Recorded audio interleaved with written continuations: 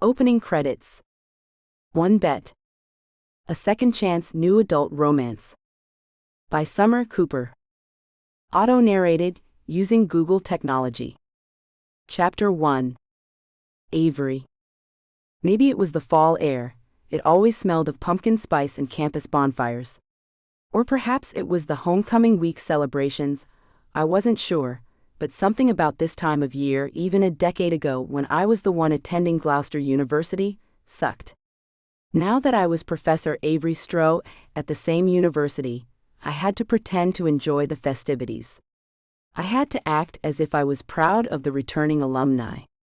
This year sucked even more than previous homecoming festivities though, because all I could think about was how I would rather not celebrate the 100th anniversary of the Alpha Alpha Phi fraternity at all.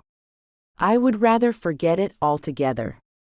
I sat in the commons of the admissions building, a century-old brick monster with high ceilings and carved wood banisters, handing out goodie bags with the usual college swag, a t-shirt, keychain, and personal alarm, all with the Gloucester crest emblazoned on their surfaces, to students past and present, with a fake smile that said I didn't have a care in the world.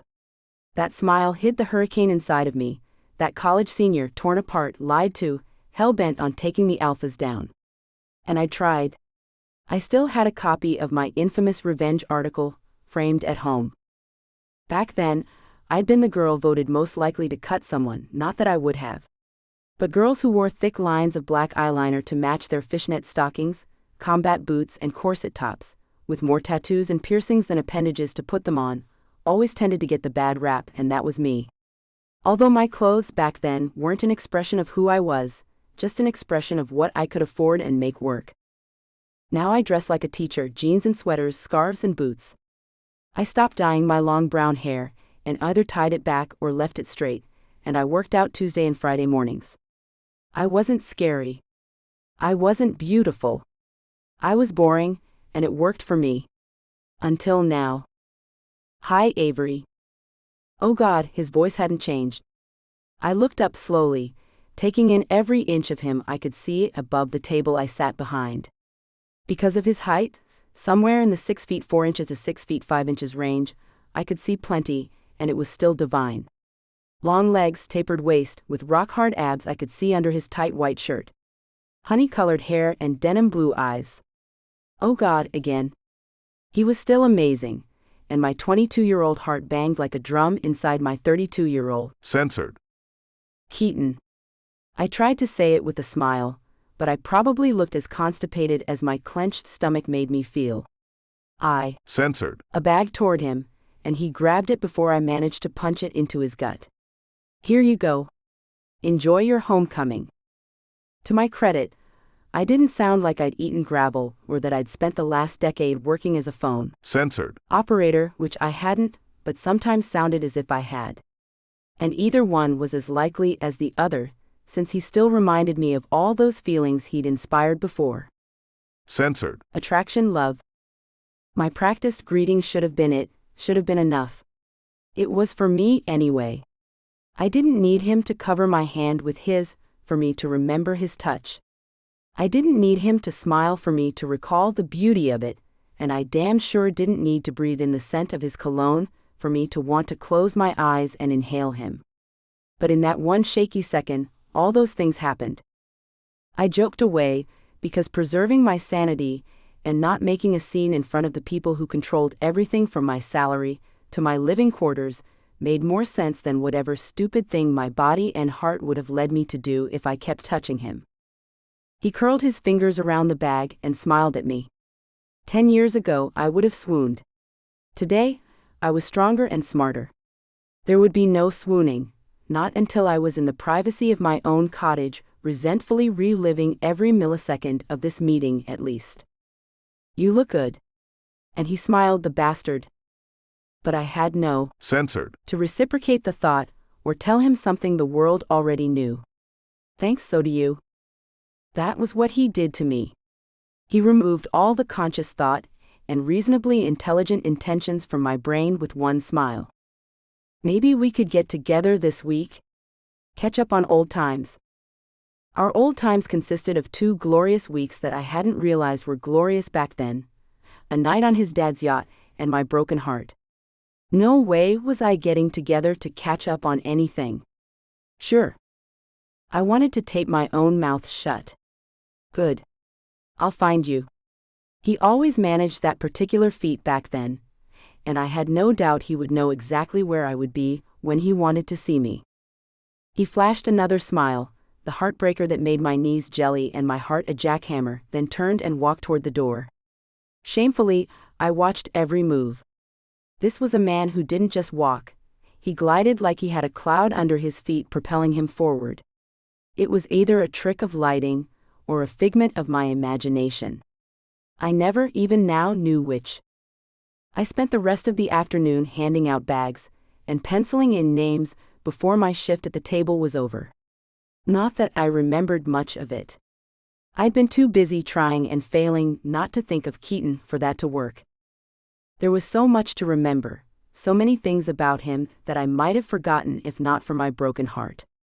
I had managed to shove them to the far recesses of my mind, but since this afternoon, I couldn't seem to think of anything else, and it all came back with shocking clarity. 1 decade ago. I was an addict, not in the traditional do drugs, love alcohol kind of way, but in the must stare, must drool over Ryder Kennedy kind of way. Ryder wasn't just extraordinary and amazing. He was the epitome of whatever level existed above extraordinary and amazing.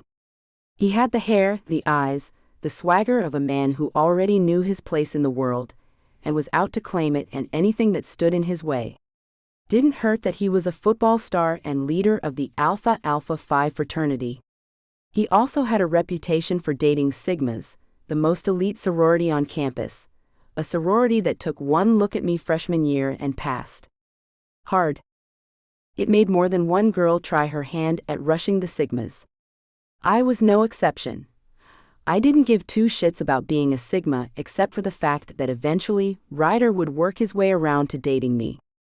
Pathetic, and I knew it, but that didn't stop me from doing my damnedest to fit in with them. But I was the girl at the school only because she'd gotten a hardship scholarship to pad out her financial aid. The girl that bought her cardigans at the thrift store, and who didn't know how to hold her pinky out when she sipped her tea from their fine china cups. I didn't have a chance. I gave up and went back to my combat boots and torn fishnets, content to ogle Ryder from afar and hate the Sigmas from my pedestal on the school newspaper. Today I was in my film studies class, more than happy to ignore my fair lady on the projection screen and doodle Mrs. Ryder Kennedy and Mrs. Avery Stroh Kennedy with the requisite hearts and flowers on the corner of the handout sheet that detailed the project due next week. Hey Avery, you have a pen? Keaton Shaw. Another alpha. Almost as pretty as Ryder, but not so Ryder. He wasn't blonde, but had honey-colored locks a little too long and designed to look unkempt. His eyes weren't green, but a light blue that didn't glow or dance or sparkle. Okay. I could admit, he had a nice body. But he wasn't Ryder. Even though he did talk to me on occasion. I handed him a bic from my purse, then went back to my doodles. Mr. Shaw? Our teacher at the front of the class smiled in our direction. Agree or disagree? I was glad he'd called on Keaton and not me. I hadn't heard the question. I'm sorry. I was getting a pen. Henry Higgins. Narcissist or not? I watched Keaton struggle. I'd seen this movie 100 times. It was an old favorite. I nodded slightly, trying for covert, but Professor Weller caught me. Miss Stroh believes he is. Help him out, Miss Stroh. Classic narcissist. His way was the only way, even though she asked for his help. Higgins built himself into an important person, so he didn't have to be vulnerable with his personal self. He changed Eliza into something acceptable to him, what he wanted her to be, rather than letting her find and be happy with herself. I spoke as if I was bored, but I thoroughly believed in what I was saying. In the end, she got her guy, but at what cost to herself thanks to him. Sadly, the part of the statement that stuck out for me was that she'd gotten her man. And that, again sadly, was where the worst idea of my life came from. Chapter 2. Keaton. I knew she'd be here, knew she'd look beautiful, and I also knew she would smell like flowers and sunshine. But it still knocked the wind out of me. It still reminded me of the one night we spent together, when I held her, and we talked about 1,000 unimportant things, and the one thing I'd felt for her all along. Best night of my life, bar none. But right now I had a splitting headache, a less than suitable perk of being a quarterback for the Alabama Knights, with an offensive line that allowed more sacks than any other in the NFL. Or maybe the memory of seeing her face when I walked in was more responsible than the recent concussion that had me sidelined. Today, I didn't have time for a headache, or time to find a dark room and sleep it off.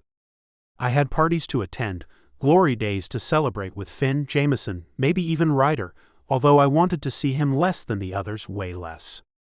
Okay, not at all. I walked toward the Alpha house. If any of the guys were there, we could get a drink, that would help. Not much had changed about the house. It was still brick, although thanks to Ryder, the front had been painted more than once. Bushes lined the property on each side, and there were still guys throwing around a football on the front lawn, a keg on the porch, and music coming from the back patio. There'd been a lot of good times in this house, a lot of parties and a lot of girls. I turned up the walk, and one of the guys on the lawn called my name and threw the ball at me. I lifted my hands in just enough time to catch it. Once upon a time I'd been great, recognized everywhere. But thanks to injuries, new and more talented guys, and a roster full of second stringers ready to make their mark, I spent a lot of time wearing a headset on the sidelines. It had been a while since I'd touched pigskin anywhere except practice, but today it didn't matter. Here, I was a hero. A guy who'd made it, and it felt good. I threw the ball back and smiled at the cheer from the watchers. It was like I'd thrown the game-winning Super Bowl touchdown. Before I made it to the door, I was surrounded by a new breed of Alpha Alpha Phi brothers, all younger, all athletes. By comparison, I was exactly what the Sunday commentators said, a used-up has-been, past his prime and ready for retirement. Maybe being back wasn't the great idea I'd thought it would be. It certainly wasn't helping my morale. But I would eat up their adoration until they figured out I was on my way out of the pros. I signed a few autographs, then walked up to the porch where Finn waited. About time. He shook my hand and slapped my shoulder. I got sidetracked. I nodded to the yard where beers were being passed around. A normal Friday afternoon at Alpha House. Finn laughed. Yeah. I saw your distraction at the registration table. She's looking good. A tinge of jealousy spread through my gut. Finn didn't need to be looking at Avery. No one did. She's single? What if she wasn't? What if she was married with kids and a life? What if she hadn't spent the last 10 years pining over me, comparing every man to me and finding him lacking, the way I had been pining for her and shading women when they failed to measure up to the woman I'd never stopped thinking about? For all I knew, she could have been married with 10 kids, one for each year we'd been apart, the doting husband and some adorable dog that only loved her. I don't know. Did you talk to her? He handed me a bottle of a craft brew, then kicked back in one of the chairs beside the keg and various coolers. I shrugged. My lame attempt at chit-chat hardly counted as talking to her, but Finn didn't have to know how badly I'd fumbled. Not really. You think she still has that bike?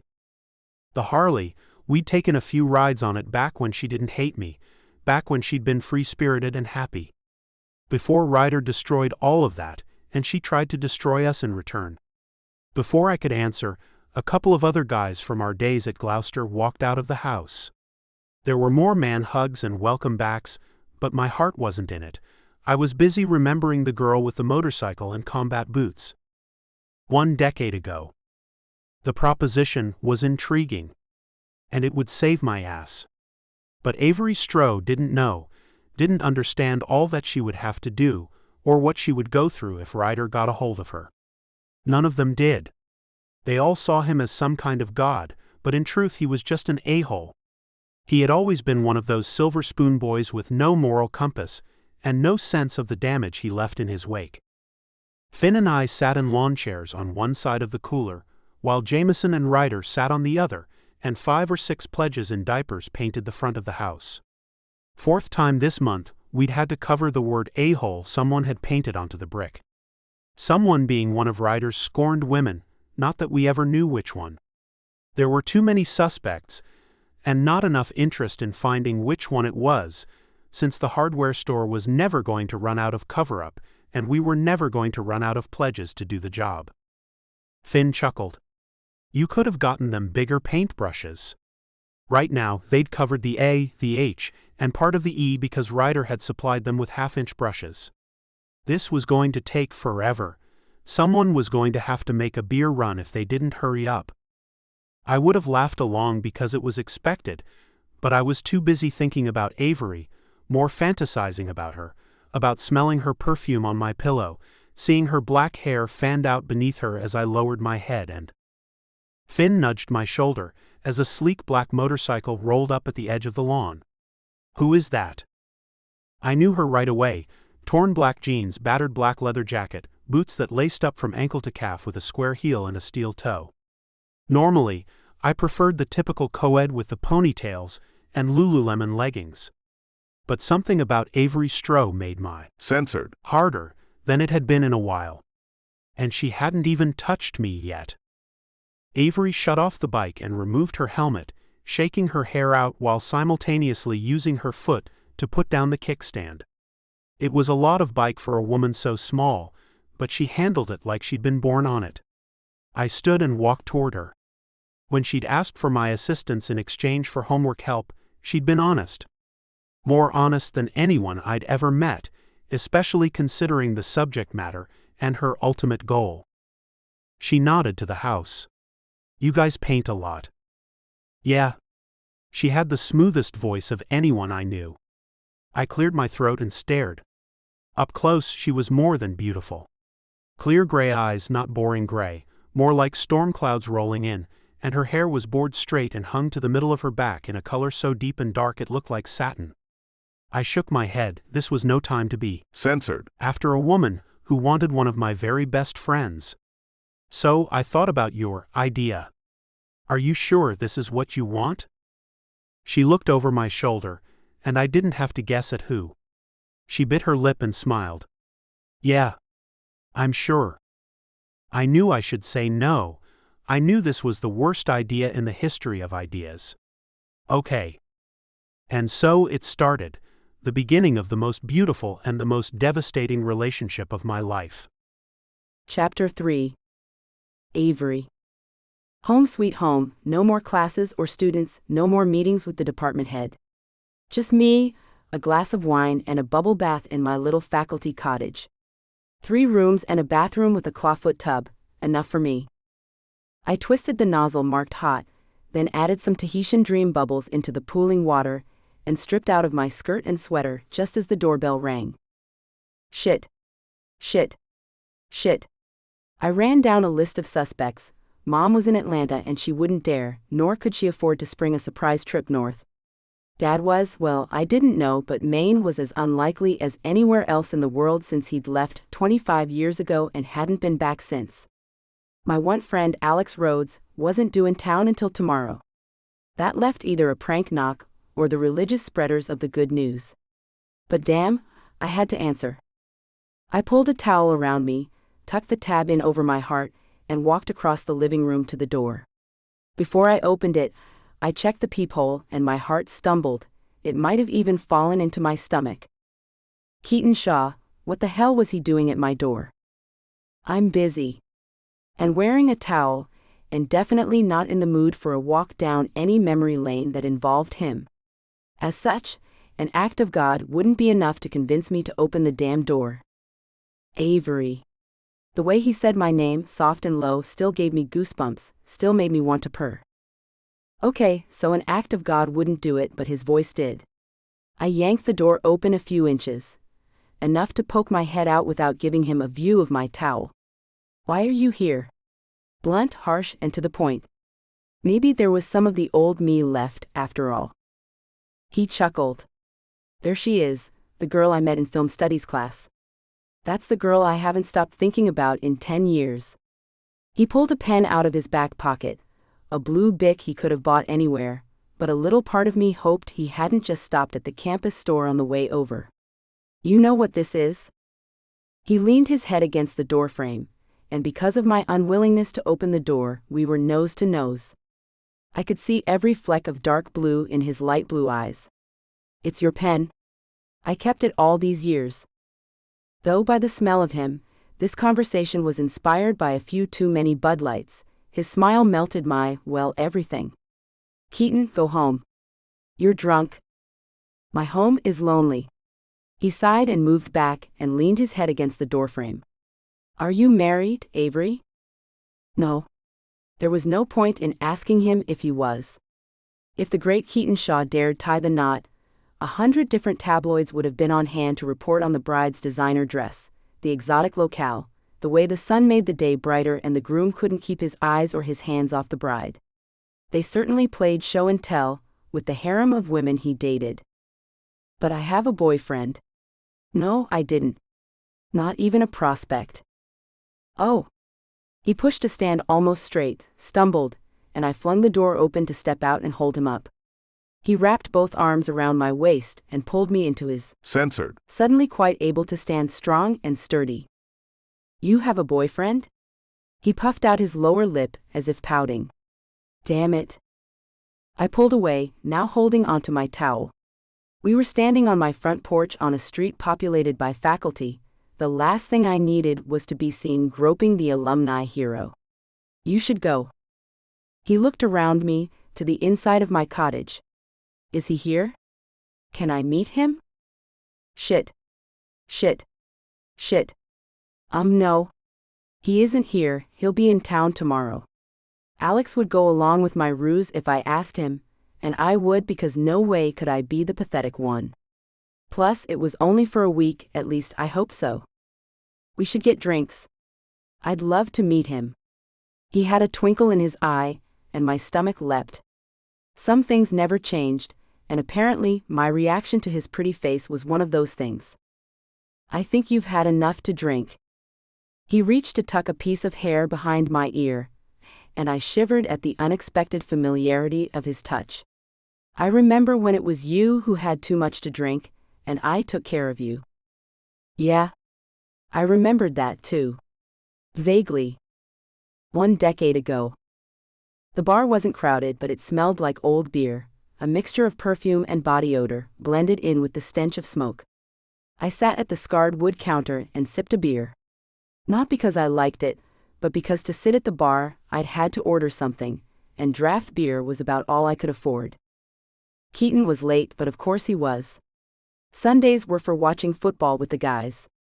At least they were at Alpha House, where every TV was tuned to the big game, and testosterone demanded no one missed a single first down. So I waited. I looked around the bar. This was definitely a college bar. Small dance floor, a lot of TVs, the smell of fried buffalo wings and cheesy nachos. Plus, drink specials for off days, $1 beers on Monday, $2 rails on Tuesdays with $1 tacos, wet t-shirt Wednesdays, trivia Thursdays and touchdown shots or whatever they were on Sundays. Although the clientele today was more of the old folk variety. The game was on above the bar, and I watched out of nothing more than curiosity, certainly not because I understood the allure of the game or the rules that went with it. It looked like a bunch of guys chasing each other around trying to capture a half-deflated ball, although I did like the pants. A lot. The few patrons at the bar erupted into cheers, and the bartender, who was about my age, and a tall, lanky specimen of a man, filled 11 shot glasses with tequila, then distributed them to each of us at the bar. He handed me a slice of lime and a salt shaker. I didn't order this. Nor could I pay for it. All my savings were going toward the My Fair Lady project that would turn me into Ryder's woman. Clothes, shoes, new hair, and some makeup. He chuckled. Oh darlin'. Touchdown shots are a Sunday bonus.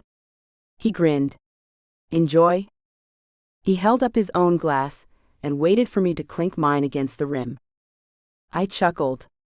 Well, in that case, who was I to disappoint? I was 3 touchdowns in when Keaton finally slid onto the stool next to mine. Hey. Sorry, I'm late. I swayed in my seat and nudged his shoulder with mine. No problem. Alex, the bartender, and now my new best friend, was just explaining the rules of football to me. Alex turned a charming shade of red and nodded at me, then glared at Keaton. I widened my eyes. Very complicated game, and not the kind of thing I usually enjoy. The tequila probably helps. I motioned to my tower of upside-down shot glasses. Keaton chuckled, the sound rich and lush and full. Hey, Alex the bartender. Could I get a Jack and Coke? Without the smile he'd been blessing me with through the last 3 quarters, Alex poured Keaton's drink and set it on the bar. $6.50. Keaton handed him an American Express. Run a tab. Then he dismissed Alex as though he was nothing more than the help, and turned to me. By the mid-4th quarter, I was all over Keaton. Licking salt from his neck, letting my hands roam freely over his censored, and back when I forced him onto the dance floor because some guy had played the jukebox. Then I let him pour me into a cab to see me home, only moments after I threw up on his shoes. And that was the reason I didn't drink anymore, not even touchdown shots at Alex's parents' bar. Chapter 4. Keaton. I woke in an unfamiliar bed in an unfamiliar room, but the smell of flowers and sunshine coated the pillow, and I knew exactly where I was. Usually, when this happened, there was a woman at my side, and I wore substantially less clothing, but now I was dressed in yesterday's t-shirt and jeans with my shoes lined up at the edge of the bed. My head censored could have been a hangover, or could have been my usual issue, but I sat up anyway. The alarm clock on the table read 4, which could have only been AM considering the lack of light from outside, and I had a powerful need to bury my head in her pillow and inhale. Instead, I stood and slipped my feet into my shoes. While I had no memory of how I ended up here or in her bed, I remembered her towel bright orange and pulled tight around her. Most guys were into boobs and ass, but I had a thing for shoulders, the curve where they met the throat, the sleek lines leading down to the arms that had reached out to steady me, the very 3D tattoo of a butterfly just below her collarbone. Maybe I only like Avery's shoulders, but it had been so long since another woman made me feel the way she did, I couldn't say for sure. I also had a vague memory of standing in inches of water in her living room, laughing together as we sopped and mopped the floor. Oh dear. I remembered her laugh, the melody of it. Something about Avery Stroh made me think of her with a rose-colored romantic tint. Even back when she'd been looking at me with anything but romantic intentions. I walked out into the living room, content to sneak past her quietly and slip out before she had the chance to wake up, and I might have made it had she not looked so adorable curled around a pillow on the sofa, a slight smile on her face and eyelids that fluttered as if she was dreaming. I stared for a second, decided I was being creepy, then turned back to the door. My hand touched the metal knob but didn't twist before she spoke. Leaving so soon? Oh God. I'd never done the walk of shame, particularly after nothing shameful happened. I cleared my throat. Yeah. I figured you might want your bed back. She sat up, adjusting a blue t-shirt that fell off one shoulder as she used her free hand to throw a blanket to the end of the couch. Coffee for the road? There was no need to prolong the agony. I should go. But I probably needed to apologize for whatever I'd done to flood her house, and God only knew what else. Avery, about last night. She censored an eyebrow, and I reconsidered my apology in favor of something that involved our lips touching and our censored dueling, and if she'd given me one other signal to go ahead, I would have marched over and laid a censored on her that would have rocked both our worlds, but she didn't even smile. Apology it was. I'm sorry for. I wasn't even sure how much I needed to be sorry for. Flooding your place? That was me. I forgot to turn off the tub before I answered the door. She wobbled her head back and forth. And a little bit you, because you weren't the good news guys. I didn't understand that, but it came with a smile, so I didn't mind not knowing what she meant. Well, sorry anyway. And for showing up here. Uninvited. And while I was being honest. But I didn't think an invitation would come, and I wanted to see you, but now that I know you have a boyfriend, I'll leave you alone. I don't want to ruin anything for you. Or for him. Or for me. I wanted to get the hell off this campus and go home. Her face went pale and her smile lost its dazzle. I appreciate that. I wanted to ask her if everything was okay, more specifically if she was okay, but I didn't. I chickened out because I didn't want to hear that I was making her uncomfortable, not because I'd so much as touched her, but because I didn't belong here. Okay. Well, I'm gonna go. 10 years ago, I wouldn't have cared that she had a man in her life. I wouldn't have walked away either. I would have pulled her against me, so our bodies lined up in all the best ways. Censored. Her the way I wanted to, and let her know without ever saying a word that I was here to stay, that I wanted more. I wanted the way we were the one night we spent together, and maybe some of the better times of those 2 weeks. 1 decade ago. Having Avery look at me with such trust was a responsibility that made my shoulders sag. How could I let her down? But damned if I wanted her to end up with Ryder. He would hurt her, it was his signature move. And it would be my fault. But she dragged me to the beauty salon for her big makeover.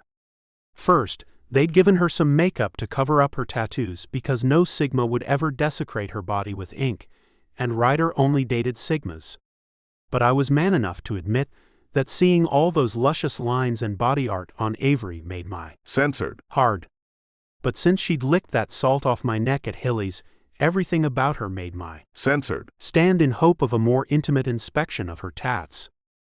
She looked up at me, smiled, and I almost lost my shit. I wanted to Censored. her. Instead, I shoved my hands in my pockets as she held her hair out. Blonde, right? All the Sigmas are blonde? I shook my head.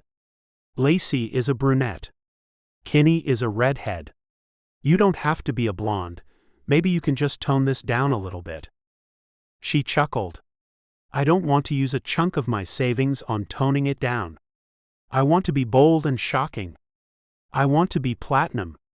She would look great bald or gray-haired or however she decided. The beauty in her was more than attractive facial features. Somehow, though, she didn't see it. The beautician's eyes went wide. Are you sure, honey? It's going to take a while. Avery nodded. I'm positive. It took 3 hours, then 4, then 5. The foil came off of her hair, bringing the ends with it. Shit. I couldn't help it. There were orange strands of hair sticking up, other pieces a lighter coral color trapped in the foil. I didn't know Avery's temper. From the looks of her, it would be lethal, but she just breathed out of wide-open lips. Oh my God. I look like a pumpkin head. Tears pooled in her eyes. What the F? If I had to describe her tone and her eyes and the downturn of her mouth, I would have gone with hopeless. I put a hand on her shoulder. It's going to be okay. Not that I knew how. Hair took a while to come back, and she had clumps missing, and what was still there was orange and gummy looking. She sat up. Easy for you to say. You're gorgeous, and you get every girl you want. Her hands shook in front of her. He's never going to look at me now. Unless it's to laugh at me. I wanted to tell her that he was absolutely the kind of guy who would laugh at her, but I was afraid she'd call off our deal, and shameful behavior or not, I still needed her help to bring up my grade so I could stay eligible to play. I looked at the stylist, then back at Avery. Probably sensing a full-on tantrum, the beautician left the shampoo room and came back not more than a second later with another woman. This one was a few years older, but she had short blonde hair streaked with strands of auburn and black curled around her face. Her makeup was thick but highlighted her cheekbones, round eyes, and full lips. Hello. I'm Reba. Let me take a look. She circled Avery with her index finger against her chin. I can work with this. Reba nodded once, then ran her fingers through what was left of Avery's hair. Nothing more came off in her fingers, and I breathed a silent sigh of relief.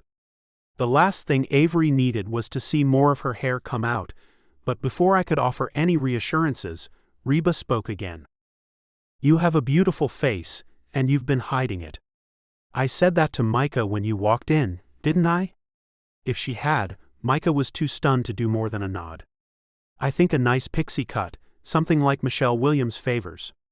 And don't you worry about the color. I can fix that too.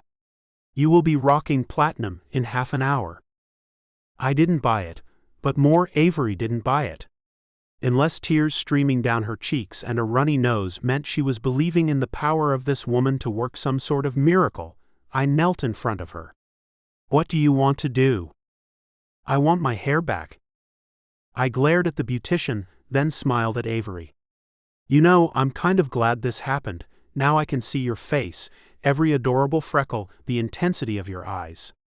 And because I could, I brushed my thumb over her lips. "This perfect mouth. You're beautiful, Avery, and I think you should show it off." Even though I'd started it as nothing more than a means to make her feel better, I meant it. Now that I could see her face, I couldn't stop seeing her face. I didn't want to stop. "Do you think Ryder will like it?" Ryder, right, that lucky bastard. What was I thinking anyway? My Censored. skidded to a halt, just because I was between chicks didn't mean anything. I pulled back and stood, crossing my arms, fighting for my reassuring smile now. Yeah. Yeah.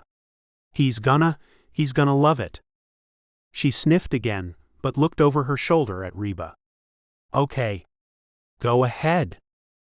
Reba gently pushed Avery back so that her neck rested on the curve of the shampoo bowl, and she set to work. An hour later, she twisted the chair so I could see Avery, and while I already knew how beautiful she was, I added a new word to my list for Avery: exquisite. Chapter 5. Avery. I'd never been to a football game before. Not when I was in college and certainly not since, but this was the homecoming again. The Beat the Trojans game that put all the former students in one section of the stadium and had the whole place chanting for the Gloucester Gators. The air smelled like fresh popcorn, hot dogs, and cold air. The cheers started right about the time they introduced the team that had won the last championship at Gloucester, Keaton's team. From where I sat, close enough to God I could hear the angels' harps. I couldn't make out more than his shape, thank God, but my stomach still clutched when he waved to the crowd, and the crowd, they were hopeful, wildly hopeful if the noise level was any indication, that this year's team would bring home another crown or trophy or pennant to hang. I didn't care, I never cared. Right now I needed to talk to Alex, who had yet to arrive. He was 27 minutes late. He probably hadn't stopped tailgating yet. And probably wouldn't until right around the fourth quarter. I twisted my head from one side to the other, checking both walkways that led to our seats. It wasn't until the marching band turned up for their spirited rendition of the Gloucester fight song that I saw him trying to weave his way through the crowd to the seats I'd bought him and his friend. He leaned over and Censored. My cheek, beer scenting his breath. "Hello, beautiful." I smiled. If he could keep that kind of talk up for a couple of days, this week might not actually kill me. I had hope. "Hey. It is so good to see you." And I meant that. After that night in his bar when we'd first met, he'd become a friend. More than that, he'd become someone I could count on, even though we hardly ever managed to get together. Although we talked at least once a month, we hadn't seen each other in at least a year. I missed his smile. It was pearly white and wide. Genuine in ways people just didn't smile anymore. His smile was home to me. "So where's your friend?" She made a pit stop at the bathroom. She? Oh no. My plan spiraled. Circled its way from brilliant around to flop. His skin turned the same shade of red as his shirt. "Yeah. You're gonna love her. She's a teacher, like you. She's beautiful and smart. Actually, you might know her, she went to school here." He reached into his pocket and pulled out a black velvet box that could have only held the death to each of my hopes for the remainder of homecoming week, but I was happy for him. More happy for her when he opened the box and the sunlight hit a 3-carat at least circle-cut diamond. Whoa! That's gorgeous. I leaned in to inspect the ring just as he snapped it closed and pulled away to shove it into his pocket. She'd be a fool to say no. You think so? I'd known Alex for years and had never seen him nervous. Ever. This guy had confidence in spades, but not the censored kind that turned people off. He had a sexy kind of confidence made of humor, happiness, and optimism. Ordinarily, back then and probably now if I was honest, I would have hated him for it, but no one hated Alex Rhodes. Ever. Then I saw her, the woman of his dreams, Susie Chastain, coming toward him and smiling as she gave him a little wave and threaded her way to the seat. She planted censored on him that was more appropriate for a movie love scene than a football game. Then she held out her hand to me. Avery. Hello, Susie. And why were we pretending we hardly knew each other? We'd been close once, bonded over our heartache. Her eyes narrowed. I can't believe it's you. She slapped Alex's shoulder and he winced. You didn't tell me your best friend was Avery. He widened his eyes at her and she grinned. If ever two people in this world belonged together, it was them, and I wanted to hear their story. I really did, but my head was spinning. I didn't want to be the girl who went without her fake boyfriend for the week while Keaton, still the big man on campus, flashed his pretty smile at every girl he saw while I had to watch. The pretense was better than loneliness. Around me, the crowd stood as our receiver crossed the goal line, and the referee's arms went up. The fight song blared from the band section, and the ring of lights around the stadium flashed red and white. Alex grabbed Susie by the waist and censored her again, like they were alone and not in a crowd of at least 50,000 people. But when I looked at them, not staring, just a quick glance, Susie's eyes were open and bored. Then she shot me a wink, and I knew there would be no happy engagement announcement this week. In a crowd full of people whooping and cheering, I couldn't figure out her game, but my money was on her old grudge with the Alpha fraternity that broke her heart. 1 decade ago. Susie tossed me a bottle of spray paint. She had neon glow orange, and mine was flamingo pink. I could feel her anger vibrating around us as loudly as the little metal balls in our cans of paint. By morning, so long as we didn't end up in jail, the Alphas would know exactly what Susie thought about them.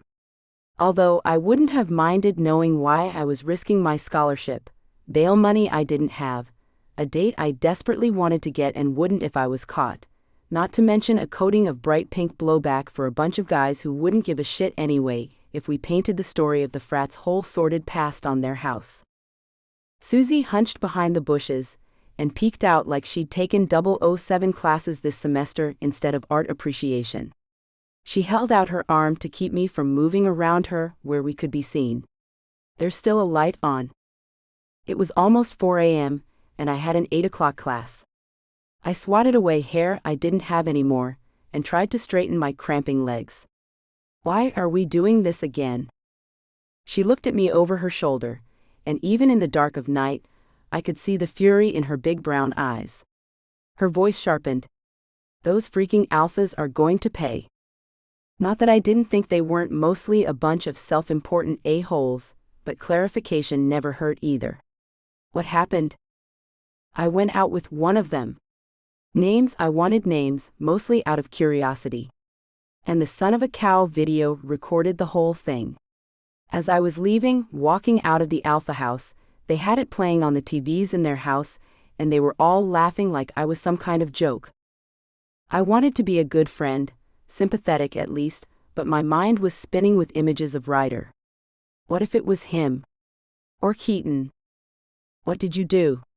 It wasn't like I couldn't infer the details, but anything that made a girl who once upon a time only believed in peace and love go full-on graffiti hate had to be a good story. I couldn't do anything but leave. I was just devastated. I mean, we went on 3 dates, not really dates, more like meetups. She emphasized the word as if it was its own language. But they were classy, you know? I didn't feel like he was just trying to get into my pants. It was always imported beer and gourmet picnics, Never out in public though, always on that damned boat. So the night of the third date, we're back on the boat of course, and it's beautiful. A crystal chandelier, flowers and chilled champagne. We, Censored. in the moonlight, made love on the deck. Then he asked me to spend the night with him, but he had practice in the morning, so could we go back to the frat house? Of course I said yeah. She gave me a wide-eyed can you believe this shit look. And frankly, I didn't know what to think. So he took me to the frat house through this private entrance. She paused and breathed in deep so her nostrils flared and her jaw hardened. When it was over he got up and went for food. Another one of those other bastards came in, told me not to worry, he didn't do sloppy seconds. Instead, he opened the drawer next to the bed, grabbed a 20 and tossed it to me. Told me it was cab fare. She shook her head, her mouth thinned as she glared at me. I couldn't get out the door we came in. I had to do the walk of shame through the house while all his friends laughed. The worst part, well aside from the way he used me and threw me out part of the night, was all my moans were at top volume. Then for a week, I had to see the hickeys he marked me with. Oh God. My stomach. Censored. For her pain, for the embarrassment, for what they'd put her through, I couldn't even imagine. But Susie wasn't done with her tale. When I called him later, he didn't even take my call but had one of the other guys call me back to spew his threats. Said if I didn't shut up and go away, he'd make sure I went viral. She shook her can of paint, and the ball bearing inside rattled against the can. I'll show these effers a scene. Susie, maybe we should. Should what? Without the video, we couldn't prove anything, and I didn't see them letting us in to do our own search for the incriminating evidence. Besides, these guys practically walked on water at Gloucester. And I didn't have a rich daddy paying for my education so that I could switch schools if I got kicked out of this one for spraying graffiti on the front of a university-owned building. Maybe call someone instead of painting the house. A guidance counselor?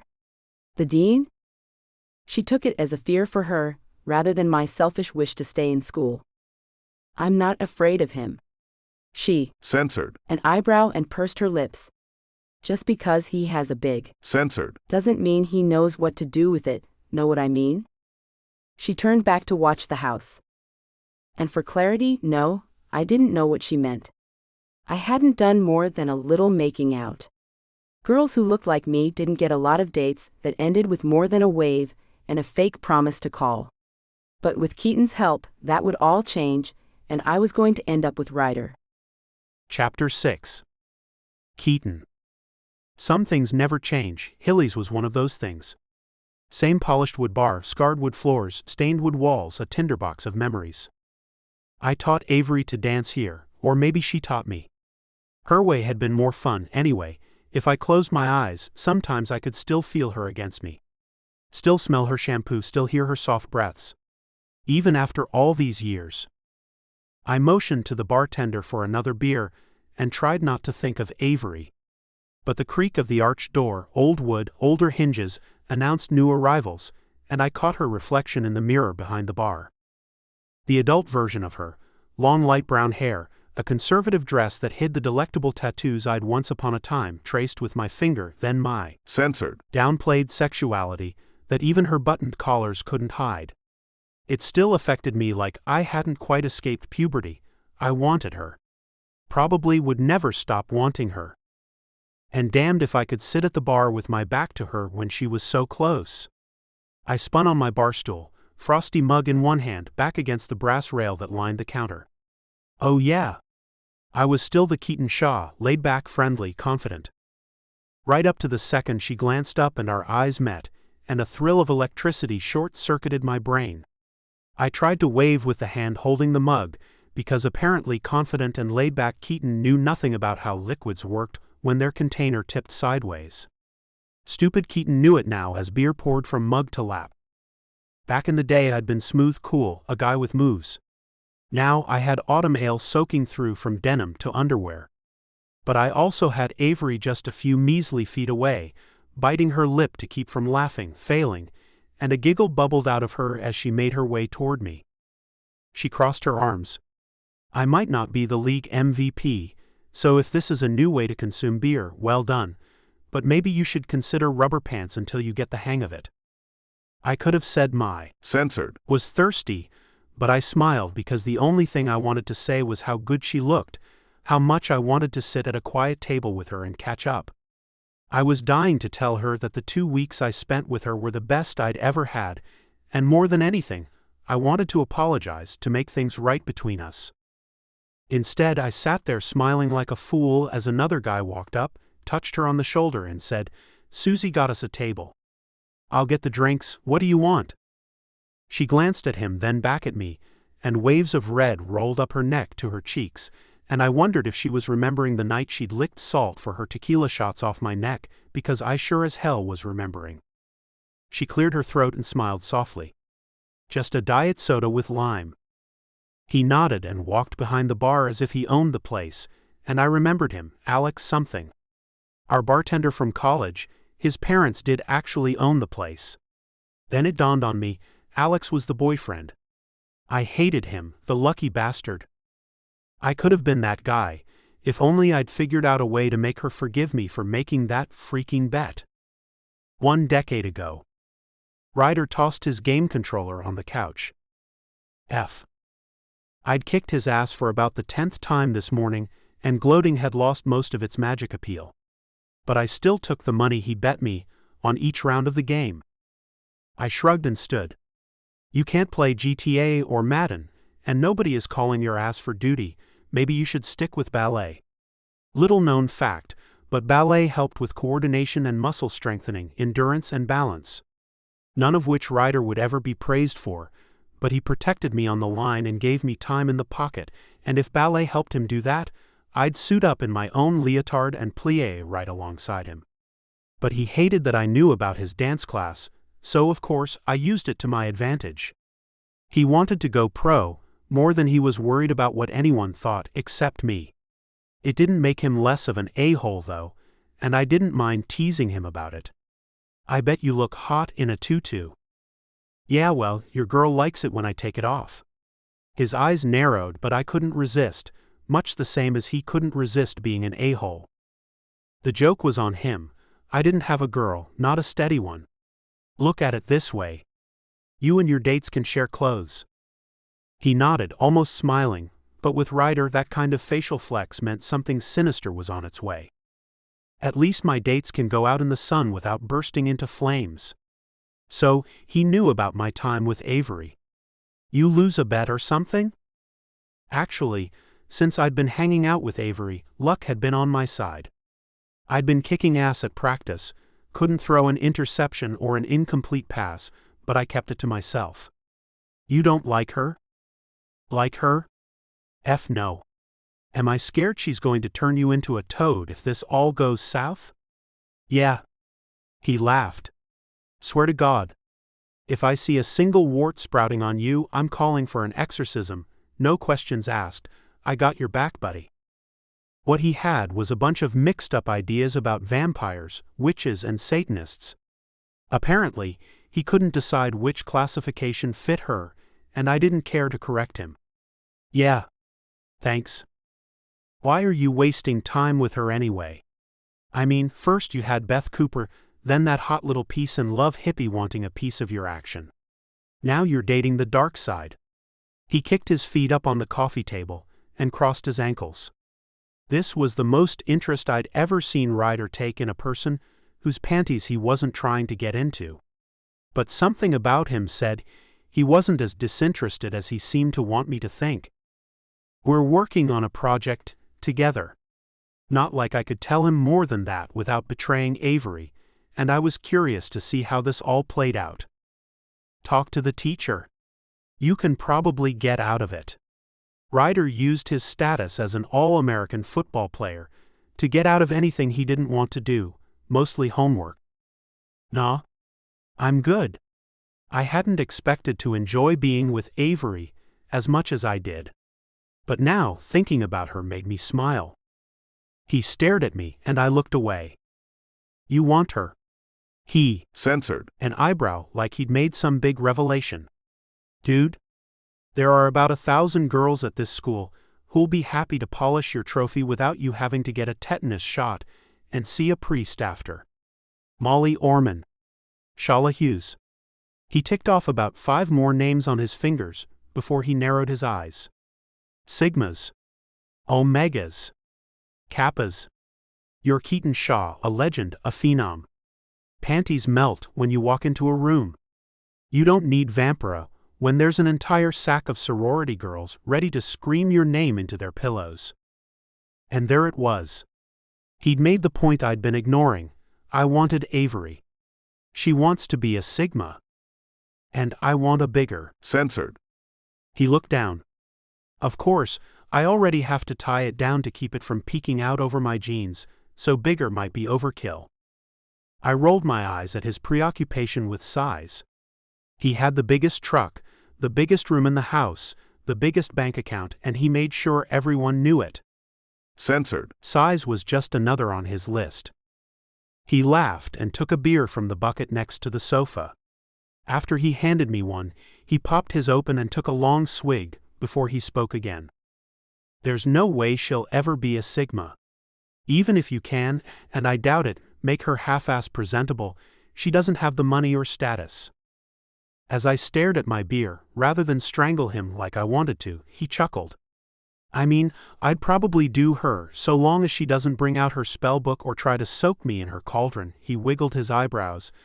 But she isn't really the kind of girl that's going to fit in when we graduate and go pro. Not something I hadn't considered already, but it wasn't as much about transforming her into a Sigma as it was about helping her get righter. Shit. Maybe. And maybe I wanted to stop the whole thing, except then I wouldn't have a reason to see her, and that was unacceptable. You should just F her and get it over with so you can get back to being yourself. He laughed as if he'd just told the funniest joke ever spoken. She isn't like that. He stared at me until my skin burned. She's different. Different. What does that mean? I didn't answer. I didn't tell him that she didn't want me, and unfortunately, I didn't have to. But I also didn't tell him she did want him. Holy shit. You found the one girl in this whole freaking place that doesn't want to roll around. Censored. With you. He laughed and clapped his hands together. I might love her warts and all. And I really didn't like him talking about her like that. F you, Rye. He laughed again. You might as well do me. Since you aren't gonna be getting any of that. He was about 10 seconds from getting his ass kicked outside the video game, and then he went in for the kill. I bet you 10 crisp new Benjamins you don't even get to third base, and another 10 the Sigmas won't take her either. Stupidest move I'd ever made was taking his bet. Chapter 7. Avery. But for my lie, this wouldn't have been one of the most awkward moments of my life. Now though, with Keaton on one side and Alex on the other, with Susie across from me, it ranked at least the top 3, especially with the intensity of Susie's glare at Keaton. I turned to my best friend, the one who hadn't told me about his relationship with Susie. Hey hun? Susie's gaze snapped from Keaton to me when I spoke so softly and sweetly to Alex. Why don't you go get us another drink? Alex blinked twice as though my words didn't quite register. In fairness, I never in all our years as friends used an endearment, especially one with such an intimate connotation.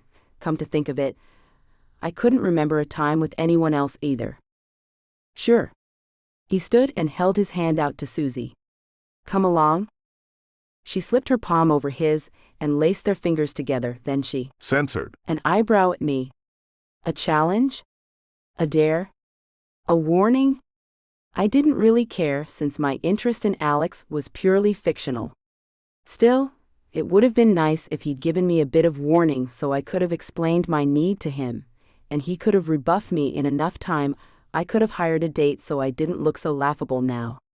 Of course, had I not been forced to detail my devious plot to his voicemail, this moment might have been a little less humiliating. Keaton watched me until they were gone. That's not your boyfriend. My skin heated. I could have lied, but looking more foolish than I already did seemed a bit of overkill. No. He nodded.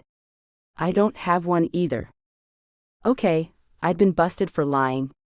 I could live with that. Well, I'm sure if you had a boyfriend, I would have read about it. Since I've read about every girlfriend you've had since college. His grin made my heart wobble, and I put a hand over my censored, trying to still it from the outside. As if.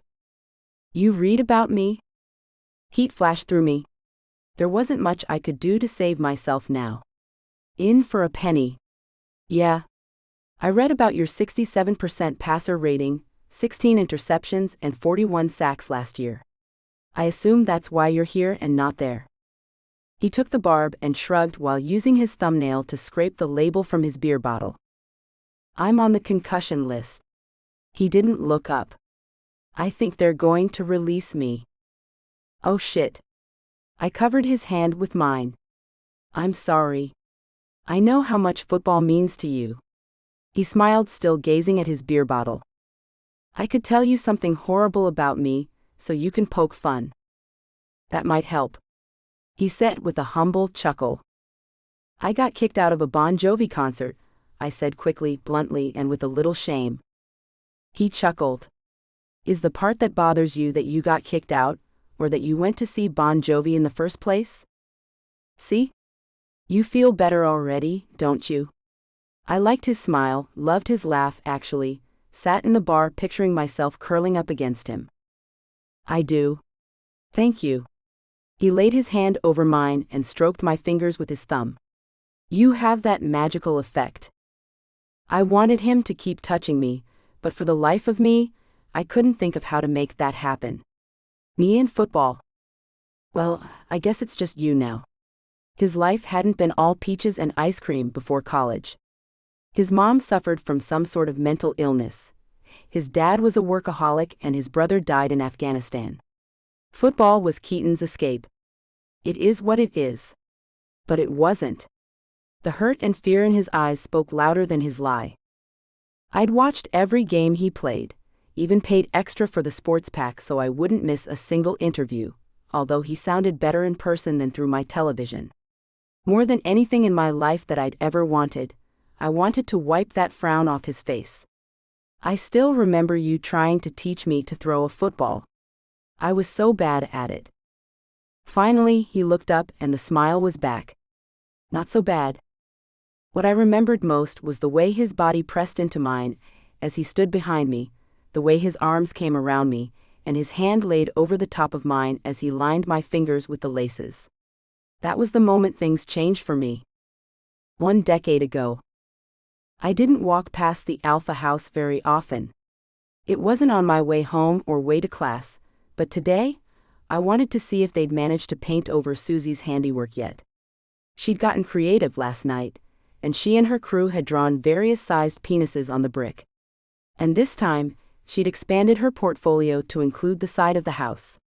She'd said it was too easy for them to just keep covering her insults, and she'd wanted a bigger canvas. As expected, they had their pledges outside, paintbrushes locked and loaded, adult cloth diapers on, while Keaton threw a football back and forth with Finn McKenzie, another alpha. Finn threw high, Keaton jumped, and I caught the ball, dropping my bag of books and papers. I held the ball as Keaton jogged toward me. You know, for being such a hotshot football player, you kind of suck. He grinned and picked up my bag. I'm a quarterback, not a receiver. We exchanged the ball for the bag, and he hugged it like a teenage girl that wasn't me would hug her favorite teddy bear.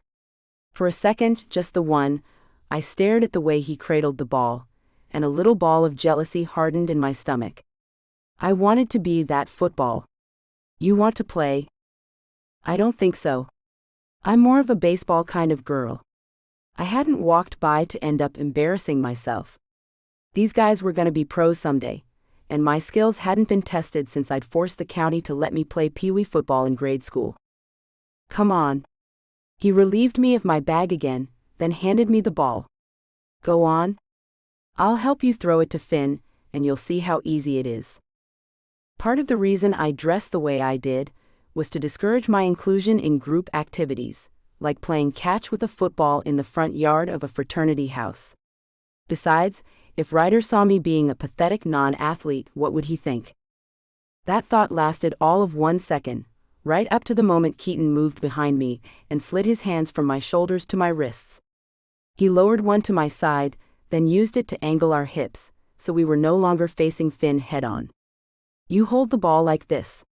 His voice was thick and low as he moved my fingers with his to rest between the laces on the ball. His touch sent electricity zinging along my cells, and his voice made my panties start to melt. Every other thing about him made my entire body go hot. And how had I not noticed how good Keaton smelled? Woodsy with a hint of spice, I shivered but stayed put. I couldn't have moved if a sudden hurricane ate the shoreline away and barreled toward me. My palms grew damp, my heart kicked up a few paces, my stomach clenched, and I liked all of it. He stepped back. "All right. Now, Censored. your arm back." He demonstrated without touching me, and the muscle in his biceps contracted into a ball of pure sexy. "When you bring it forward, release when you get to right here." He used his arm to demonstrate. "Ready?" I aimed for Finn with my mind more than my hand and my arm. Before I could pull it forward, Keaton stepped in again, and this time, his breath warmed my ear as his arm wrapped around my waist so his free hand could rest on my belly. "Damn. Not so far. And don't concentrate so hard. You're just playing a game of catch." He might as well have whispered something decadent and naughty, for all the focus I had on throwing the damned ball. All I could think about was Keaton whispering something decadent and naughty as his thumb rubbed small lines on my belly.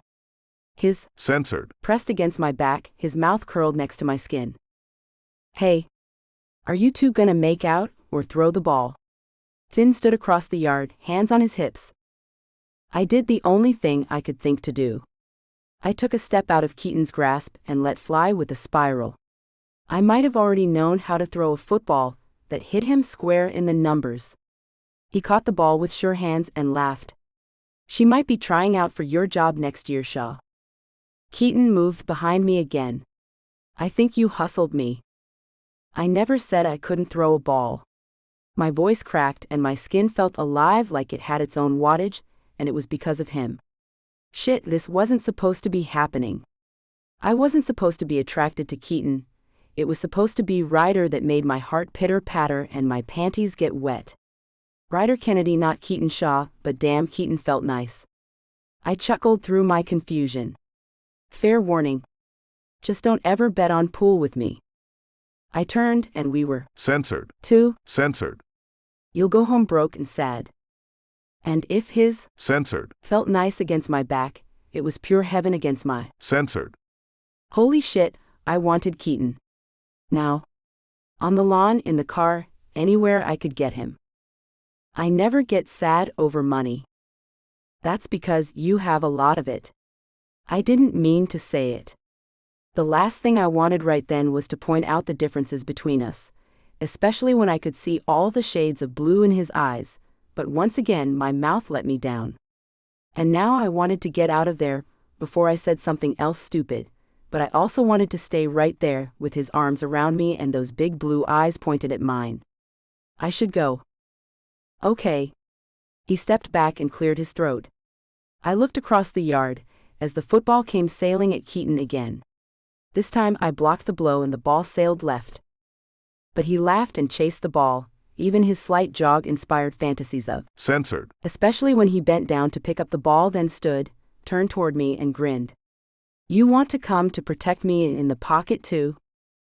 A flirty girl could have run 10 miles with that sentence, but I just smiled. Somebody should. I shook my head. I have to go. Homework tonight? Yeah. I'll meet you at the library after practice, around 7? I nodded and left. Not one time on the way home did I think of Ryder. Chapter 8. Keaton. Seeing her again was like a punch in my gut. It knocked the wind out of me every time, and her smile lit the whole place up. She'd changed her hair from the platinum we'd colored it to in college to a darker, softer blonde, and she'd traded the fishnets and cardigans in for a Gloucester hoodie and jeans that hugged her ass and waist. She'd grown some new curves since college, and I really liked them. More with each beer I drank, and each memory that came crashing back. When she left with Susie to go to the bathroom, I realized I loved watching her walk and talk and smile. All those old feelings came flooding back, and I was powerless to stop myself from wanting her. Or maybe I didn't want to stop myself. Being with her had made me happy back then. And it had been such a long time since I'd been happy. But it didn't matter, she'd kept a wall built between us and I couldn't blame her. I only wished her friend had the same respect for boundaries. He'd been moving his chair closer as the bar filled up with more alumni and current co-eds. Hero worship was usually one of my favorite things in life, but now I just wanted him to go away. Every question and comment reminded me of my failed career, my failed life. Do you know when you'll be back to playing? I shook my head. No. I didn't tell him it depended on the scans I'd so far refused to get. Some of the information strangers didn't need to know, no matter how much they pushed. That game last year against Atlanta, that Hail Mary you threw to end the game, it was brilliant. It was luck. I hadn't even been able to see the ball by the time I had to lob the ball down the field. From behind me, I heard the squeal before I saw the woman. Keaton Shaw. Oh no. I knew that voice, and she wasn't someone I wanted to see while I was with Avery. I was fairly certain Avery wouldn't want to see her either, but short of sprinting in the other direction, there wasn't much I could do. She shuffled over, literally, slid on her heels in that excited way girls did with arms wide and censored, barreling straight toward me. Her implants poked my pecs as she leaned down to squeeze me. Hey Beth. Once a Sigma, always a Sigma. At least that was what the sash she wore said. Beth Cooper had been the ultimate sorority girl. A legacy who'd walked right into the house and became its queen. And now she was a talk show host who'd offered to bring her entire crew to shoot the homecoming festivities that would culminate in next Saturday's big game. Of course, Gloucester's regents had snapped up that offer. Anything to increase the student population. And publicity like the Beth Cooper show didn't come around every day. Oh my God, you look amazing. She ran her hands over my shoulders and down my censored. I've missed you. We dated for about 1 minute in college, because until I'd met Avery only one girl had lasted longer than a few minutes, and that girl hated me now, although I didn't know why, and after Avery no one measured up. Beth wasn't bad, she just wasn't the one. Not that it was her fault. From the first time I talked to her, something about Avery dimmed the light of every other woman I knew. It's great to see you too. After all these years, Beth still dressed in the college co-ed on the prowl uniform of short skirt and tight top to accent the curves she maintained with Pilates and yoga. She wore just enough makeup to highlight and enhance, and she smiled her signature smile, the toothy, perfectly lined grin that all the cameras loved. Her eyes went wide. Oh my God. I just had a brilliant idea. You should come to my show. I could get a whole new demographic. Men who like sports like football. She shook her head at each pause in her words. Let's set that up. I nodded. Sure. Just get a hold of my agent, she can work it around my schedule. Which lately had a lot of openings. And as soon as I left, I would be calling Olivia and advising her not to set up anything. Beth Cooper didn't do sports, never had. She did fashion and high society, she did formal dances and fundraisers, and none of those things were bad. They just weren't something I could sit on the sofa and pretend to enjoy. She stood to her full height and looked over my shoulder, her bright white smile faded. Really, Keaton? Her again? She crossed her arms. You didn't learn when she got Ryder and Finn and the other one kicked out of school? When she wrote that article? Maybe my reaction time had slowed as much as my brain function, but Beth shoved me out of the way and stomped around the table to stand in front of Avery before it occurred to me to stop her. I can't believe you have the nerve to show your face after what you did. Oh shit, I tugged on Beth's arm but she joked away hard and caught Avery in the right cheek with her balled-up fist. Avery's head joked, then she came back around, fire dancing in her eyes and blood pouring from a cut in her cheek from Beth's college ring. I moved between them to shield Avery with my body. Beth, what the F? Get out of the way, Keaton. That felt good, and I think I want to do it again. She tried to veer around me, but I shifted.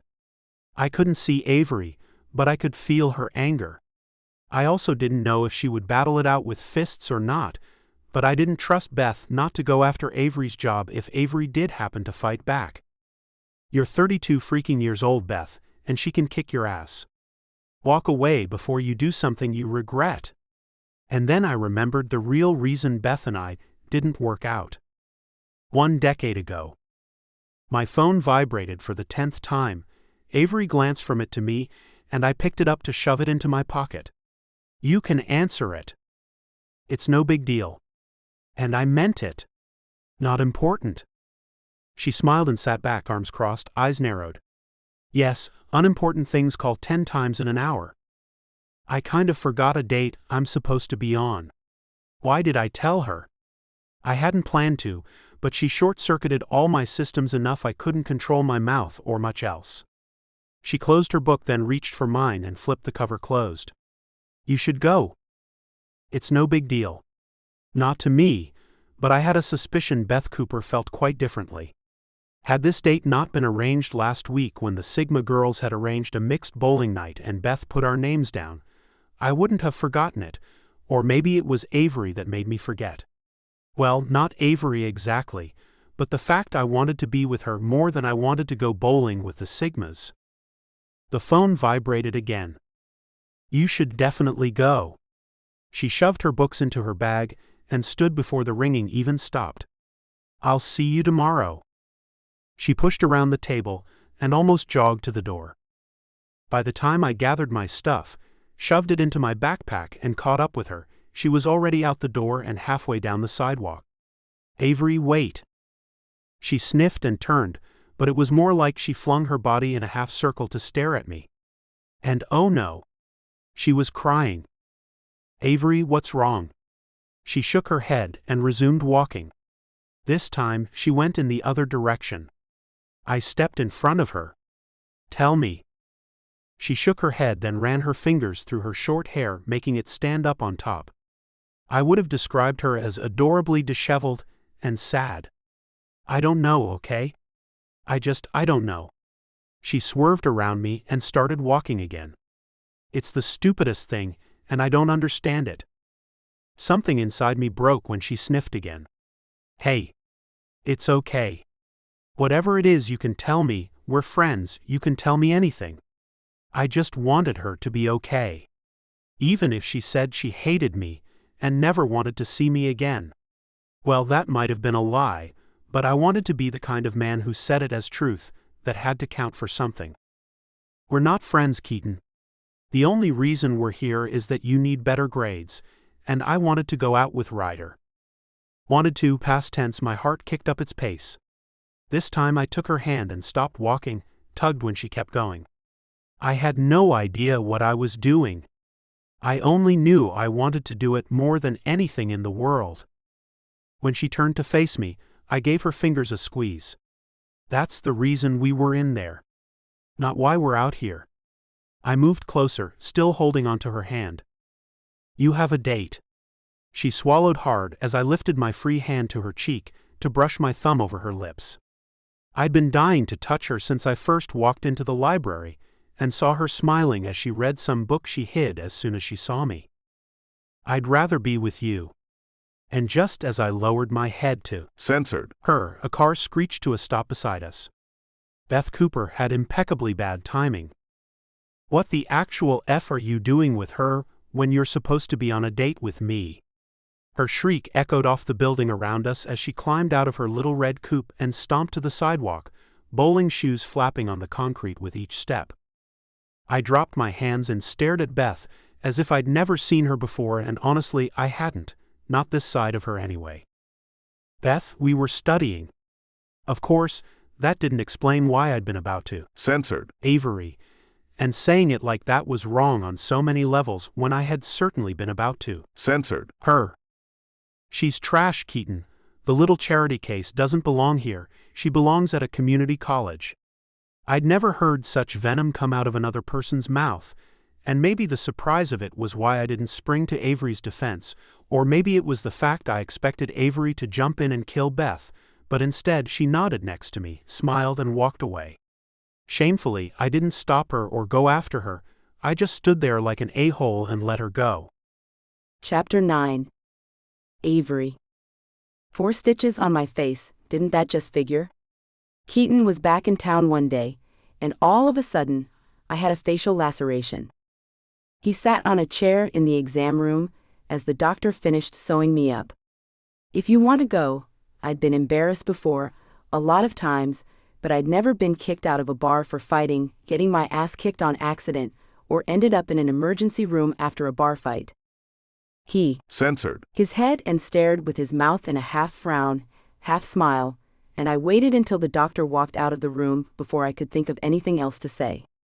Don't you have to get back to the frat house? He continued staring. I'm staying at a hotel in Brighton. If this day could get worse, I wasn't sure how. Okay. Are you going to be in trouble at work? Oh well, now I knew how it could get worse. A bar fight wasn't expected or acceptable behavior for a professor at Gloucester University. Although it wasn't spelled out in the handbook as more than an obligation to maintain upstanding behavior consistent with Gloucester's values, I was fairly certain a bar fight might violate my contract. I don't know. Of course I would be in trouble. Beth Cooper was an alumnus revered by the regents for her successes. She was the pride of the school, right behind Keaton. Not for the first time, it occurred to me that the cosmos probably had it in for me, because I'd gone above and beyond to keep the pretty people apart. She attacked you. He shrugged. There are probably 20 videos. He paused, and I would have thought he forgot his train of thought if I didn't know exactly what it was he was thinking of. I chuckled at the absurdity of this whole thing. Wow. You know how to make a bad day really bad. But what happened a decade ago couldn't hurt me anymore, even if the video had somehow managed to survive the test of time. And his smile was as potent as ever when he aimed it at me. My heart did a quick thump-thump as the nurse whipped back the curtain to hand me a set of discharge papers. She tilted my head and surveyed the doctor's work. Make an appointment for 6 days with your regular doctor, he can take those out for you. She tilted my head further. You might have a little scar, but he did good stitches, so I think you'll be pleased with the result. You can take some over-the-counter pain relief if you need it. I nodded and hopped off the gurney as Keaton stood. Okay. Thanks. As we walked out, I kept my head down. I made it to the door and waited for Keaton, who'd been held up by a nurse who wanted his autograph.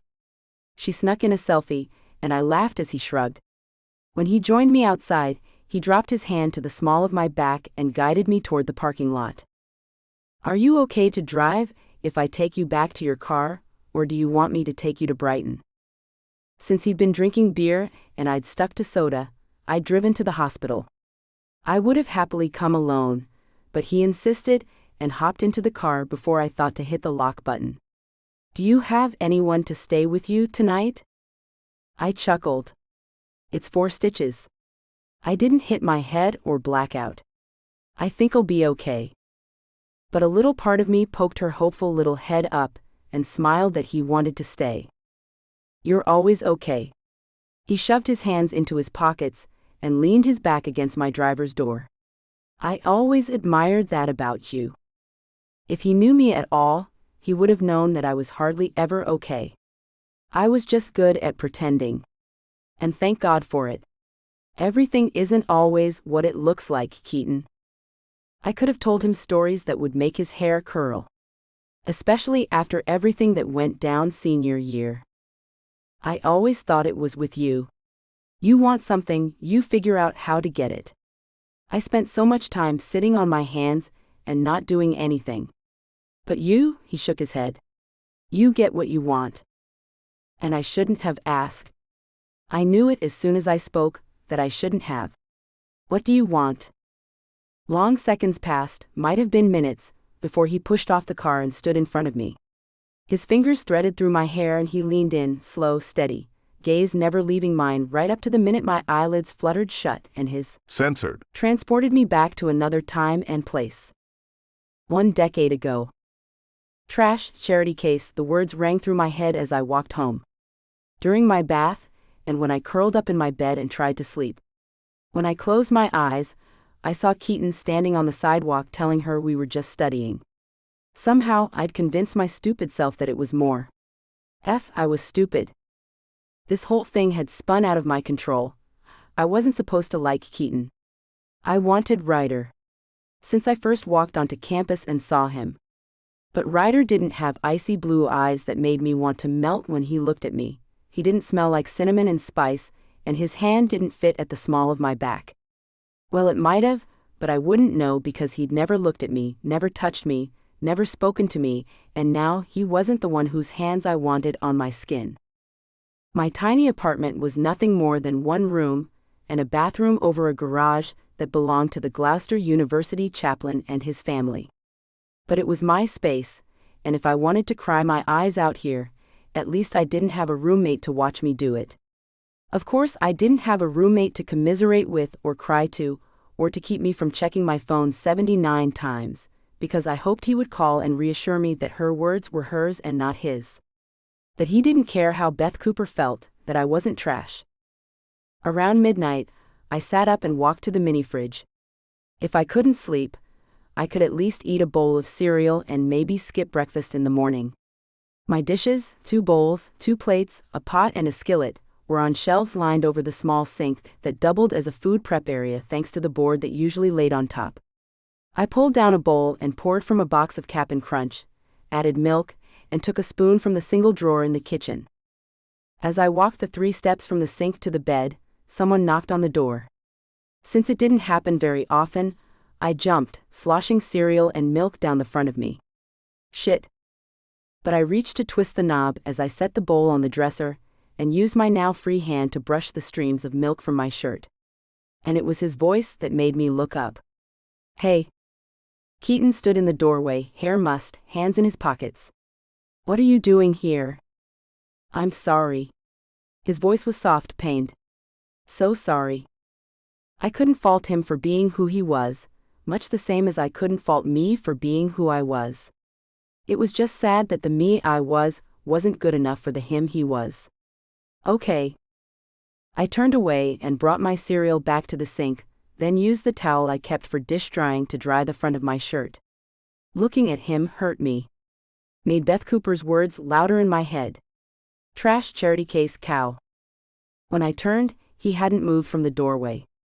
Avery, please. I looked at him, because something in his voice made me want to see his face. His lids lowered and he held out his hand. Going to him meant setting myself up to be hurt, but standing so far away caused a deeper, censored, worse than anything I could have imagined. I walked close enough to put my hand over his, and made the decision to pull him inside.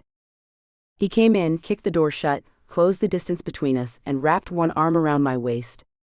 His other hand wrapped around the back of my neck, and nudged me closer with his fingertips. I should have done this a long time ago. I smiled. We've only known each other a couple days. He shook his head. I feel like I've known you forever. Then he lowered his head and brushed his lips over mine. My heart pounded against my ribs, and I didn't care if he felt it. I wanted him to know it was for him, all him. He deepened the censored, used his censored to trace the seam of my lips, and I opened my mouth. Dear God, this man knew how to censored. It made me want so much more. Right up to the minute he pulled away, and leaned his forehead against mine. My breath came in short bursts, and I closed my eyes because looking at him wasn't going to help me calm down. Neither would, can I, censored, you again.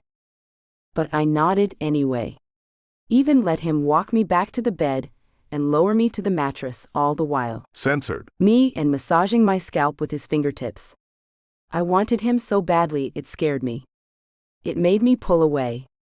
I'd never even been on a real date, and I'd damn sure never gone further than second base. Keaton. Instead of censored me again, he rolled onto his back and gathered me next to him. I could hear his heartbeat under my cheek, and it lulled me enough to close my eyes and fall asleep on his censored. Chapter 10. Keaton. With my career in ruins, My history with Avery murky and clouded by censored, I practically forced on her. I woke up hungover and hopeless. I shouldn't have come back. If I hadn't, Avery's job wouldn't be at risk. There had to be something I could do to fix this. Even if my career was circling the drain, at least I could use what was left of my reputation on campus for some good. The thought inspired me. Once upon a time I'd destroyed any hope for me and Avery, but now I had the chance to make at least one thing right. I rushed through a shower, down to the garage, and only then remembered I'd left my car at Hilly's. Thank God for Lyft. As I waited for the car service to arrive, I made my plan. Hey, that game last year against Los Angeles? The driver stared at me through his rear view. He had dark curly hair and aviator shades, but I couldn't shake the notion that I knew him. Maybe it was the voice. Your offensive line let you down, man. The truth was, I didn't even remember most of that game. I'd been sacked in the first quarter and spent the rest of the game just trying to see straight.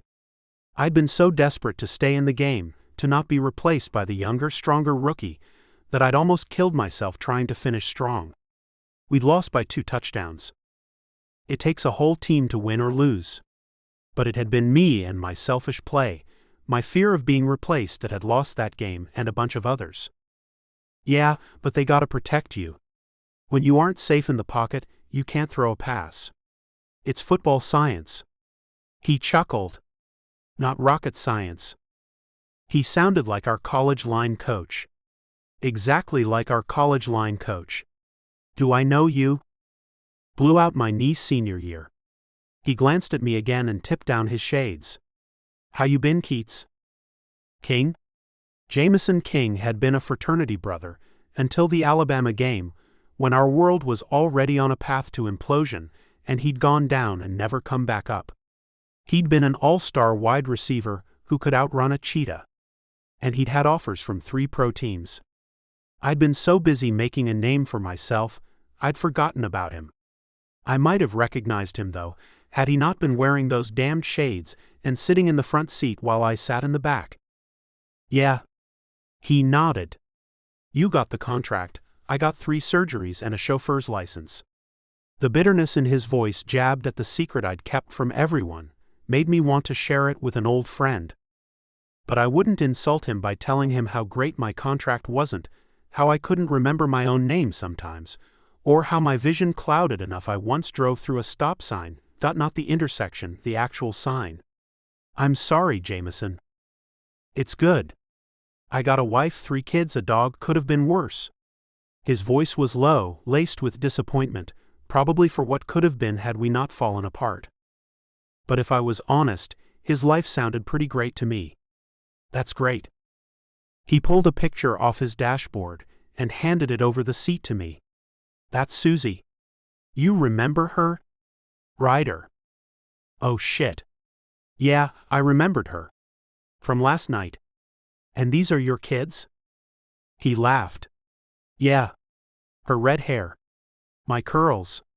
He nodded, but didn't look at me. We were friends before. Everything happened and she came to the hospital every day after I got hurt. It was funny, the things I couldn't remember versus what I could. You brought her home after that night. She'd walked out of the bedroom, upset and crying. Finn and I had been in the kitchen when we heard the video, but someone shut it off before I got into the living room. A couple of the guys had laughed, but Jameson had followed her out. Yeah. Ryder was always an a-hole. He chuckled. But then again, we all were. And we weren't the only ones. His wife seemed to have some explaining to do. Bro code said I should tell him, but he pulled into the lot at Hilly's and shoved the car into park. You should come to dinner while you're in town. Susie makes a mean meatloaf. Well, wouldn't that just be awkward as hell? But he'd been a good friend once, and he'd saved my ass. One awkward dinner wasn't too much to ask, I owed him that much. Yeah. Sounds good. Can I bring a date? If Avery ever wanted to see me again, I thought she might like to see how this played out. He nodded and chuckled. Yeah. How about Friday night? After the alumni mixer? Great. Sounds great. More than anything, I wanted to call Avery and ask her to come with me. I also wanted to tell her what I knew. I wondered if her number was still the same. 1 decade ago. I drove back to the frat house with the biggest smile I'd ever felt on my face. For not having screwed her, I'd never been so happy to just sleep with someone. As a matter of fact, I never had. At least, not since I fell asleep with Lydia Marks in 9th grade when she came to visit me after I got my first concussion at football practice. That smile carried me through right up to the minute she saw me in a film studies class, and she sat across the room from me. Across the room. Certainly not the reaction I expected from someone who folded herself into my side and laid her head on my shoulder while I watched her eyelids flutter and her soft, slow smiles while she dreamed. And I wasn't about to let this go. I picked up my stuff and moved to sit beside her. She countered by returning to the seat I'd vacated. Professor Weller watched us as I followed her again, but I didn't care.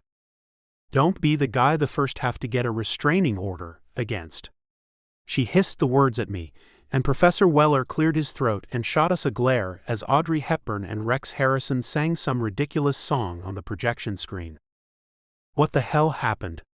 3 hours ago, she was cuddled up next to me with her arm over my stomach and her knee curled over mine 3 hours ago. Avery, what's going on? My unfortunate timing of a silent part in the video made my question sound a lot louder than I'd meant it to be. Professor Weller paused the video. Could you two kindly take this outside? Avery huffed out a loud breath and gathered her stuff, then stomped to the front of the class and out the door. I followed because no way could I let it go at this. She walked a few steps ahead, then turned around to face me. Look, Keaton, this was a bad idea, a mistake. Her skin shaded a dusky red, but she turned to walk away again, and because I was pathetic for her, I followed. Please, Avery. Talk to me. She stopped and sighed as if I was truly bothering her. She opened her mouth, snapped it shut, then opened it again. No. What did I do? For the first time in my life, I actually felt a pain in my heart. Over a girl, and to be clear, it was a girl I'd only known a couple of days. She sighed and pursed her lips. I hoped it meant she was going to tell me, but she shook her head again and kept walking. After a minute, she came back as she simultaneously dug around in her purse, then handed me her cell phone. Put your phone number in here. Okay. I took the phone, hoping this was a good sign. When I handed it back, she turned again, and this time jogged off into the distance. A minute later, my cell pinged. You have more experience than I do. I stared at the words until I realized what she meant. Then I smiled. Is that a problem? Clearly it was for her, but it also explained why she'd acted like I'd given her a disease. She was embarrassed.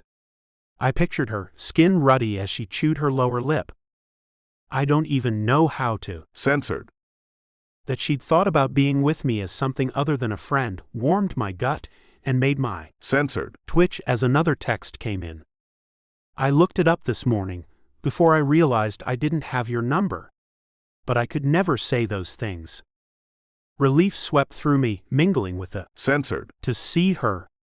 I needed to save this moment. I needed to save whatever was becoming of us. Avery, we don't have to. Censored. Or even have. Censored. I just want to get to know you. Can I see you tonight? It took 5 solid minutes I spent staring at my phone for her to reply. You can see me now. Walk around the side of the building. Those awkward, heartbreaking minutes I just survived were all worth it when I turned the corner and she pushed me back against the brick and made this the best morning after nothing happened that I'd ever had. Chapter 11. Avery. I'd never even been called into the principal's office, but now sat, face bandaged, hands shaking, across the desk from the director of my department because a meeting had been called to discuss my conduct. Miss Stroh? He turned his computer to face me. Is that you? I watched the video. It was after I'd been punched and blood was trickling down my cheek. Beth Cooper stood screaming words I'd ignored, and hadn't even remembered until I saw the video thanks to a bout of shock. Yes. Had you been drinking? I hadn't, but it was none of his damn business. My behavior had been nothing but consistent with Gloucester's values. I twisted the computer back to face him. As you can see in the video, I did not react to this person's assault, nor did I do anything to earn it. I don't understand why I'm here. He held up one finger as his phone rang. After a moment, he spoke. I'm in a meeting with Miss Stroh. He paused and nodded. Yes. I'll be right there. He hung up and glanced at me as he straightened his tie, then slid his arms into the jacket he'd pulled from the back of his chair. Excuse me for a moment? I waited for 20 minutes for his return, before I stood to pace behind my chair. He had a picture of himself with the cast of Friends, and another with his arm around Beth Cooper, in front of the BC logo on her talk show set. Now I understood Beth Cooper, of course. With my luck, she was probably his daughter. Which meant I would lose my office, my class schedule, my paycheck. As I lamented my probable losses, he swung the door open and stood just inside. Thank you for your time, Miss Stroh. I believe you have a class starting in 10 minutes. You'd better hurry. What? Not that I was complaining, but what? Yes. I do. I stood and smoothed down my lucky pencil skirt. Its record was still undefeated, and I didn't want to stick around to let him change his mind, so I raced toward my modern film class. And I would have walked in on time, had Keaton not been waiting for me outside the door. Hi. Last night's Censored was still fresh in my mind, and I covered my mouth, hoping I could stop the memory from making me act foolishly. I guess everything went okay. How did he know there was an issue? Yeah. Good. He nodded. You have class now? He looked almost shy as he stood with his shoulder against the wall and his arms crossed, and I was so pathetic, I wanted to ditch my class and spend the afternoon ogling him. You want to sit in? We're talking about similarities and differences between modern and original cinema. He chuckled. I wish I could. I told the football coach I'd drop in on practice. Maybe you could text me later? We could get dinner? He probably would have laughed if I told him I still had the phone I'd used to text him for the first time all those years ago, and if I charged it, it would still have those same conversations in its memory. Not like I'd forgotten them either. 1 decade ago. Decisions. We'd maintained a pretty steady and extremely innocent text conversation through our classes, then skipped a few hours while he was at practice. Now, though, I was seeking advice from a friend. I'd already sent Alex the requisite help me text, and when he didn't answer, I opened the app again and typed. I want to send him something sexy, just to let him know I'm really interested, but I'm nervous. The 3 little dots on my phone blinked. Ordinarily, I wouldn't ask for help. Especially not from Alex, and most especially not for something like this. The amount of time it was taking him to reply did nothing to help my anxiety. Why? 10 minutes for that? Where was the friendship? Because I'm not that kind of girl. I wouldn't even know what would turn him on. Just try. I ignored the fact he'd never been so pushy before because I had asked for his help. And it took a few minutes of staring at the phone and trying to remember what I'd read online before I finally typed and hit send quickly so I wouldn't chicken out. Even though it was only to Alex, it felt deeply personal and naughtier than I was used to. Just laying here touching myself while I think about you. The little dots blinked again. Really? Alex and I were friends, that had been friends, would hopefully always be friends, but I wasn't giving him that kind of information. Or maybe he meant really like it was a poor attempt at censored. Too much? I chewed my nail, but the text came back quickly. Hell no. Tell me more. Alex. And it was then that I looked at the top of the screen and saw Keaton's name instead of Alex's. Damn. I must have switched over after I asked Alex for help and not switched back. A quick look through the text confirmed my stupidity. My skin caught fire and I couldn't breathe. The 3 dots flashed. Then stopped. Then flashed again. Not Alex. Not the revelation he probably thought, although the absolute confirmation made my stomach churn. Oh shit, I tossed the phone on the bed and pulled a pillow over my face. If it ever pinged again, I didn't want to know. But it did, and I couldn't not look. Please don't tell me if it's not true. My heart leapt, and I wanted to be flirty and cool. There had to be something I could say that wouldn't give me away as a phony. I thought and thought before I came up with, "Wouldn't you like to know?" My finger hovered for a while before I hit send. The reply came immediately. Yes. I would love to know. Keaton Shaw made everything so easy. This was just another thing I added to the list of things to like about him. Chapter 12. Keaton. I watched the talent on the field and my stomach clenched. No way would I stay relevant in a league that had this caliber of up-and-coming rookies. But even with my sad realization, something about this place, this stadium comforted me. Here I was a hero, a superstar. Once upon a time I'd worn the red and black uniform, thrown the winning pass, brought home a championship. Coach Rollins nodded to me as he watched his players finishing up a scrimmage. The clock wound down, and the horn sounded before he took off his headset and held out his hand to me. Keaton Shaw. Some things never changed. Not the bruising grip of his handshake, the booming vibrancy of his voice, the command to the team to huddle up and have a talk after practice. After they all hashed out the problems they needed to work on, the strengths they had, and the changes that would be made, Rollins motioned for everyone to look at me. You all know Keaton Shaw. Best quarterback Gloucester's ever seen. His ringing endorsement didn't include my pro stats, thank goodness. My glory days ended the minute I signed that contract, and I really didn't need the playback of my less-than-stellar performances. For the next several minutes they worshipped me with praise and hand slaps, high fives and fist bumps. It takes a team. I'd expected the coach to agree, but he looked at the guys. A team with good leadership and instincts. Keaton had that, on and off the field. On the field, maybe.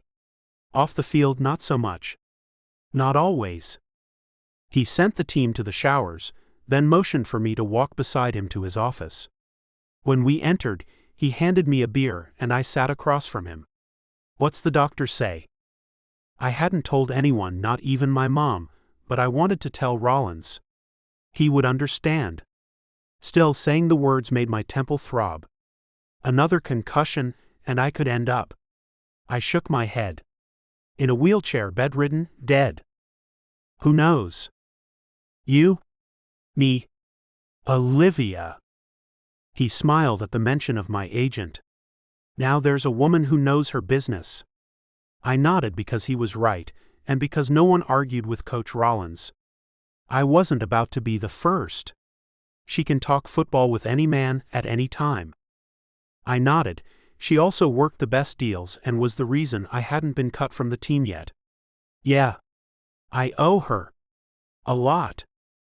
He shook off whatever he was thinking with an actual head shake, then folded his hands on top of his desk. Did you ever get your degree? I'd signed before the end of my senior year and took incompletes for my classes. No. He shrugged and stared at me. Look, kid, I need a good quarterback coach. You can't teach instinct, but you can show them when to use it and how to look up the field. How to find the receiver, when to run, when to cover up. You interested? When I didn't answer right away, he censored his head. It's a pay cut, but it keeps you in the game. Football had been my everything from the time I first learned to throw a ball. The game had seen me through a childhood that could have broken me, gave me discipline, and a life I could have never achieved without it, and the money wasn't really an issue. I had plenty. Yeah. He chuckled. Here, you'll always be a golden boy who made it. It's not the Super Bowl, but it's something. Right? He was throwing me a bone, one I should have been grateful for, but instead the weight of failure crushed me. But what other options did I have? I'll probably be released this week, so when do you want me to start? And I had another thought. Can I pick my own staff?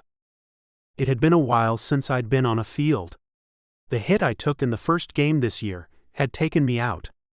How he knew about it made a lot more sense when I looked behind his desk and saw a picture of him and Olivia on some beach with the sun shining behind them and their arms wrapped around each other. Everybody had somebody to love except for me. Maybe staying here at Gloucester, where Avery was a respected professor, could change that for me. This had always been our place.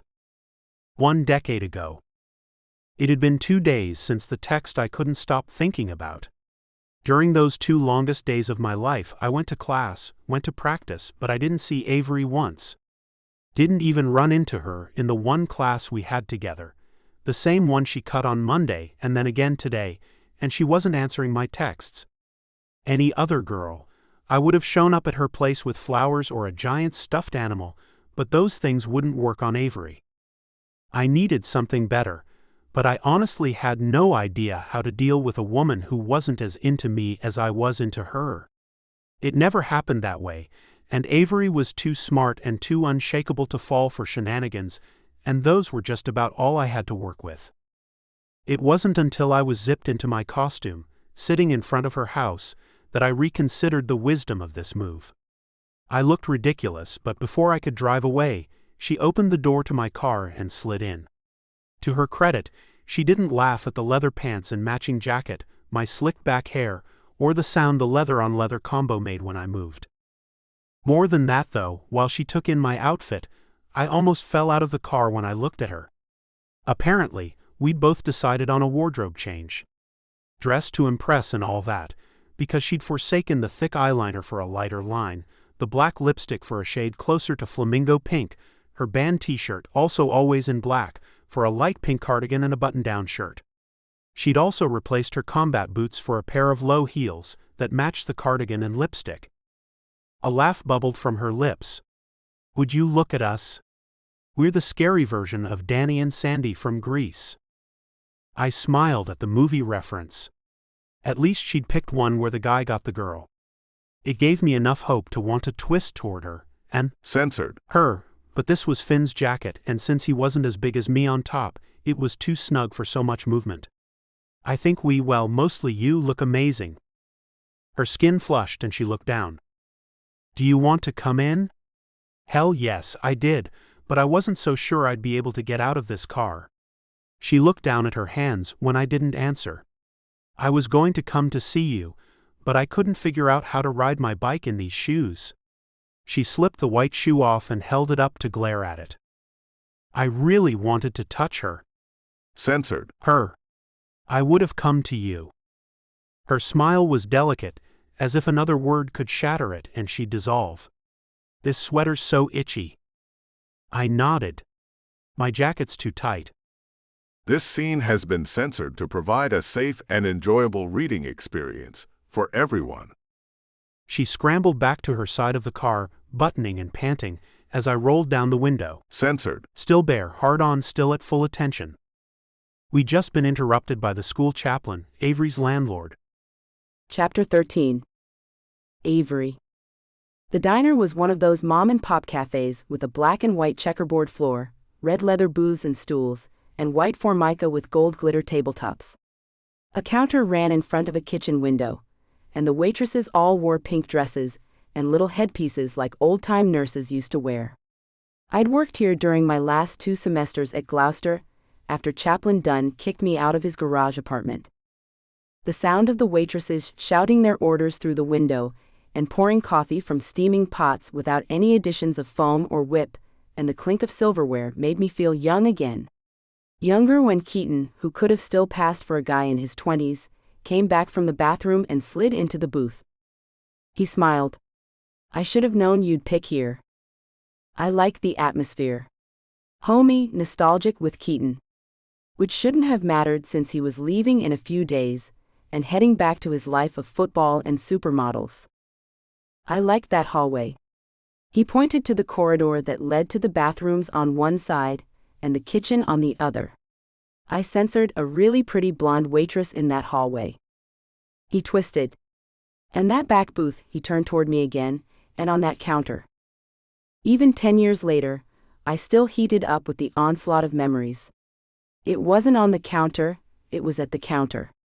And it was a memory best left ignored, but holy shit, it was a good memory. So good I had to shift to relieve the pressure low in my belly. In my dreams that night it was on the counter. He grinned. You think they'll let us do a? He shook his head and shrugged. A reenactment for old time's sake? Those were some good old times, even if it had only been 3 days. I'm a teacher now, I should probably keep my reenactment in my pants. Though I could admit, I still had some residual fantasies that involved this diner and Keaton. Damn, I knew I should have gone for it back then. His voice dropped low, sultry, so tempting. Could have ticked that box off the bucket list.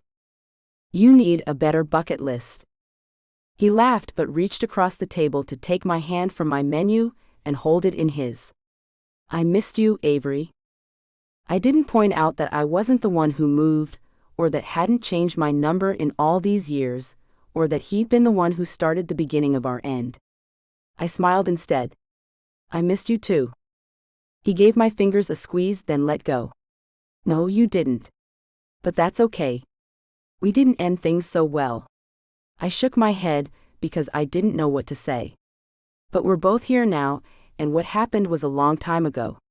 His thumb stroked my palm, and the touch sent 1,000 familiar but exciting sensations straight to my core. We could start over. My body screamed yes at the top of my lungs, but my brain shut that shit down. I couldn't set myself up for the Keaton roller coaster ride. Besides, he was leaving again. Let's just enjoy this week the way we did before. Without the bad ending this time. He tilted his head. Okay. He nodded and picked up his glass of iced tea. To this week, and whatever comes after. I chuckled. You're so pushy. And because I knew it, I could protect myself against his promises of after. But for now, I wanted to enjoy this week. To go back to that time when everything was good and fun. When I didn't know real heartbreak, and this time I would protect myself. Not fall for him, but there was nothing wrong with simply enjoying time with another person. So I picked up my glass and clinked it with his. To this week. Still so tough. He shook his head but smiled as he drank. But he was wrong, I wasn't still so tough. Maybe I was still naive or ignorant. But I wanted him, and I was an adult now with no illusions about what would be or could be. This time, I was going in with my eyes wide open. 1 decade ago. The boat was huge, opulent, fancier than anywhere I'd ever laid my damned head. The crystal chandelier probably cost more than a semester's tuition, and it was on a boat for crying out loud. I sure as hell didn't belong here. I can't stay here, Keaton. Just until you find somewhere to live, okay? He ran his hands from my shoulders to my wrists, then brought my knuckles to his mouth and censored them softly, his gaze never leaving mine. What's your family going to say? What would my family say? My mom would probably fall right in love with this place, but it was wrong. I needed to go back to Chaplain Dunn and beg his forgiveness for my behavior on the street in front of his house. Maybe if I waited until morning, that little vein in his temple would stop throbbing. My dad probably doesn't even remember he bought this boat. He chuckled and let go of my hands to turn and open the refrigerator. Look, there's even food. I didn't care about deli-sliced ham or bottles of imported beer. My rose-colored glasses slipped down my nose, and realization of where I was standing came into sharp focus. I'd heard the rumors on campus. They called this yacht the Love Boat because it was where all the alphas brought their women. It was probably the boat Susie had ridden on with the alpha who'd humiliated her. Oh shit. It was Keaton, I should have known. Nothing that felt this good could be right, it just wasn't how my life worked. I couldn't even look at him, the need for revenge burned through me. Not for myself, but for Susie. I pulled out my phone and dialed. As soon as he answered, I walked back out onto the deck, leaving Keaton to his galley of food and tawdry props, wherever he had those hidden. Alex, can I stay at your place tonight? And for a while? Yeah. Why? What happened? Oh, the shame of my story. I wasn't quite ready for the show and tell. Can we talk about it later? It's a shitty story, and kind of embarrassing. I want to figure out how to sugarcoat it before it gets to you. He chuckled. You bet. I'll leave the door unlocked. Alex lived in an off-campus apartment so far away from the Alpha house, I'd never have to see it or Keaton again, and first thing tomorrow I would drop my film class. Then, find ways to get to and from all my other classes without any chance of running into him. Now that I had a plan for tomorrow, I only needed to figure out how to get to Alex's apartment. Taking an Uber or Lyft from the marina to the other side of town would eat up the last of this month's allowance, but no way was I getting back into a car with Keaton Shaw, a user of women and liar to the nth power. I used the app and then the stairs to get the hell off this boat and onto the dock. He could just keep the damned clothes he'd already carried inside. Alex would let me borrow something to wear. He caught me at the edge of the dock. Did I forget something in the car? In my own clothes, not this Barbie doll reject costume, I would have been able to tell him to censor my shiny ass, but I'd stopped being myself right around the time I had this stupid idea about Ryder and enlisted Keaton to help me. For a second, I missed the innocence of my own stupidity. No. He chuckled.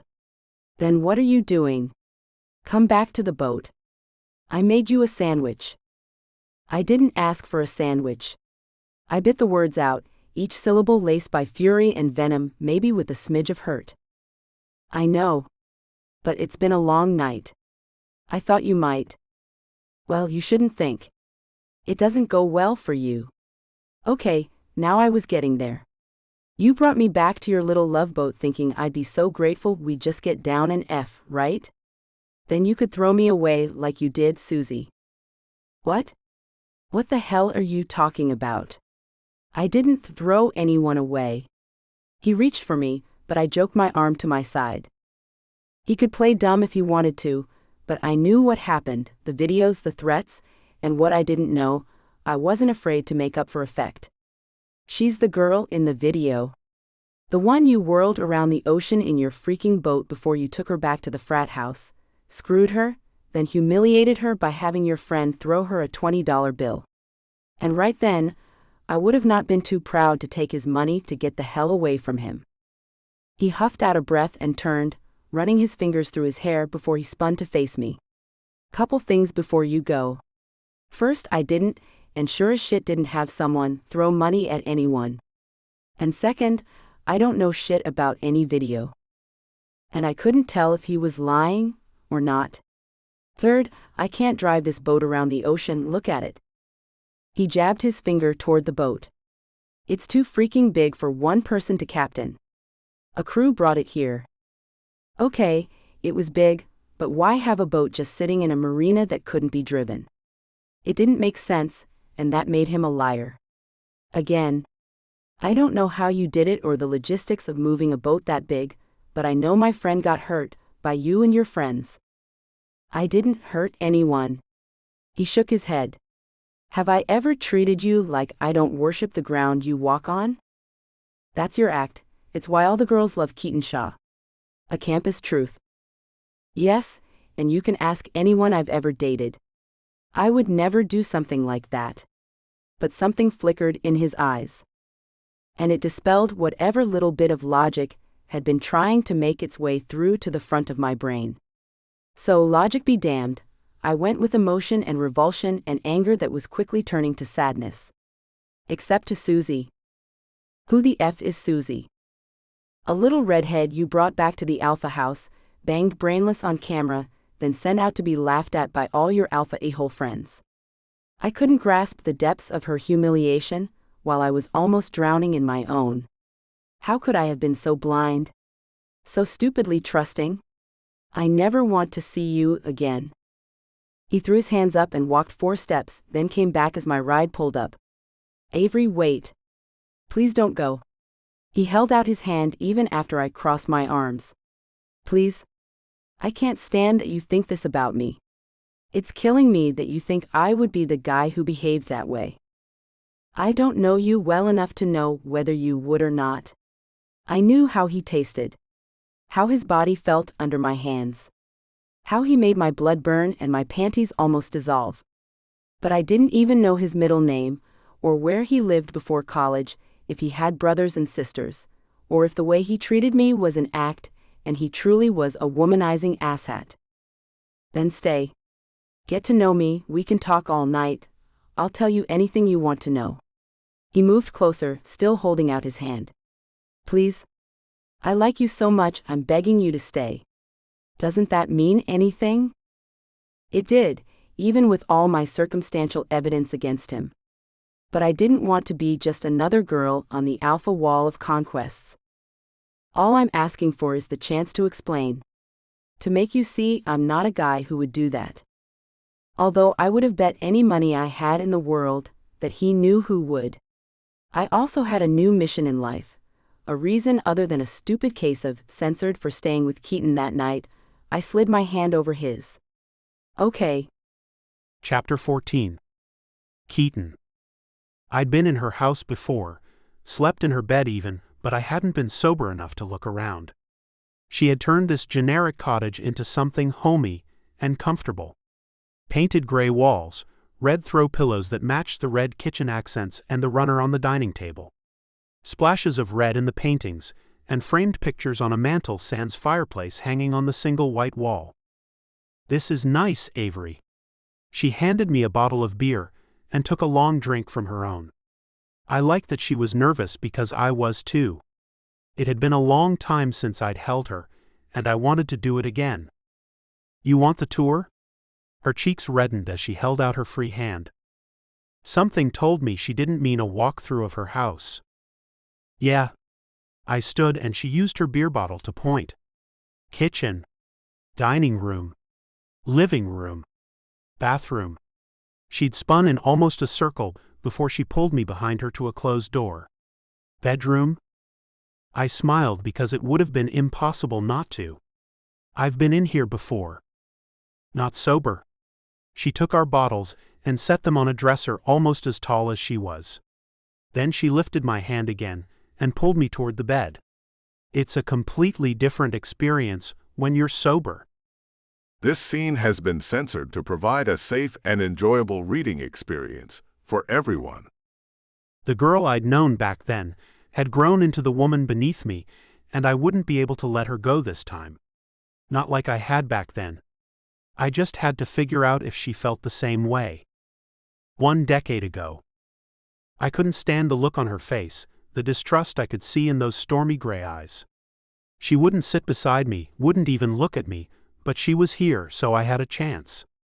And I didn't want to ruin it by pushing her or saying the wrong thing. But the silence was killing me. Avery. She lifted her head as if seeing me, but she focused on something over my shoulder, and it was killing me. What's your middle name? Where do you live? Why me? She looked down at the sweater she'd pulled back around her, then reached to slide off one of her shoes and hold it up. I could understand if this was the shoe I wore all the time, but it isn't, and it probably never will be, so that begs the question again, why me? I hadn't thought about it much myself, outside of the fact I liked her. She wasn't the same carbon copy I'd dated for the last 4 years, and then there was the bet. Which didn't really matter, but was still there in the background where I hoped it would stay until I could talk to Ryder and get out of it. So I started with the easy questions. My middle name is Matthew. I grew up in Texas just a little west of Dallas, and I like who you are. I like who I am when we're in a room together. Now she looked at me, and I wanted to be honest. I haven't always been the most stand-up guy when it comes to dating. She frowned. But I've never videoed myself with a girl, ever.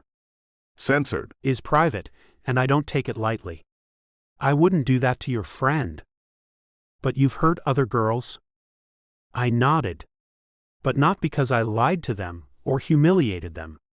Sometimes when things don't work out they just don't, and when it isn't the same for both people one gets hurt. She rolled her eyes. That sounds like a line every guy uses. Sometimes we all say the same thing because it's true. You've been in relationships. Did you always walk away with a broken heart, or did you give a couple? And before I even finished, I knew I was an idiot. Her eyes narrowed and her mouth tightened. No. I haven't. Either way. Guys don't look at girls like me. What? Even with her torn leggings and enough eyeliner for every girl on campus, she was beautiful, and I couldn't imagine a world where men didn't look at her. Why would you think that?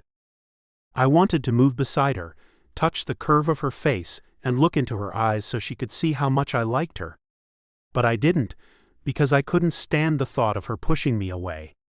Did you know that at any given time, I have 6 or 8 pens in my backpack? I never needed your pen, I just wanted to talk to you. So you started off by lying to me? Her dark eyebrow quirked over her left eye, and it did something to me I wasn't expecting, something that made me stare at her even longer. I was, to put it plainly, afraid that if I lied she'd have my balls in a vice in an instant. Wow. If she wasn't taking pre-law classes, the legal world was being cheated of a great mind. Okay, yeah. I did, but if I would have walked up to you and just started a conversation with you, what would you have done? Now she looked at her hands, and we both knew the answer to that. And I would never lie to you now. I wish you could believe that. I knew why she couldn't. I'd given her no reason to do anything but doubt my word. I just didn't want to get hung up on it. Not with her, but I could admit it. You know, I'm scared too, Avery. I haven't felt this way about anyone before. Not this fast, not ever, and I don't want to get hurt either. But I'm here with you right now because you're worth the risk, and because I don't want to look for excuses to not be with you. Oh no. Her eyes flashed, and that was the part she latched onto. I'm not looking for excuses.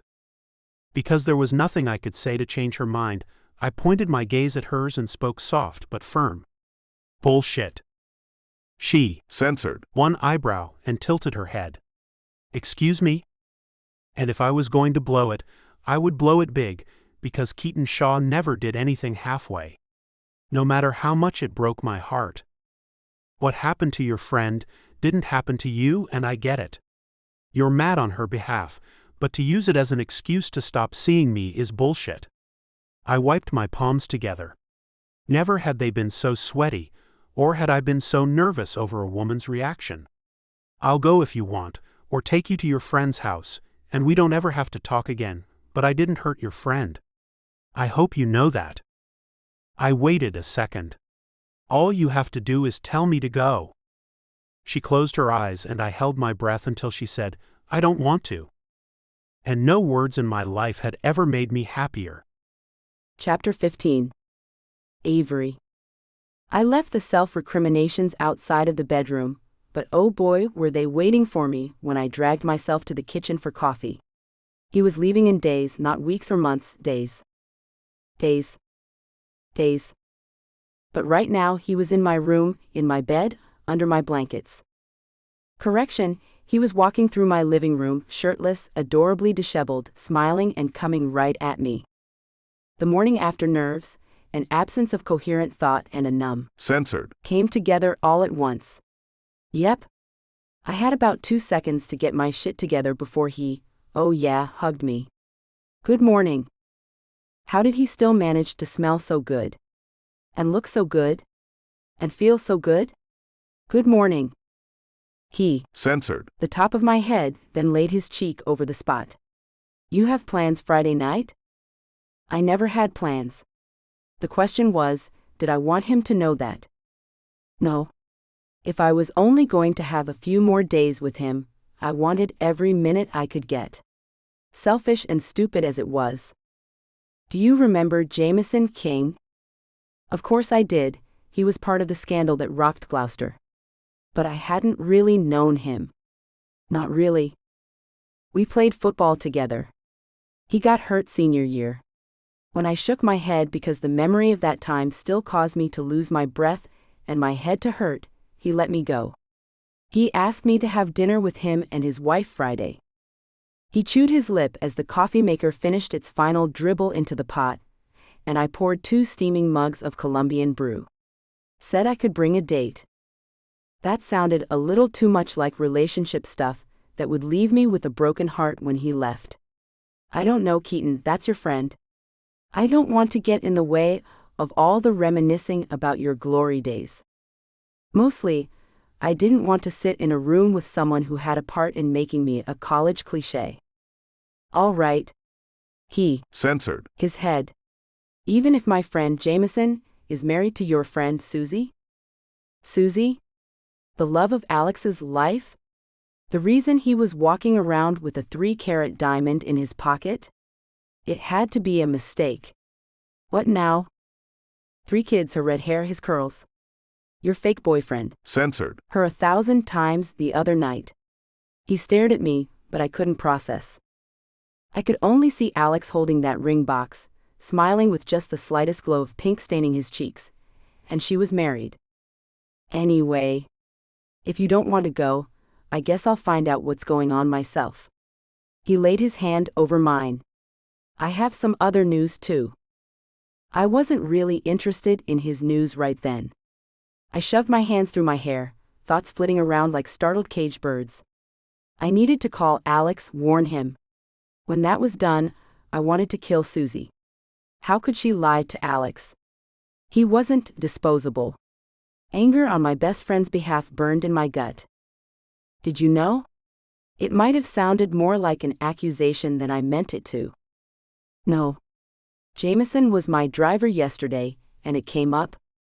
Alex came up? I didn't know or remember Jameson, but I knew Alex, and he would be heartbroken, devastated, and I didn't want to be the one to tell him, but I also didn't want to know and not tell him. No. Normally, in a situation like this, I would call Alex. He always knew what to do. Do I tell him? I didn't wait for an answer. I have to tell him. If he finds out that I knew, it would kill him. A new thought occurred to me, and I looked up at Keaton with a hint of fear in my eyes. Are you going to tell Jameson? Oh shit. What if Jameson killed Alex? I couldn't wrap my head around one thought long enough to decide anything. Keaton took my mug from my hand and put it on the counter so he could brace a hand on each of my shoulders. Avery, we don't know anything. Maybe there's an explanation. For cheating? For leading Alex on, then going home to her husband and kids? This was the same kind of injustice she'd spray painted the Alpha house for. Not exactly the same, but a lie was a lie. Do you have any idea how many times we graffitied the Alpha house because of what happened to her, for the way she was treated? Because she got treated like she didn't matter. Not to mention my article, which was best left in the past, way in the past. And now she's doing the same thing, well, kind of, to Alex and to Jameson. That cow. A little bit of the old kick-ass first, ask questions later me, poked her head out from wherever she'd been hiding all these years. We don't know everything. What's there to know? She has a husband and kids, and she was out with us the other night. porn censored My best friend in a bar. What detail do I still need to know, Keaton? And if he thought any of this was okay, we had nothing left to say to each other. I don't know, but maybe we should wait and talk to her first. Keaton was the kind of guy who gave the benefit of the doubt. Maybe because of the way he grew up, or maybe because he was just good-hearted. But I wasn't so easy to get along with.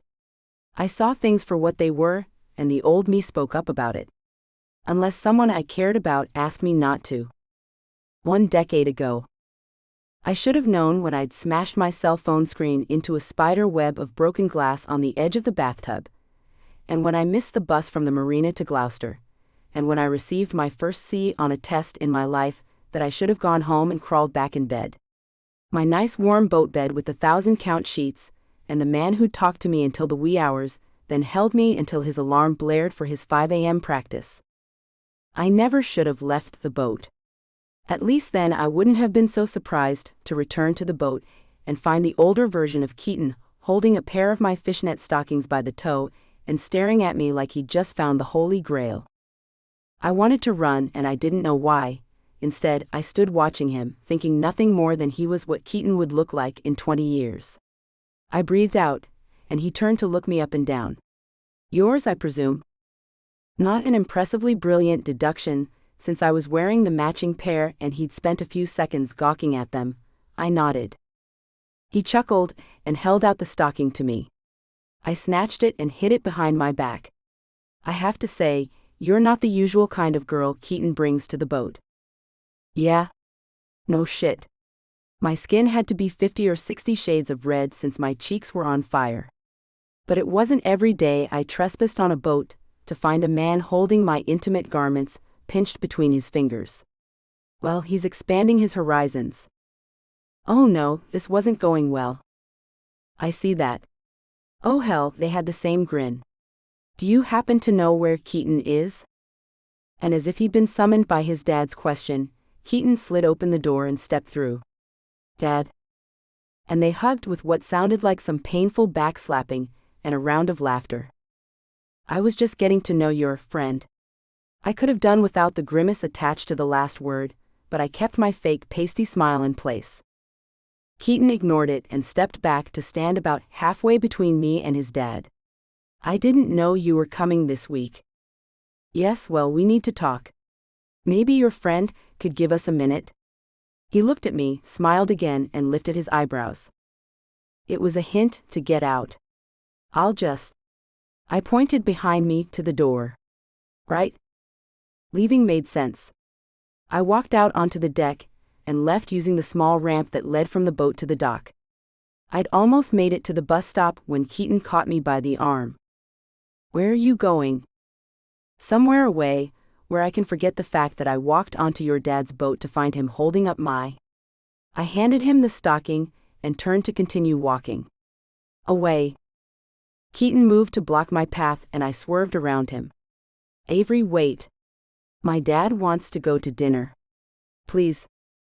Are you out of your mind? I'm not going to dinner with you. I'm not the kind of girl you usually date or bring to dinner. His dad's words had affected me, and they hurt even though they were his and not Keaton's. Or to your boat. I plopped down on the bench inside the bus shelter hard enough that the whole structure rattled, and I hurt my tailbone. He sat beside me. If you want to get to know me, really know me, this is how you do it. I shot him a glare I only half felt. It isn't fair to use my own shit against me. But I took his hand when he stood and offered it, then walked beside him back to the boat. An hour later, we were sitting at a table in a restaurant with a dress code I violated in about 10 ways. Of all the places I'd ever been and people I'd ever met, I'd never felt so out of my element. Everyone in the restaurant, including Keaton and his dad, was perfectly coiffed in designer makeup and clothes. I had my thrift store cardigan, scuffed heels, and mostly fresh face, and it only took about 40 seconds after we sat for me to knock my water glass into the candle on the table, which fell over. Thankfully, the water doused the flame before I could catch the whole place on fire, but the water was heading right for Mr. Shaw, and me, quick thinking, stood and threw my napkin at the moving puddle, but I wasn't the quarterback at the table, so of course, the napkin landed on Keaton's dad's head and the water dripped off the table onto his lap. I'm so sorry. I'm not clumsy. I'm just nervous. I was babbling, standing and babbling as Keaton's dad pulled my napkin from his hair, which still looked remarkably good. Do you use hairspray? Because wow. Next to me, Keaton chuckled and I sank back to my chair, wishing I could shrivel and die, then his dad smiled. I use gel. Of the 3 people at our table, I was the only one who didn't find this funny. I sighed and smoothed my sweaty hands down the front of my skirt, wishing I still had a veil of hair to hide behind. Keaton squeezed my hand under the table as his dad watched us. So Ashley, Keaton tells me you've been helping him with his classes. Did I look like an Ashley? It's Avery. And we studied together, but we hadn't studied much, and he didn't really seem to need my help. Yes, well, Keaton's always been a better athlete than he has been a student. His tone went dry, and the insult wasn't just implied. Now it was my turn to squeeze his hand. Well, The school has certainly benefited from his athletic ability. 3 championships in 3 years. Football isn't a career, Avery. As he spoke to me, he glanced at Keaton.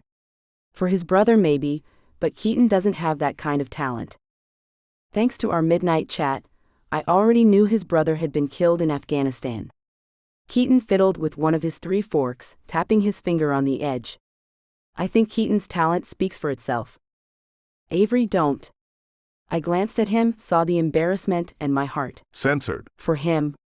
My mom might not have been rich, or even had enough money to afford school lunches when I was a kid, but she loved me, and she was proud of everything I had ever accomplished or even attempted.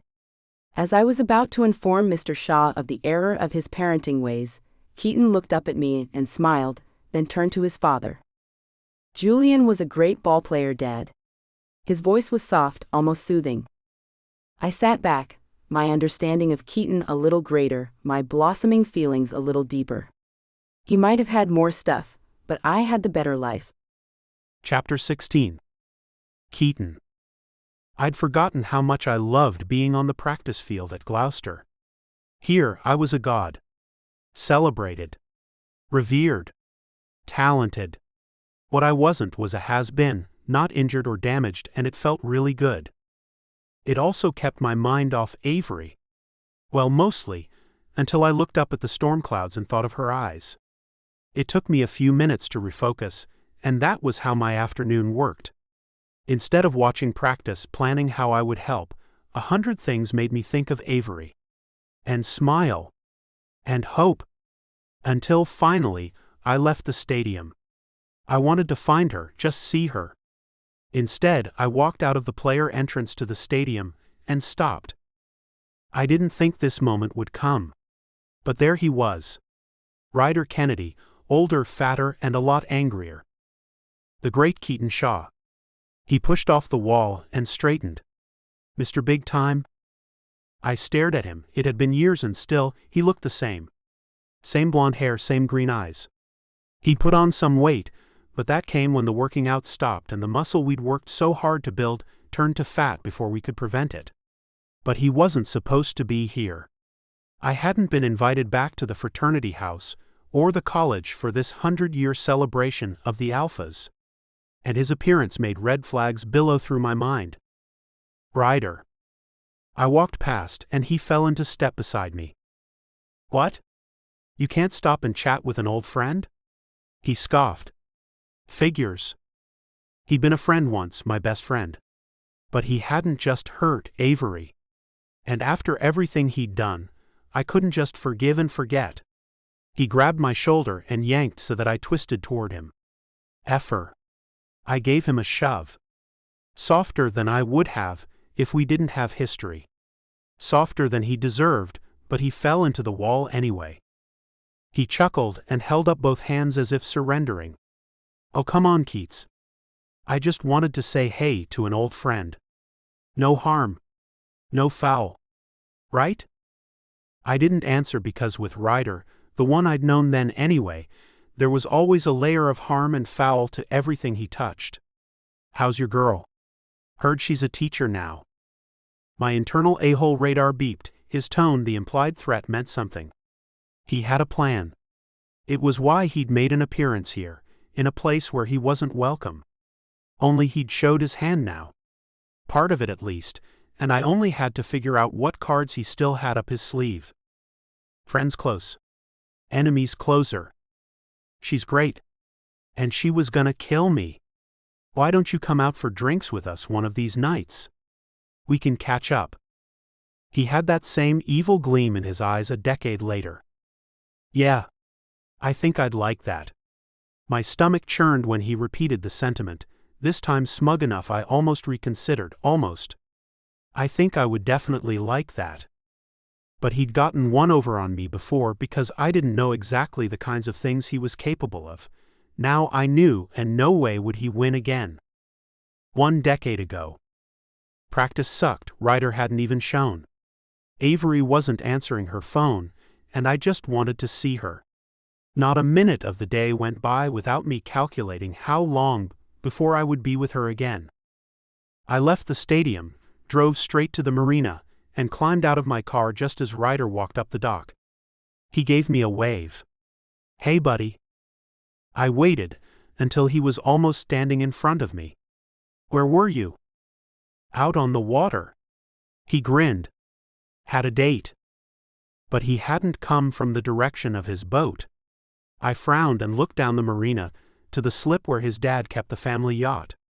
He chuckled. "Then I stopped by yours to see if you made it out of practice yet." He clapped a hand on my shoulder and laughed. "God, you're so suspicious." I laughed too. He was my best friend. Whatever his excuse, he wouldn't do anything to hurt me, and he'd been on the boat without me about 1,000 times. Yeah. Now was my chance to use our friendship in a way I never had before. "I'm glad you're here. I've been wanting to talk to you about something." "Yeah? What's that?" He turned to walk beside me back to the boat. I waited until we were both on the deck, beers in hand, loungers reclined. "You know that bet we made?" I wanted out. I liked Avery the way she was, and there was no way she still wanted Ryder, so no harm, no foul as long as I ended it before she found out. He tipped back his beer and nodded, then wiped his mouth with the back of his hand. Something was off, and he was angry now. "What about it?" He nodded, but the rage didn't leave his eyes. "Oh, you heard about Finn and Jameson taking some of my action on our bet?" "Don't worry. A lot of the other guys bet on you." "You told other people about it?" "Oh God, too many people knowing or being in on it. I had to tell Avery before someone else did. I need to call the whole thing off. It's just I really like Avery and I don't want this to come between us." "You want out of the bet?" I nodded and he glared, his mouth dropping open enough for a scoff to escape. "For her? I think I could have something real with her." He chuckled and shook his head. "Real? With her? That's funny." When I didn't join in laughing, he sobered. "Oh, you're serious? Wow. I'm sorry, Keats. It's just she isn't our kind of girl." Sometimes his arrogance amazed even me, and I knew him better than I knew anyone else. "What's our kind of girl, Ryder?" "The kind we bet you could make her into. A Sigma. A Kappa. But hey, it's good. You want to dabble in the dark arts? Good on you. More Kappas and Sigmas for me." He shrugged again. "But no can do on the bet.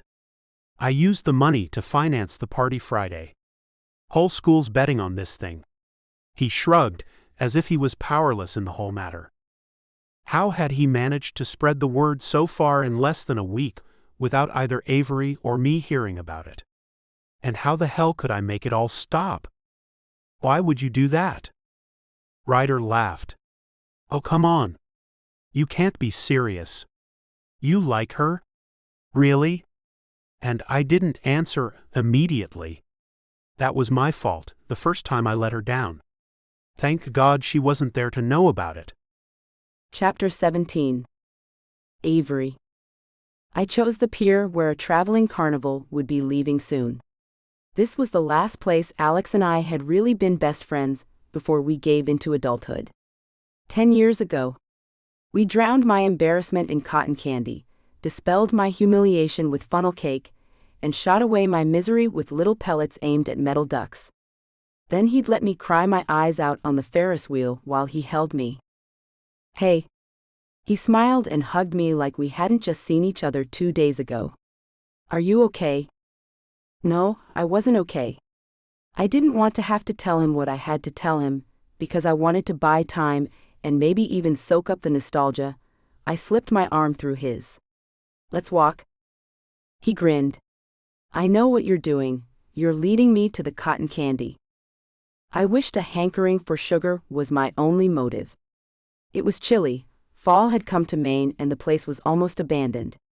But the smell of the carnival, grease on the squeaking rides, food only available from carnies, childhood in one breath. It carried on the wind and made me smile. "How about the Ferris wheel?" He shot me a side-eyed glance. "All right." But as we waited in line, our dynamic changed. He wasn't waiting for me to break his heart. I have to tell you something, Avery. Okay. And I let him go first, because I didn't want to. Because I didn't want to be the one who made the hurt appear in his eyes. He paused for a long time while we waited for the ride to stop. I love you. We said it all the time before we hung up the phone, but curiously, we'd never said it in person. Probably because we didn't spend time together in person. But then I looked at him. He didn't love me the way I loved him. He was hearts and flowers, meet the parents and pick a hall kind of loving me. What about Susie? My voice was a squeak. A half-no third of its usual tone. She's just a friend I thought I was falling in love with until I saw you. He sighed. I know. All right? I know. You and we're us. He shook his head. I mean, what am I doing? Right? I love you, and I'm sleeping with her. I didn't answer, because I didn't know what to say. And now you're back with Keaton, right? I didn't have an answer for that either. If sleeping together didn't mean Alex was with Susie, then how could it mean I was with Keaton? Of course you are. Because he's him. I couldn't form anything coherent in my mind to get out of my mouth. Alex. He'd seemed so into Susie. You bought her a ring. I didn't give it to her. Because I saw you and I couldn't. She's not the one. You are. Me? But we hadn't done more than talk on the phone in a decade. Although we did talk at least once a week. Alex loved me. In the way he wasn't supposed to love me. And he deserved more than a lie. Deserved better than me. He deserved someone who loved him back. Who wanted to take him to bed every night and wake up with him every morning, and I didn't. Not him. But admitting my feelings for someone else just to prove my point seemed cruel, so I didn't. But saying nothing seemed worse. Alex. I probably should have had something in mind before I tried to speak. As it was, all I had was his name, said in a kind of helpless moan. Ever since that night when you showed up at my place and asked for my help when you Censored. Me, I love you, Avery, I always have. It's you. Always you. There was no space in my head, no room for me to process any more information. I have to go, Alex. I turned to leave. Please, Avery. He laid his hand on my shoulder and leaned into Censored. me. I waited for something, anything, a tingle, a vibration, a tremor. And I wanted there to be something because this was Alex, and a relationship with him would be easy and based on more than attraction, but I didn't feel so much as a waver. He pulled back. We make sense, Avery, together, you and I make sense. Who better to be with than my best friend? We already tell each other everything. Clearly not everything. If we don't work out, we lose everything. He took my face between his hands. But if we do work out, we have everything. You're already the person I can't wait to talk to. The one I tell all my stupid shit, and I don't even mind when you tell me it's stupid shit. I was paralyzed, but Alex kept going. I've waited all these years for the time to be right, for us to be in the same place at the same time. I waited for perfection, but seeing you, you are the perfection and nothing else matters. I couldn't think of anything to say, so I didn't try, but suddenly Susie being married to Jameson didn't seem like such a big deal. I'll tell Susie and you can tell Keaton, and we can start our life together. You and me, here or in Chicago. Oh yeah. Alex lived halfway across the country now. It was why for the last 10 years we'd only talked on the phone. And God, I wished we could go back to that right now, that I didn't have to look into his puppy dog brown eyes and see the hope shining there, didn't have to hear the soft gasp when he realized I didn't feel the same way. Or watch him turn to walk away. How did I not know? Maybe I did. Maybe I just didn't want to admit it because then losing my best friend was my own fault. 1 decade ago. Alex followed me through the store, his face so red I was afraid he might explode as we walked among the racks of lingerie and half-dressed mannequins.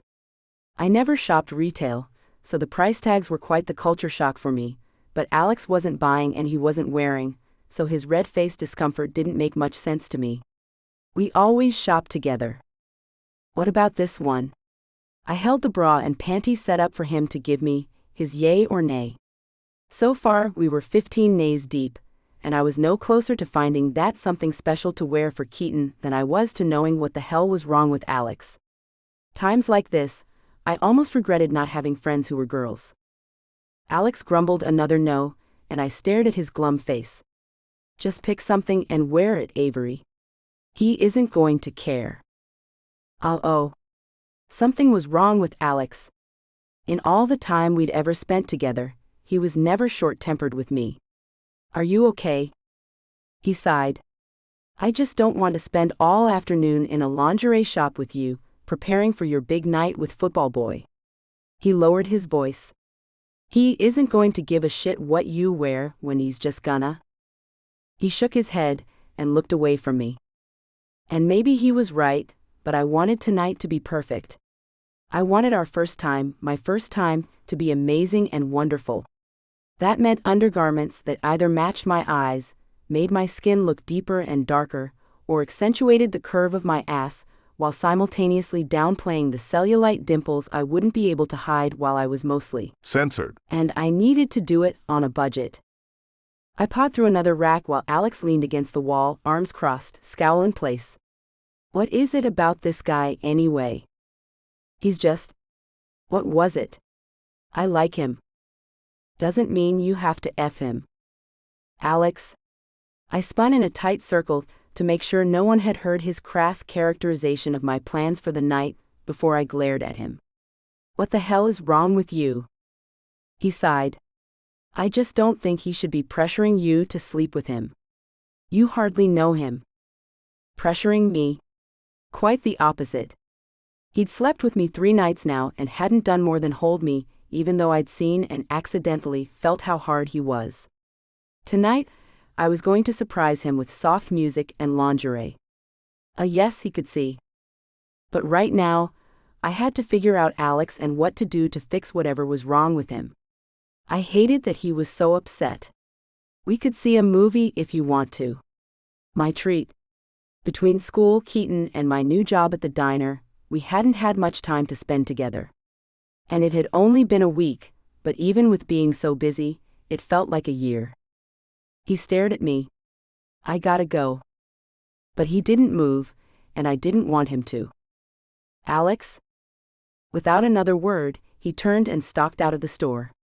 Instead of selecting anything special, I just made a random selection, and the salesgirl chuckled when I set 2 of the bra and panty sets on the counter. Oh girl. Good choice. Definitely makeup worthy. CoverGirl or a big old apology kind of makeup? But I didn't want to ask, so I just agreed. Yeah.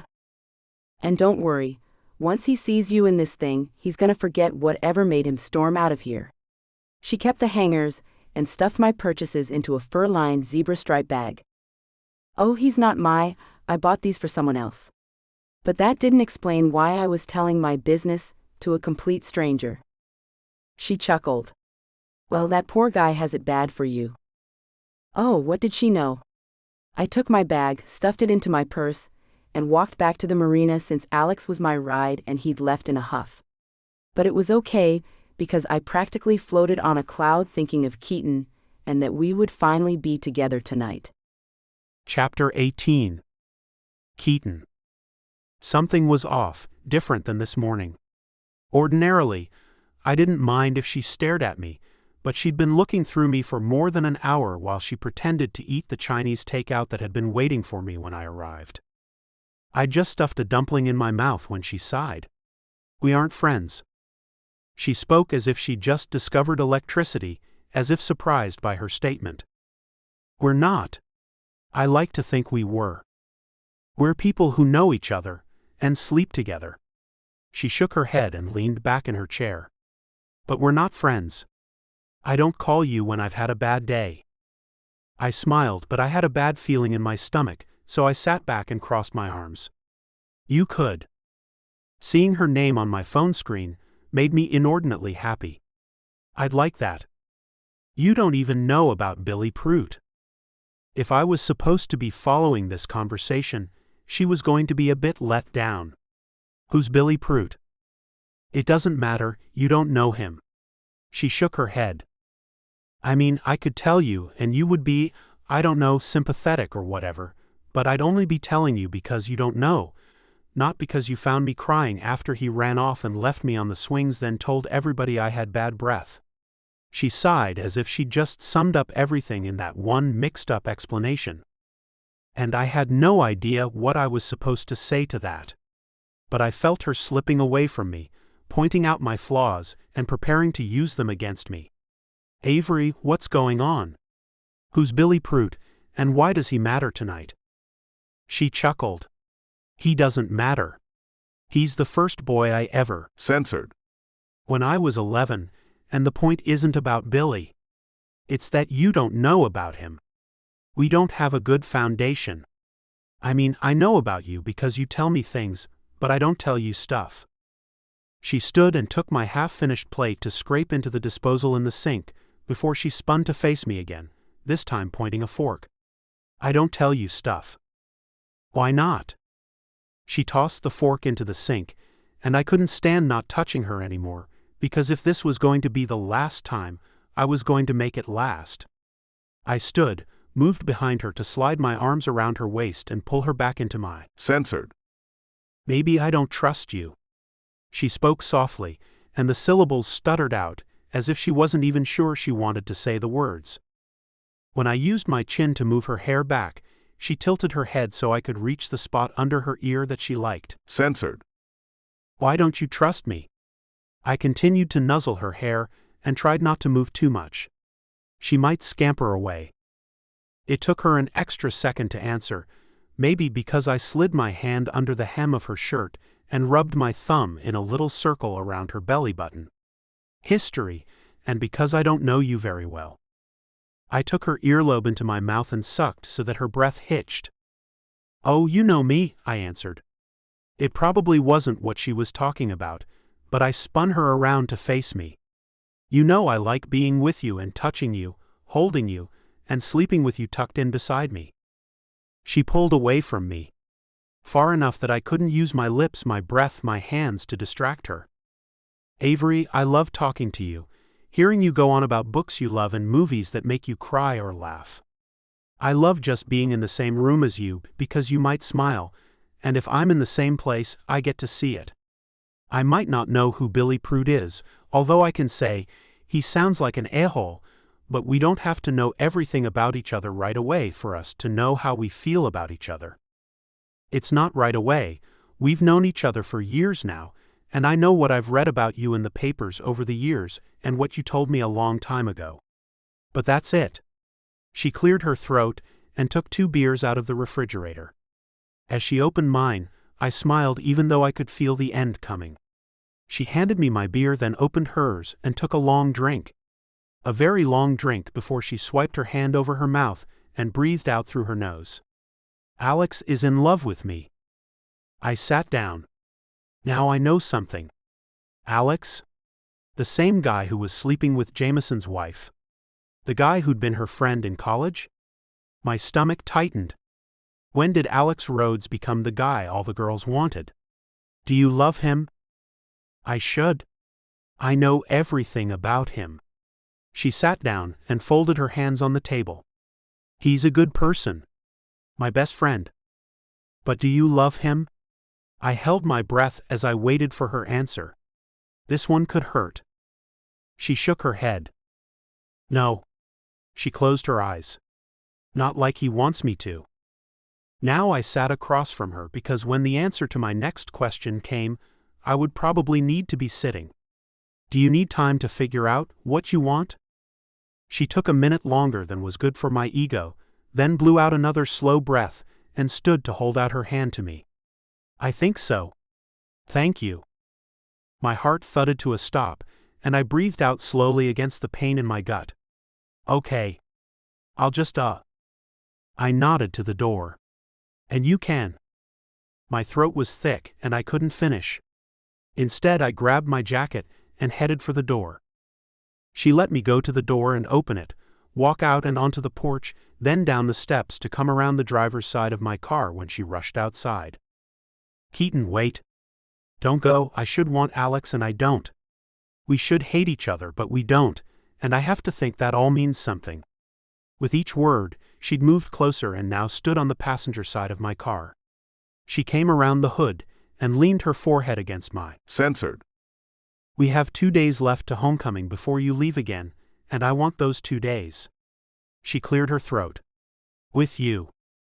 I could have told her then about the job and what I wanted for our future, but she pressed her lips against mine, and nothing mattered more than touching her and loving her. Some things never changed. 1 decade ago.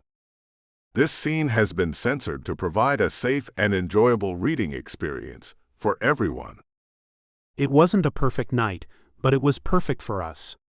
And it was the moment I knew I loved Avery Stroh more than anything in the world. Chapter 19. Avery. I hadn't been so happy before in my life. So loved, so deliciously sore. I glanced up at Keaton, who was staring at me. What? I was just thinking, I don't want to get up. It was only about 5 in the morning. Then don't. I dragged my knuckles down his stomach, and he caught my wrist in his hand before I got near the fun zone. He brought it up and censored each of my fingertips, then smiled, but it didn't reach his eyes. The little cynic in me started name-calling, heartbreaker, asshat, womanizer. But since we were on the short-term plan, not quite 2 days left, heartbreaker wasn't really fair. I hung on to asshat, because any guy who walked out after doing what we'd just done was definitely an asshat. Okay, if we aren't going to have censored, do you want some breakfast? I actually have some things to do this morning. I faked a pout, but he didn't budge. And we're out of condoms anyway. I grinned, because grinning at him was one of the easiest things in the world, and because if that was the worst of our problems, I could figure a workaround. There's more than one way to skin a cat, you know. He held his hand up to mine, sliding his palm back and forth, then lacing our fingers together. I've never really understood that expression. Who the hell wants to skin a cat? I think you're missing my point. I rolled closer and threw my leg over his. My point is, there are plenty of very exciting things we can do that don't require condoms. I pressed a censored over his heart, then censored his censored with full censored.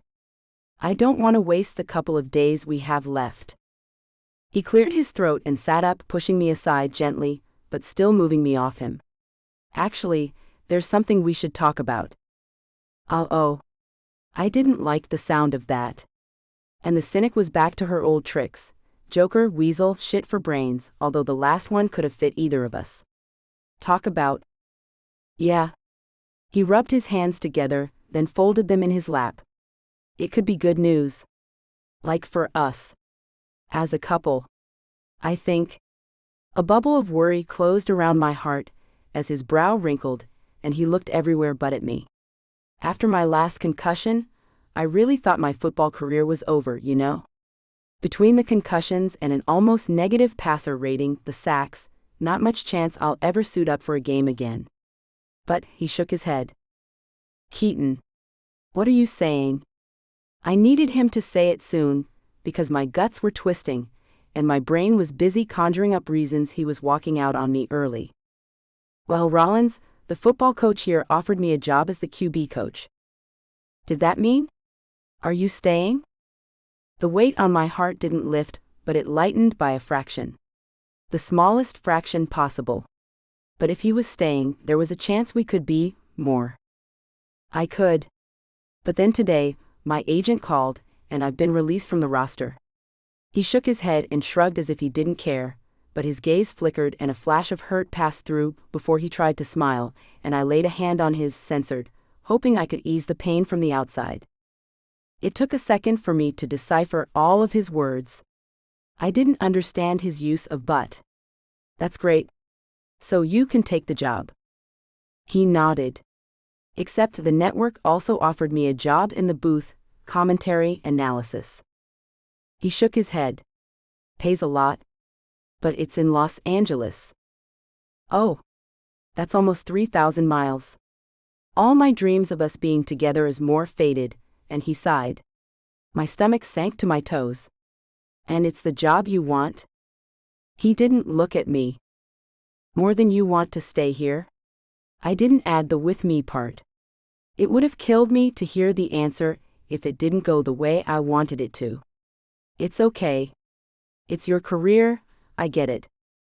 I sat up and picked at a few pieces of imaginary lint on the blanket before I spoke again. It's only football season, right? That was me. Finding the bright side. Miss Glass half full. It's a little more than that, but, he sighed. I don't want to walk away from a future with you for a job I don't care about. But I don't want to stay if there's no future for us, if these last 2 days are all you want. I wanted more. I wanted everything with him, and it was ridiculous considering our decade plus of history consisted mostly of mistrust and silence. You shouldn't base your decision on me. I couldn't look at him even as he rested his chin on my shoulder and censored the side of my throat. I don't want you to. He curled his finger under my chin and urged me to face him. Avery, I want you to be part of this, of my life, my decisions, my future. I don't want to lose you now. Not for a job or for anything else. His voice was low and husky, sweet and deep. And for 1 second I basked in the glow of that happiness, that he wanted me to help him decide what to do, but then the pressure it put on our relationship crushed me. What if he stayed for me, and we didn't work out? The chemistry was good between us, but if it faded, there was no other foundation for us to fall back on. So what do you think? If you were picking right now. With his finger rubbing a trail from my shoulder to wrist, and his lips pressing soft, slow, censored on my neck and jaw, I wanted him to stay, but I couldn't tell him that. It wasn't fair. And when my silence stretched longer than he apparently appreciated, he breathed out a scoff. Okay then. He pushed the blanket back. I really do have to get going. I need to talk to the coach and call my agent. He yanked his jeans up. Then I have a thing at the Alpha house. So He cleared his throat. I'll try to come by later, but if I don't make it, I'll see you tomorrow. He grabbed but didn't put on his shirt or shoes before he raced out the door like his ass was on fire and there was a water trough in his front seat. Good Lord. I really needed to work on my after-censored game, because this wasn't the first time he'd shot out the door after. 1 decade ago. Holy shit. Someone should have warned me about the emotional fallout of having censored for the first time. The pain had been intense for a couple seconds, but that wasn't why I was crying into his censored while he pretended to want to hold me. I couldn't be sure where the tears came from. Actually, I only knew I couldn't turn them off. And Keaton's wide eyes and half-parted lips, every time I looked up at him, said he didn't know what to do about it either. Are you okay? He patted my shoulder, and I sobbed harder. I just loved him so much. I didn't ever want to be without him again. No? As soon as I had the thought, I kicked it away. I don't love you. Okay. Good. He nodded, and my heart broke a little more. Good? What the F did good mean? He was actually happy I didn't love him? What the F? I couldn't stay here. I have to go. I stood, taking the blanket I had wrapped around myself and headed to the stairs. He tugged the tail of the blanket. You live here? I nodded. Yeah, I did. Right? You should go. He chuckled. It's my dad's boat. And we were back to me going. I joked the tail of the comforter from his hand, and when the top slipped into a wardrobe malfunction of the Janet Jackson variety, as I reached for the door handle, I tugged it up, which knocked off the entire rhythm of my dramatic departure. Before I could slide out onto the deck, Keaton put a hand on my shoulder. What's going on? I had no idea. I could only think of one thing to explain it. I lied. I love you. So much. I shrugged. And you said good when I said I didn't, so I have to go now. You love me. His eyes went wider and he dropped his hands, then crossed them over his censored, then dropped them again. After a second of staring at his fingers, he punched a fist to his hip, then waved it around before pointing at me. "Thank you." He nodded like a bobblehead doll. "I appreciate that, but I need to get going." "Football." "Because I'm the quarterback. They can't play without me, so I have to go to practice." He slid his legs into his jeans, then tried with a valiant amount of effort to slip his head through the armhole of his shirt before he gave up and yanked it off. "That's wrong. I'll just carry it." His reaction to my spontaneous blurt of affection calmed me. It made me wonder what the hell I was thinking, and more, why my saying such a thing would make him act like I had a gun pointed at his penis. "Keaton." He nodded and cleared his throat again. "I'll call you. You know? Today. Later." "Okay." Before I even had the word out of my mouth, he disappeared out the door, shoes in one hand, shirt in the other. My heart shattered into 1,000 pieces. I never should have said I loved him. I didn't love him, I couldn't be in love with him. We'd only known each other, really known each other a couple days. And we'd only slept together once. I mean, I wasn't an expert or anything, but I was pretty sure multiple orgasms still only counted as sleeping together once, so long as we didn't leave the house between world rockings. But whether I came once or twice or 4 times, thank you very much, I certainly had enough sense to know that censored didn't equal love. That came from somewhere else, and I'd used the word prematurely. By a year or 2 at least, and I'd scared him off. Sent him running, literally. I would have never believed I would have turned into one of those girls who poured her heart out just because she'd spread her legs for some guy. But Keaton wasn't just some guy, and to have poured my heart out would mean I really loved him. That wasn't possible either. Right? I flopped backward on the bed and waited for the phone to ring. Chapter 20. Keaton. Avery didn't make love like she didn't care, or maybe she effed like she did care. I didn't know which way to look at it. All I knew was, Avery didn't feel the same way about me that I felt about her, and maybe it wasn't fair to expect her to, but I did. I expected her to be as invested in us as I was, and when she wasn't, I wanted to die. My skin felt too tight, my head too clouded, and my guts too twisted for me to stay in a room and pretend I didn't care about her answer, or more specifically, her non-answer. I wanted to stay with her, see where this thing between us ended up, and I didn't need to see my face on TV to be a part of the game.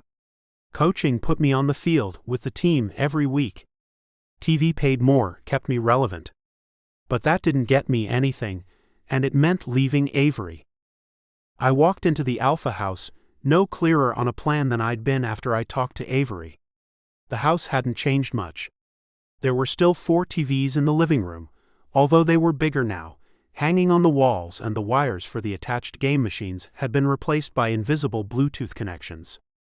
There were guys sprawled on the 4 leather sofas, some playing those video games, some lounging to watch game footage, and in the middle of it all, Ryder and Finn. Finn looked up when he saw me, but Ryder tossed his controller to one of the younger guys, then walked 3 steps toward me. I wasn't really in the mood to deal with this shit, but neither was I in the mood to brawl with someone who didn't fight fair. Keaton. I didn't mistake his tone for happiness to see me. He only sounded jubilant to those who didn't know him as I did. To me, he sounded bitter and angry. He slapped me on the back like we hadn't just seen each other a couple days ago, like we were still friends, and there was a time we were. That time had passed. Now I didn't know what we were. Let's have a drink and catch up on old times. He led me to the kitchen with his arms still slung around my neck. Once we each had a beer in hand, he leaned against the counter and looked me up and down. "How you been, Ryder?" He laughed and tipped his beer back, just 2 guys having a drink and a chat. But so much more simmered under the surface, and we were bubbling, about to explode all over the laminate floor. "Now you care?" His eyes flashed and my entire body tensed on alert, ready for the first blow, but then he laughed. "I'm a secretary now. Working my way up in Dad's company." All his big dreams went down the toilet the minute he got kicked out of school. There was supposed to be a football career, then a job with his dad. But after the Gloucester scandal went nationwide, no one would touch him. I didn't know what to say to that. I knew why he was bitter. Guys like Ryder only assigned blame for their faults, never took it. But I didn't have to talk, because he kept going. Things turned out good for you though. You got the contract, the lifestyle, everything we wanted. His voice turned hard and angry. And the girl too. But you always got the girl. He smacked his hand against the butcher block twice. You got everything. Always. Yeah, right, I got my face and my censored all over the internet. I hadn't quite reached the forgive and forget part of our relationship, and the meltdown was coming. I set my beer down, and he smacked it away so that it shattered against the far wall. This wasn't our space anymore. We didn't even belong here, and now we were drawing a crowd. Ryder always played to the crowd. He looked at the couple guys standing in the doorway. This guy is a legend. More girls in this house than all the rest of us combined. He walked around the table to sling his arm around my neck and pull me down so that our heads knocked together. I shoved his censored and he let go. Should have seen this guy, he didn't even need lines. Just that pretty face and his big censored girls were dying to get in here. My skin burned as the crowd grew. And we have all the home movies, don't we, buddy? He shot me a wink. Oh shit, he chuckled, and I hated him because this was going to end badly. For me, for the Alpha House, and for Ryder. Don't do this, Ryder. He stared at me with his wide-open angry eyes and a grim line for a mouth. Cops let you go once. They won't do it again. I didn't even know if that was true, but I'd almost lost everything right along with him, and I couldn't risk that again. Couldn't risk losing Avery, after we'd just started figuring things out and I could see a future with her in it. He laughed. I'm not the star of the show. I'm not even here right now. I wasn't invited back to celebrate the centennial of the fraternity I ran. He had a point, he hadn't been asked back, which begged the question, what the F was he doing there? He blamed me for what happened to him, because I was the only one who hadn't been kicked out of school. Of course, I was also the only one who wasn't in on it. He'd used me, set up his whole operation using his secret video recordings to blackmail some of the girls into working for him, to humiliate others, and the videos he couldn't use he sold. The cops had gotten them back, as far as I knew. I hadn't shown up on any porn sites that I'd ever been able to find, so I'd stopped looking, but maybe he'd restarted his little entrepreneurial enterprise and neglected to mention it. His dad paid off all the girls to keep quiet, except Avery. She hadn't taken a dime, and she'd pressed charges. But by then, the damage had been done. She'd believed I knew about it all, that I was in on it with Ryder. I should have known when the fallout started happening, that Ryder was going to try to take us all down with him, but he'd been my best friend since he'd come to Dallas Stadium for football camp when he was a senior in high school. I'd trusted him. A decade ago. Ryder fidgeted in the chair next to me. He looked at me, then away, then looked at me again. Jameson nudged me. We're screwed. Maybe. Not that I could say why. Not that I had a single clue why I'd been hauled into the dean's office with Ryder, Jameson, and Finn. Why? Finn leaned around Jameson to stare at me. Obviously, they have one of the videos. Videos. Right. Videos of what? Finn chuckled. God, it's a good thing you're a rock star on the gridiron, because you're an idiot. Finn and I weren't as tight as me and Ryder, but I'd always thought we were friends. Why the F was he insulting me now? It must be because I don't have a freaking clue what we're doing here. I stared at Finn, then Jameson, and finally Ryder. No one answered or offered up any information, so I had no choice but to wait until the dean walked in and slid behind her desk. Dean Ferguson stared at us as a group, then each one individually. Her long blonde hair was piled on top of her head, and she wore a business suit and an expression that said this wasn't a meeting to praise our good grades or our school spirit. My stomach churned. I'd never even been called into the principal's office. She opened her laptop and after a few quick keystrokes, turned the screen to face us. In living color, there I was, hands on her hips while a very censored and very loud Sherry Epson rode my censored in my room at the Alpha House. I hadn't filmed a video, and I sure as hell never invited anyone into my room to take a video. I glanced at Ryder, who had the good grace to stare down at his hands, and the misfortune of not being able to control his smirk. Finn stared out the window, and Jameson nodded at me. I was the only one surprised by what was on the screen. The university has received a complaint, signed by 3 women whose similar videos have been found online. Dean Ferguson sighed and closed, then turned the laptop away, and folded her hands on top of the machine. Mr. Shaw, as co-star of each video, I'm allowing you to explain yourself. I couldn't believe this. My friends had taped me and uploaded it to the web? I glanced at each one of them again. What did you do? Finn raised his eyebrows and nodded to Ryder, but that couldn't be right. He wouldn't. And our friendship meant nothing. I stood, Ryder, Finn, and Jameson stood, and I shoved Ryder against the wall behind us. I held him there with an arm against his throat. You son of a cow. What the F did you do? He laughed and pushed me off. I backed away because of our friendship. Keats, you worry way too much. These chicks aren't going to do anything. The school isn't going to do anything. He straightened his shirt. We take down the videos and throw some money at them, and it all goes away. Or the donations that come from Kennedy and Associates will all dry up, and Dean Ferguson knows it. That's the beauty of running a private university, right?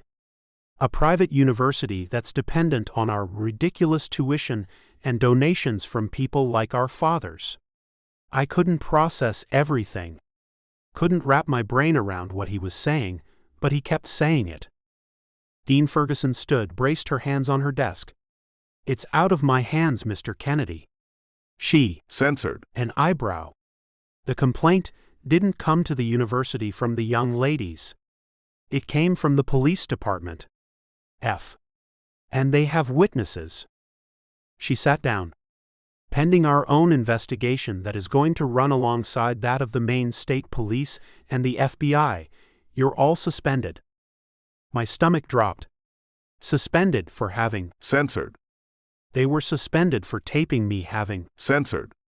All of my career plans, playing pro ball, becoming something more than the great Julian's little brother, shriveled and died. You guys taped me. Ryder rolled his eyes and I wanted to kill him. Rage shot through me in bursts. Jameson moved forward. Keaton didn't know. Ryder set up the cameras, Finn operated the recorder, and Ryder and I made the deals. Ryder lunged, and Jameson fought him off with a fist that caught Ryder in the jaw and knocked him backward. Keaton didn't know anything. The dean looked at Finn. Is that true? Finn smiled. I want a lawyer. Jameson ran his hands through his hair. Ask your witnesses, they won't have anything on Keaton. I appreciated his honesty, but I still wanted to kill him. To kill the 3 of them and anyone else who might have been involved. Holy F. Why me? I looked at each of them. You guys get laid as much as I do. Not like they could answer in front of the dean without incriminating themselves. Well, not Ryder or Finn anyway. But Jameson had already admitted his part in this shit. He nodded. True, but your videos were better and longer. He shrugged. And with girls that everybody wanted to see. Deals with who? Ferguson kept her voice calm, quiet, but the threat was real. Our futures were at stake, and she knew it. Jameson looked down. We made deals with the girls who wanted to keep making money. They were pimping out these girls. And the guy who buys the videos. You freaking sold the videos? Oh, F me sideways. The damage they'd done not just to me, but to the girls I'd been with, couldn't even be measured. My hands were shaking, and I couldn't stand any longer. I sank to my chair and buried my head in my hands. The police are waiting to speak with all of you. Dean Ferguson hit a button on her desk phone, and the door swung open beside Ryder, who now lounged against the wall, as if he didn't have a care in the world.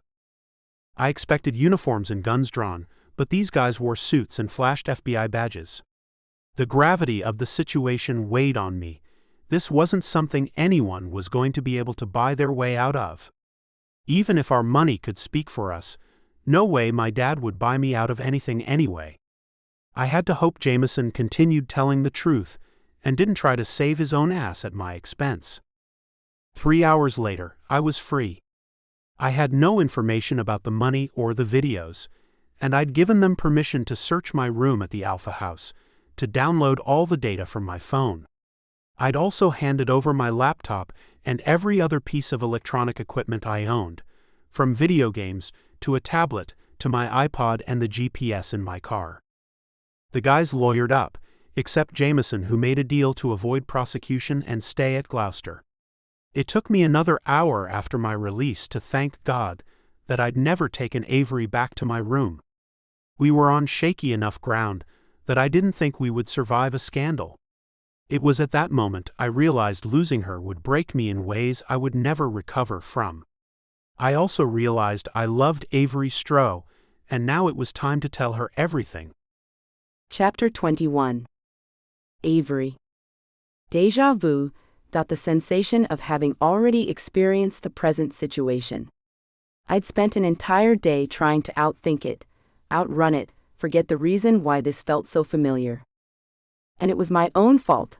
I'd driven to the Alpha House, parked out front, watched as a fistfight spilled out into the front yard, Ryder and Keaton pounding each other fist for fist, grunt for grunt. I'd seen this happen before. I'd been a little drunker, a little angrier, and a little sicker to my stomach, but it was the same scene 10 years later. As a member of the faculty, I should have stepped from the car, called campus police, and done whatever I needed to for student safety. Instead, I closed my eyes and heard Ryder's voice in my head. "A bet's a bet, so here's your money.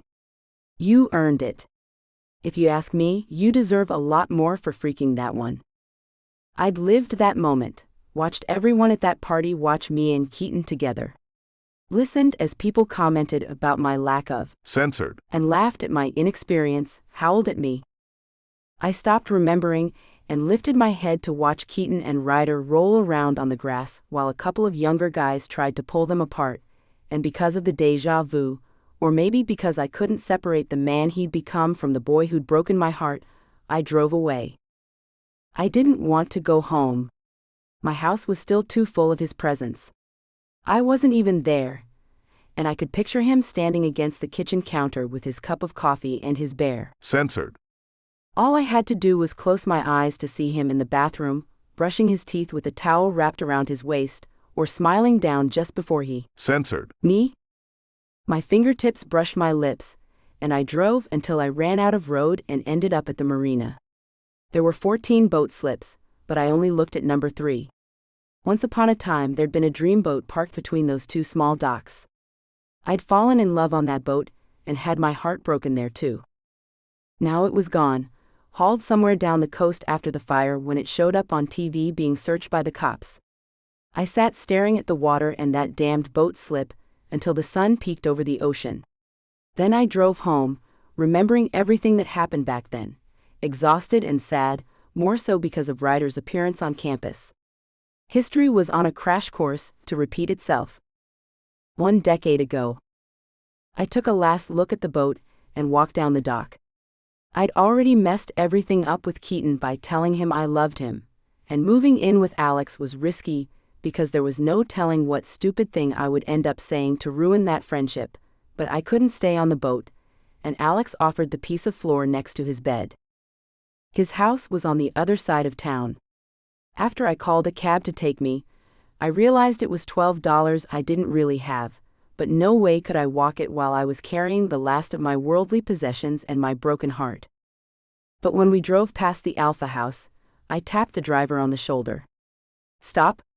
Wait."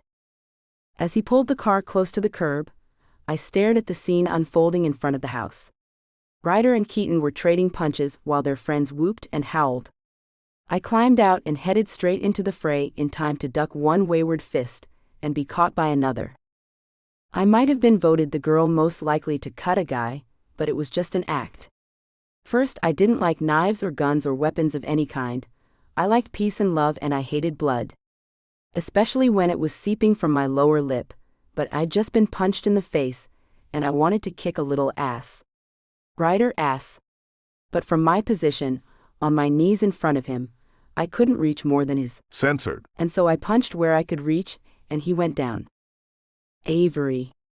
Keaton's breath came in hard puffs as he wiped his mouth and crouched in front of me. Are you okay? I shoved his hands away and brushed the dirt off my ass as I stood. Ryder, still on his side holding his balls, spat at the ground. Cow. I lunged, foot drawn back, and Keaton pulled me away. Oh, Rocky. This time I joked away from him and crossed my arms. Why are you guys fighting? Keaton glanced at Ryder, who was making his way to his feet. It's nothing. Don't worry about it. He turned me toward the street. Let's get out of here. My cab still sat at the edge of the yard, and I remained a step ahead of him as we walked toward it. He climbed in behind me and leaned his head against mine, then sat up. Why's your stuff packed? I didn't answer. Avery, where you going? I'm going to stay with Alex for a while. Until I can afford a place. His eyes flickered and his lips parted. You're leaving the boat? Is it because I didn't say I love you this morning? He shook his head. Avery. He looked down. Shit. And I chuckled, not because it was funny, but because I had a headache from being punched, and because it was either laugh or cry, and there was no way was I crying in front of him, not again. It's okay, you don't have to say it, I don't expect it. I just don't want it to be awkward between us, and staying at Alex's makes sense. He shook his head. No. It doesn't. But the driver pulled up in front of Alex's building. I reached to open the door, and Keaton put a hand on my shoulder. I love you, Avery. I do. I was scared this morning because I thought it was too fast, but I know you better than any girl I've ever dated. I rolled my eyes. That isn't saying much, Keaton. I know, but I want to be with you. He took my hand in his and brought it to his cheek. And I do love you. I shook my head, and he held my hand to the side of his bruised face. I'll say it 100 times or 1,000. I'll say it until you believe me. I love you. I didn't answer. I love you. Keaton. I didn't want pity, I love yous. I wanted something deep and meaningful, not something I forced. I love you. When I sighed, he leaned his forehead against mine. Please, Avery. I love you. I swear it. There's no one else I want to be with, no one I want to censored. Or hold or love. Please come back to the boat with me. When I turned to look at him, he tilted his head and a tear slid down his cheek. I didn't have any grand illusions about life, or ideals that made me more or less than anyone else. I also knew he could probably turn his tears on and off like a faucet if he needed to, but that one tear sealed my fate. I leaned over the seat to speak with the driver. Could you take us back to the marina? By morning, I'd forgotten everything else except how Keaton Shaw took me in his arms, first in the back of that cab, then later after we made love on the boat, and said he loved me. Over and over he'd told me, and over I said it back. I'd been naive enough to think love was enough, and the future would work itself out. Chapter 22. Keaton. Avery stayed away until dawn. I knew because I sat on her porch waiting, watching the light breeze stir the branches on the maple tree in her yard, counting the stars and the hours, hoping I could see her one last time, since the job offer here would likely be retracted as soon as the administration got word of my most recent fistfight with Ryder. She pulled her car in front of the cottage and stared at me for a couple of seconds before she opened the door and walked toward me.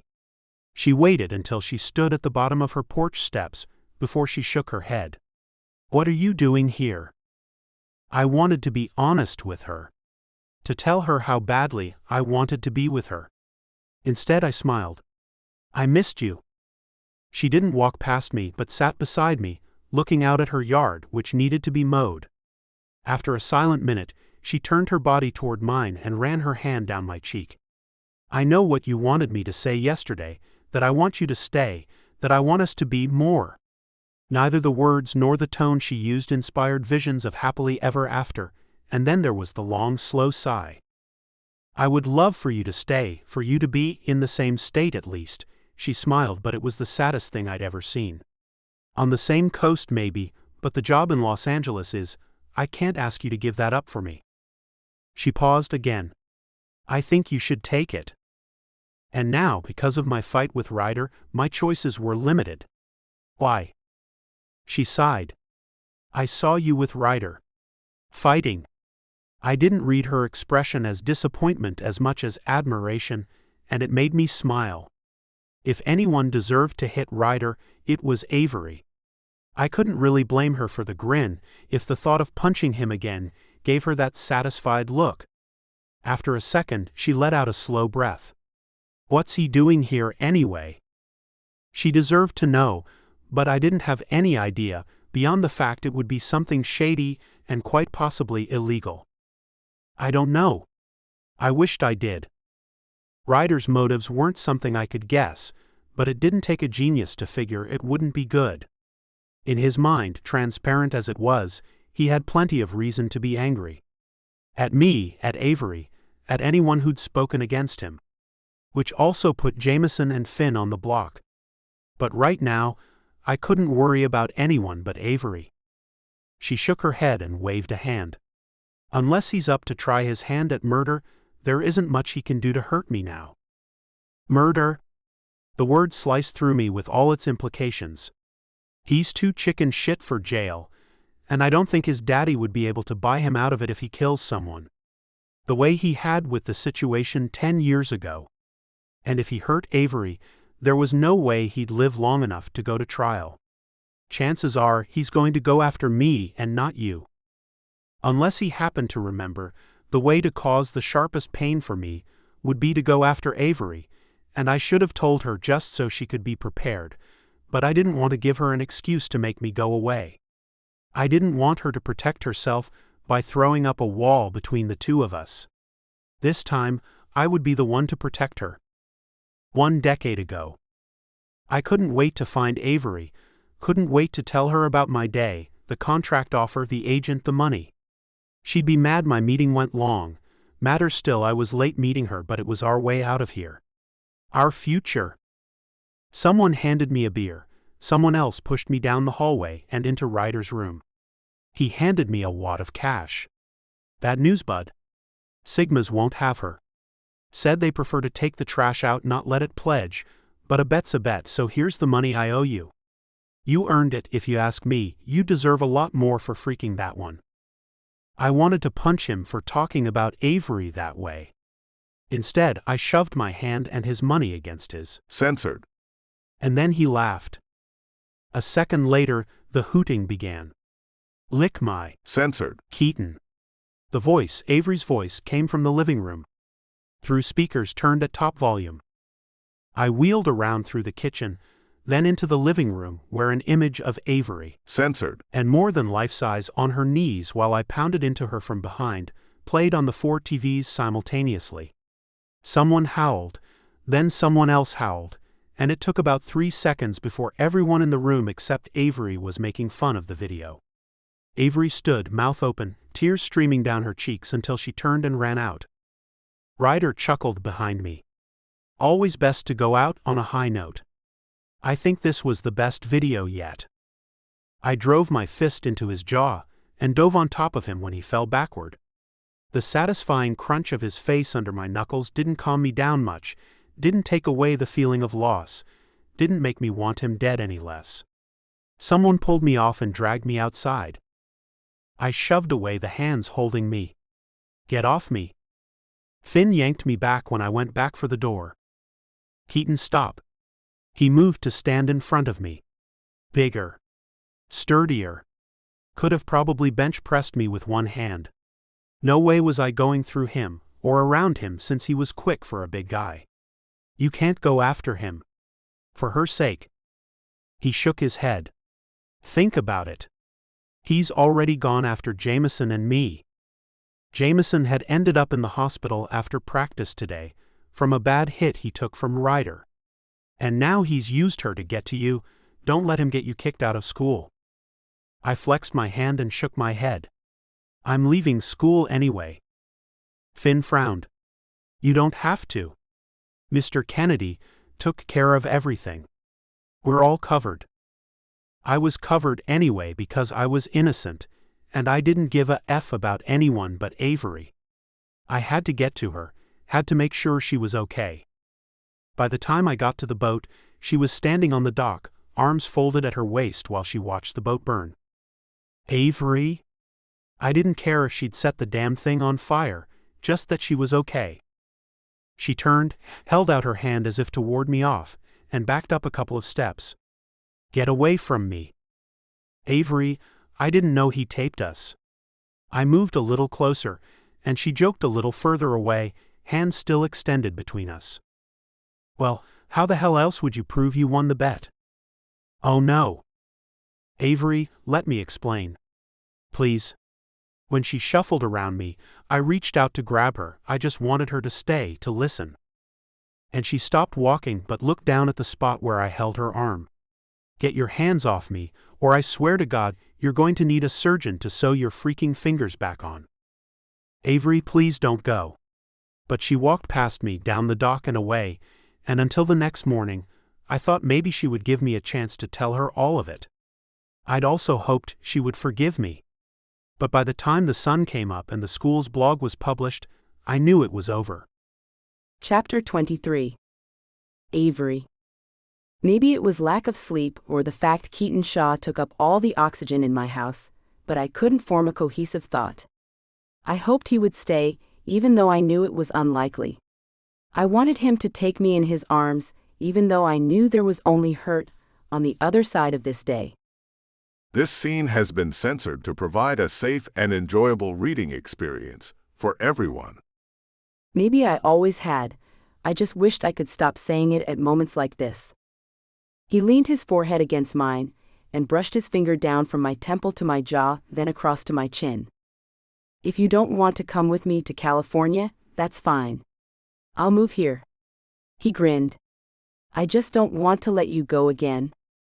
And while I liked those words and loved the sentiment behind them, we hadn't been strong enough 10 years ago to survive Ryder Kennedy. And we had less of a foundation to build on now. 1 decade ago. Flames licked the side of the boat, and smoke billowed up into the night sky as the Coast Guard sprayed the fire from the ocean side, and Department 3 of the Gloucester, Maine Volunteer Fire Services Unit hosed it from the land side. I was on the beach. They would come for me soon enough, know what I'd done, arrest me, and never believe it was an accident. The timing was too coincidental, and maybe subconsciously I'd done it on purpose. After all, if the boat was gone, the memory of my time with Keaton would be gone along with it.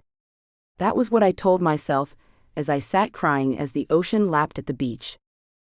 Hey. You okay? Susie Chastain sat beside me on the beach, and we watched Keaton's beautiful yacht sinking. To be honest, I was numb, as if I'd watched the entire night happen to someone else. I nodded, but there was something I had to know, something I'd never wanted to ask that was as important to me now as it was to breathe. Was it Keaton? Is he the one who hurt you? She inhaled slowly and exhaled loudly through her nose. Not directly. But they're all alike, aren't they? Ryder, Keaton, Finn, and all the rest. They all think they can do whatever they want. Hurt whoever they want. Like we don't matter. Ryder did it to me, Keaton did it to you. She tossed a handful of sand in front of her, then picked up another and threw it toward the waves. We should expose them for the bastards they are. Yeah. But my heart wasn't in it. I'd lost everything from my place to stay, to every stitch of clothing I owned, my books, my homework, to my boyfriend. She tilted her head. I'm serious. We should. She grabbed my hand. Come on. I know what to do.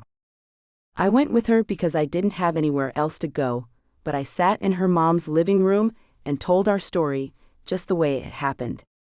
Then I went to Alex's house. Alex, the editor of the school blog and newspaper, and I begged him to post it. Then when he said yes, I censored him, pretended he was the one I loved, pretended my heart wasn't broken and I could be happy knowing I'd gotten my revenge and revenge for all the girls whose names Susie supplied, and there'd been a lot of them. Chapter 24. Keaton. I'd been to 101 awkward dinners. Sit-downs where no one spoke, or if they did, the conversation remained stilted and choppy. I'd expected nothing more tonight, but so far, through appetizers and drinks, a relaxed atmosphere had settled over the room. Unless I counted Avery's fingernails digging into my hand every time Susie touched Jameson or censored him or laughed at something he said. The house was nicer than I expected for a guy who worked as a freelance driver. The front was all brick with a wraparound porch, but the inside was a testament to family and children. A bucket of toys sat in the corner, next to a big screen with 2 different game systems underneath. Family pictures hung on every available wall space and sat on the tables. The walls were a brownish gray trimmed in white, and the staircase between the living room and dining room had even more photos of Jameson and Susie and their kids hanging in an angular formation leading up to the second floor. Avery picked up one of the pictures from the side table, Susie in a long white dress, and Jameson wrapped around her as she looked at the camera, and he gazed so lovingly at her. The traditional tuxedo veil sunny day combo made them look even happier than their smiles would have shown. So, you guys have been married a long time. Susie narrowed her eyes. 9 years last month. She stood and went to the fireplace mantel to run her finger along the framed picture of a little boy in a soccer uniform. This is our son Gabriel. He's 8. She pointed to 2 little girls. That's Amy and Jessica. She replaced the picture Avery handed back, then smiled at Jameson, who handed me another beer. We have so much to be thankful for. Avery nodded. I see that. She smiled. You've come a long way from painting graffiti, Susie.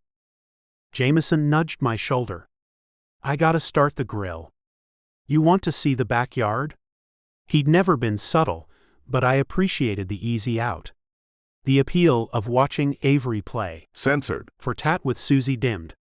Maybe I was jealous because she was defending a man who just told her he loved her. Or maybe I was just tired. Either way, a bit of fresh air sounded divine. Yeah. I followed him out a set of French doors.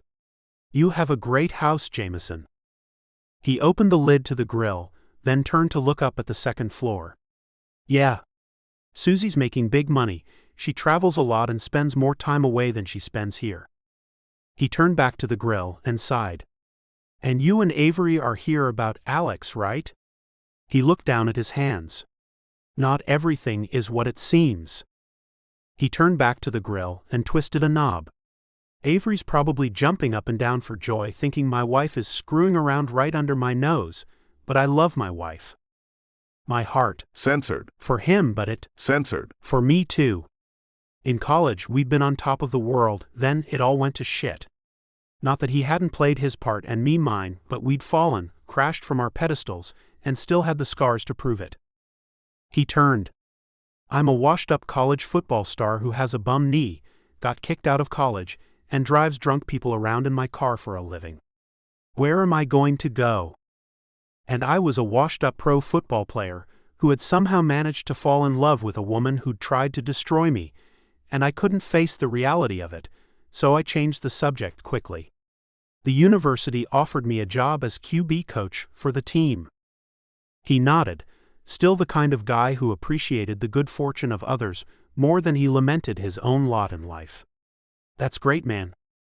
Even more great, I get to pick my own staff. And I thought maybe you. He chuckled and held up his hand. I have soccer practice with Gabe 2 nights a week. Ballet for Amy on Wednesday, piano and guitar with Jesse on Monday and Friday. School lunches have to be packed every night, baths, homework, and I drive days and weekends. I don't know how I'd squeeze in 2-a-day practices, traveling to other schools, workouts, and team meetings. I'd love to do it, but I don't see how I'd manage. I can't let my kids down, they're the one thing I do well. And speaking of the little ones, where are your kids? At my mom's. He shrugged and chuckled. I wanted a grown-up night. I would have told him that grown-up nights were overrated, but shouting from inside interrupted my thoughts. Jameson burst through the door as Avery and Susie stood on opposite sides of the kitchen island. Avery was shaking her phone at Susie, who had both hands braced on the wooden cutting board in the center of the room. This is none of your business. Susie hissed the words at Avery in a much quieter tone than we'd heard from the deck. He is my business. Jameson might have known about Susie's extracurricular boyfriend, but having it thrown in his face wasn't likely to keep the volatility under his surface from bubbling over. I couldn't let her add to whatever Jameson was feeling right then. Something close to humiliation, I imagined. I moved to take Avery by the arm. We should go.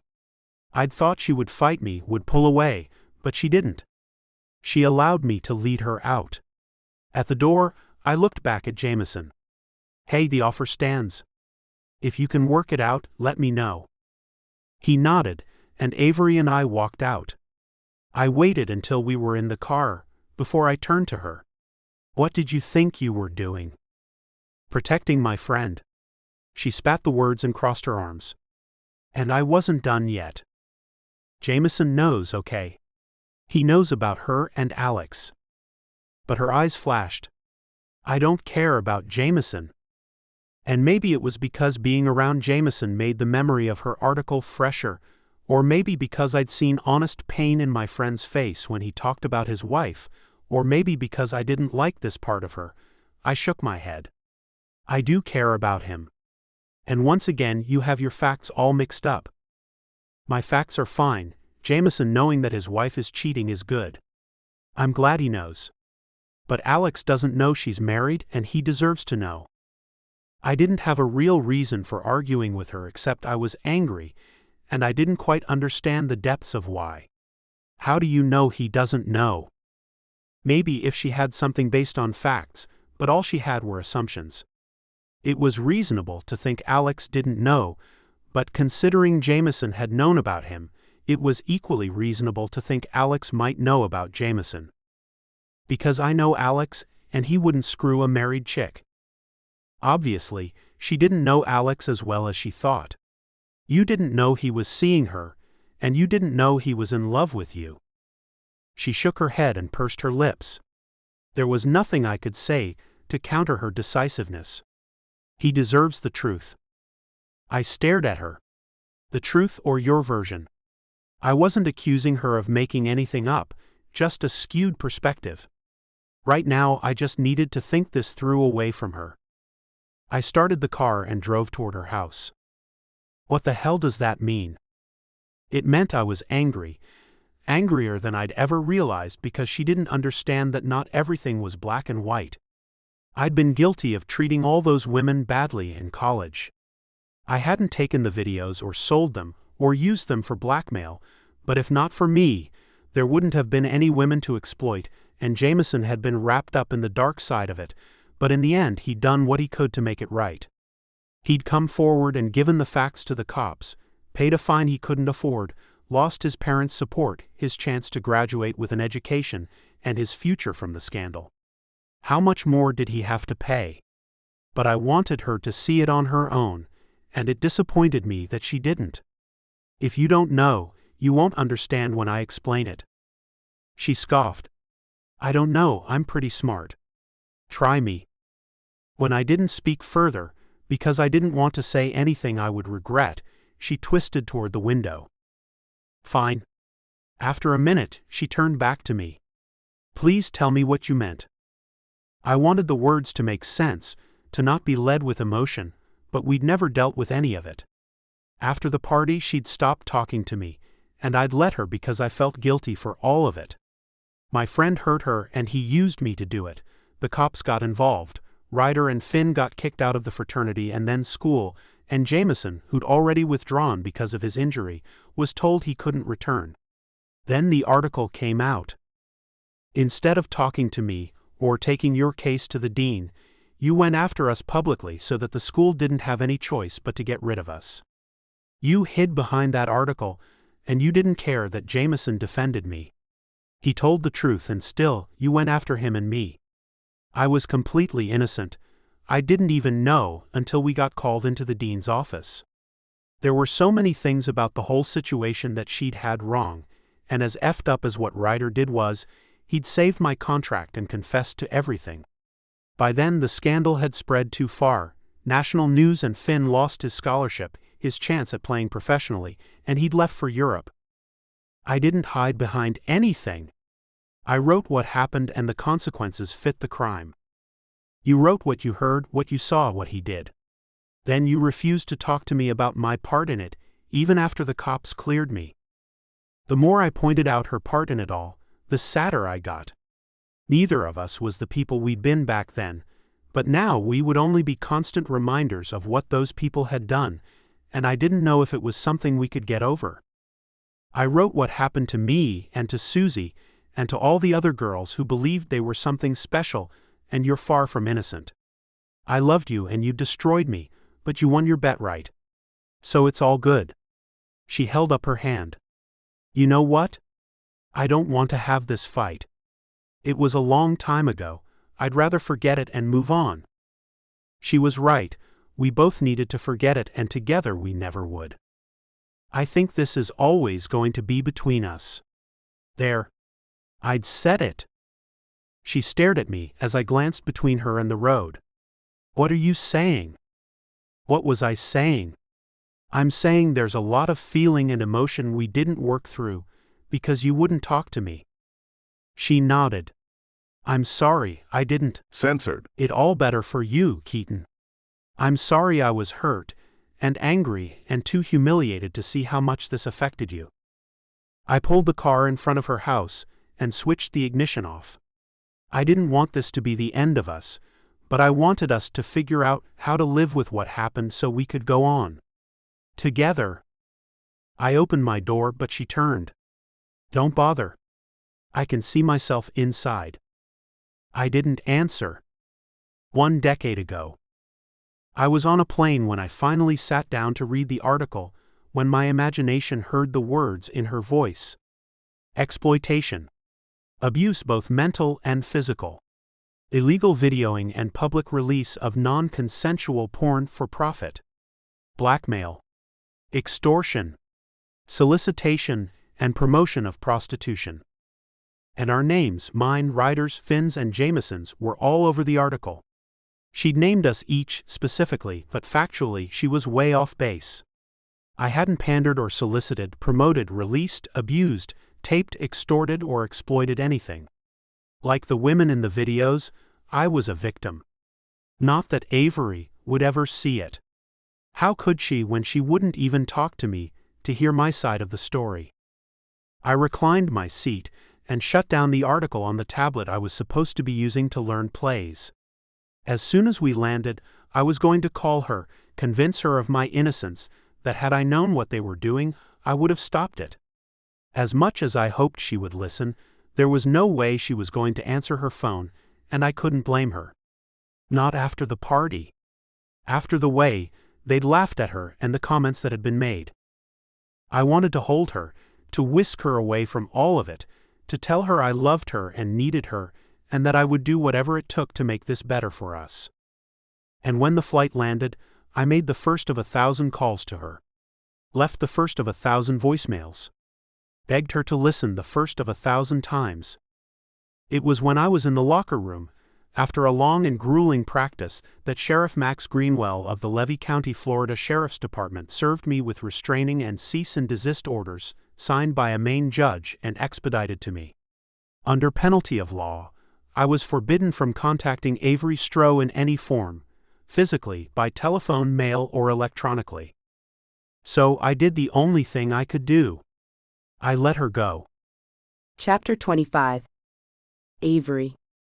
After a few hours of moping, a couple bouts of tears, and a dozen aborted text messages, I sat on my sofa with no idea how to fix the mess I'd made.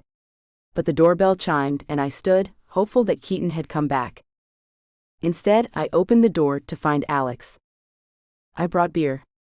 He held up a six-pack and walked in past me. And Susie. I brought pizza. She carried the box through the door. And Jameson. I didn't bring anything. He slid around me to stand with the others. And Keaton. I brought them.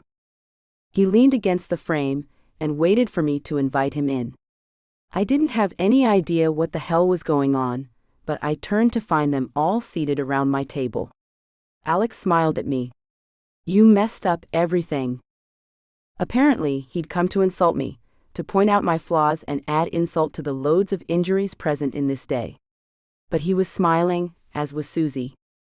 We need to talk. She stood and motioned for me to take her chair at my table, and I gave it a good long look before I sat. Good. Alex nodded. I lied to you. Didn't that figure? I am not having an affair with Susie. Well, that was good news. Okay, but why would you say you are? Susie looked at Jameson. It was my fault. Jameson put a hand on her arm. No. It was my fault. Oh, for the love of God. Alex shook his head, exasperated. Susie and I have been friends forever. When you stopped spray painting the Alpha house with her, I picked up the ceremonial paint can and went penis wild, so to speak. I stared, from one to the other. I wondered why he hadn't ever told me. Then it occurred to me. After I stopped spray painting bad words on the front of their house, I started seeing Keaton and stopped seeing my friends. I added that to the list of my innumerable faults I couldn't fix in this situation, and I was tired of it all. So tired I would have ended the whole thing in favor of a nap, but Keaton was standing so close, smelled so good, made me want to hear the rest. Okay. You painted. And you and Susie got closer. What does that have to do with anything? But if we could speed the whole thing up. Well, it didn't then. All that matters is that we've been friends since then. So I called him because I was having a rough time in my marriage. Jameson and I needed something. We were losing the fight to want to be together. Not just the fight. We were even losing the will to put up the fight. Susie laid her hand on Jameson's cheek. I'm a fighter, Avery, and Jameson is a fighter. But we needed to get our fight back. So as a friend, I offered to help. Alex twisted his mouth to the side. I got punched in the face for it too. He rubbed his jaw. Jealousy is a powerful motivator. Jameson nodded at me, as if we shared this truth. He nodded at Keaton too, then went back to smiling at Susie. And I was jealous. They took turns filling in details, so that my head might as well have been on a swivel. And for a minute, I was confused. Susie laced her fingers with Jameson's and gave a squeeze. But just a minute. And the ring I showed you was Grandma's. He looked down at his hands. And I do love you forever, but when I said I loved you that night at the pier, it was me trying to throw you off Susie's trail. I didn't want you going to Jameson. And when you called me on it all, I knew we had to come clean. Susie smiled softly at Jameson, then at me. Especially when Keaton said. My eyes narrowed and her story stuttered. What he said? I looked up at Keaton. He hadn't moved closer, nor had he moved away. Right now he was just there. A few feet that might as well have been a few miles. But more important than where he was, what had he said? The weird lies between Jameson and Susie and Alex didn't affect me and Keaton, or the things we had said to each other. We'd made such a mess of things between us, unresolved feelings, anger, harsh words, and truths. No matter how well things worked for Susie and Jameson, and even Alex, there were no guarantees for me and Keaton, and the thought broke my heart all over again. 1 decade ago. In the space of one night, devastating as it was, everything changed. Or maybe it went back to normal, back to solitary me. It was back to my black-on-black wardrobe, and back to the long stares and whispers when I passed. Dean Ferguson tracked me down in the library. She looked haggard, run down, and flustered, just like I felt. In fairness, this had been hard on her. The administration, the alumni, the students, all made their very public protests when the announcement was made about the suspensions and expulsions of half the football team. This was a talented team that brought home championships, trophies, bowl wins, and boys would be boys. The Athletic Association called for her resignation. Damn the girls who'd been hurt and come forward. And the one, me, who'd pressed charges probably should have kept her clothes on or her mouth shut because she certainly didn't seem to mind what was going on in the video, and there was no evidence of force, and how could she not know she was on camera? I'd heard it all in the last few days. Miss Stroh? I looked up, swallowing a batch of tears because since this all started, I was always fighting tears. Is there somewhere we can talk? I had no home, just enough money to manage a meal a day when I wasn't working, and the nightly rate at the come-and-go motel. I looked up from my paper on life choices and consequences in Pretty Woman. Not really. She pulled out the chair across from me and folded her hands in front of her. The Board of Regents is being pressured by the Association for Personal Integrity, one of those student-run clubs that judged and would have publicly flogged those they deemed unsavory if it had been lawful, to dismiss you for your part in the She looked at her hands, then at me. Video. I nodded because I didn't know what to say. Without this school and my scholarship, I would end up back in Farmville, Illinois, working my shift as a sandwich artist at the local sub shop. My part in the video, I repeated her words, but with the bite of disdain for the very notion that I'd been a willing accomplice in their stupidity. I went to the police and filed a report, but with the boat burned and the Alpha house cleaned out already, the chances that they can prove who made the video or that it was uploaded without my permission are slim. That was what they told me anyway. Although I suspected that these avid football fans weren't really all that interested in helping me, and all Alex and his computer guru buddies had been able to prove was that the IP address for the upload was on campus. Either way, if I can't prove I didn't have a part in the video creation process, they won't be able to suggest I did. Well, they could suggest whatever they wanted. Not and make it stick anyway. She nodded and sighed. The Alpha athletes have issued a formal apology for the behavior of their brothers. Yeah. I'd received a written copy of said apology. It lacked any form of sincerity, but it was better than nothing. I don't have any choice but to reopen their house. Of course, she didn't. I know. She laid her hand over mine. I just want to say, you've been very brave through all of this. Is there anything I can do for you? I smiled. I could use dorm housing. Her brow wrinkled and she slid her censored along the line of her lower lip. The dorms are full presently, but I live in faculty housing and I have a spare room. If that would help. She shrugged. I just don't want to see you give up now, you're so close. My own family had done nothing for me, probably didn't even know where I'd ended up after high school. But here was this woman, this stranger fighting for me, offering me a place to stay, and my eyes filled with tears. Maybe I just needed to get the emotions I'd been holding in out. Or maybe I was just tired, but I cried. Then I went to the motel, packed my 3 new shirts and 2 pairs of jeans into a bag, and moved them into her faculty college. Chapter 26. Keaton. I watched Avery as she listened to this half-brained tale. She stared at Alex and Susie, not buying this ridiculous but apparently truthful story. I didn't care what she believed. I didn't care about anything but figuring out if we move beyond our past to create a future. I also needed them to leave, so Avery and I could talk about it. But before I could suggest that they all leave, there was another knock at the door. Avery looked at each of us before she stood. Everyone I know is in this room, and her chuckle was more wry than joyous as she shook her head and walked to the door.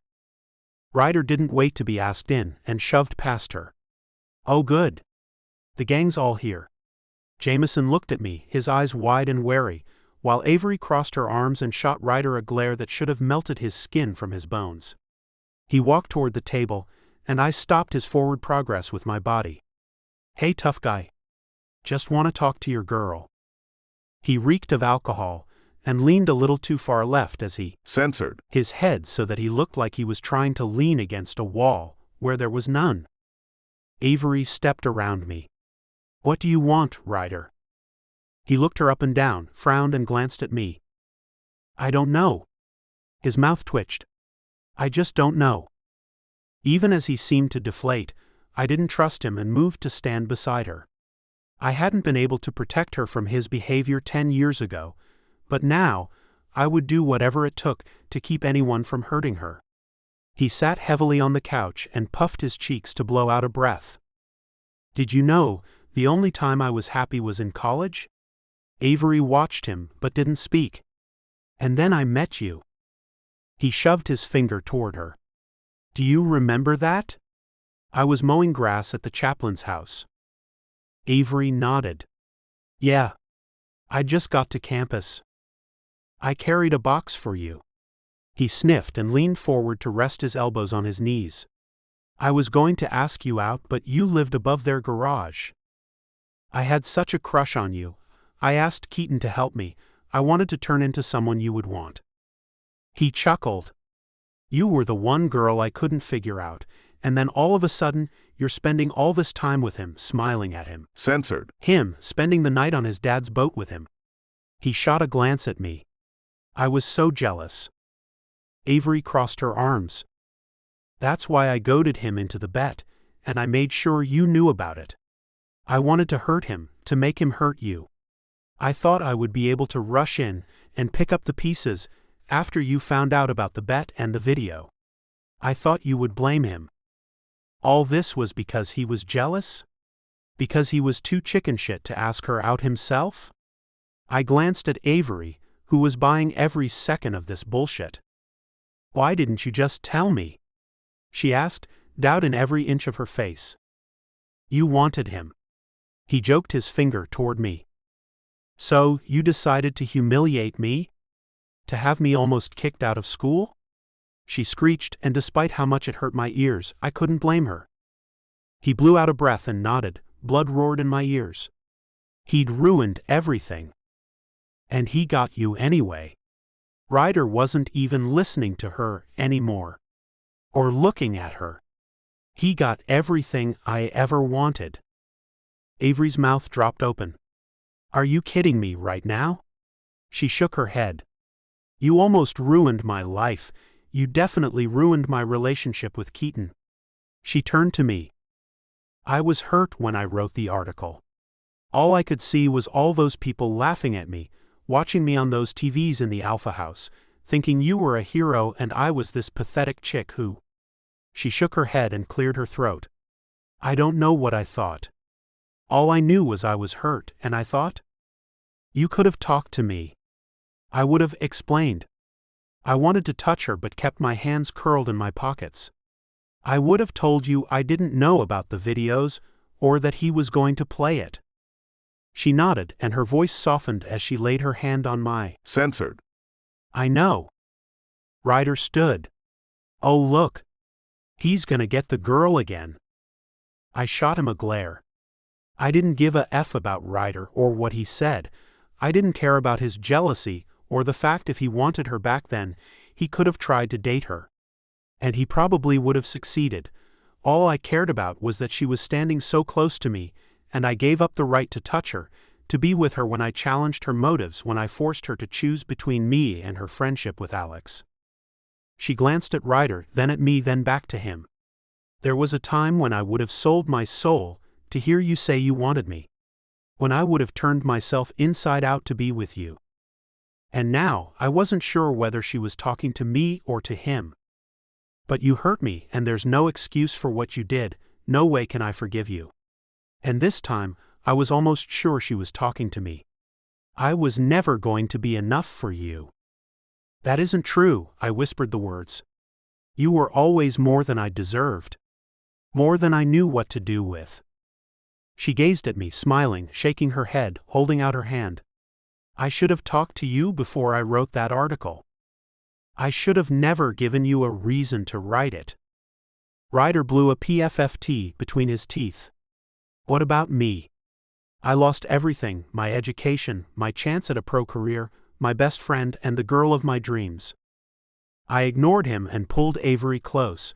I needed her, and I would spend every day making the last 10 years up to her, savoring every minute we had together. Epilogue. Avery. Do you, Avery Leticia Stroh, take Keaton to be your lawfully wedded husband?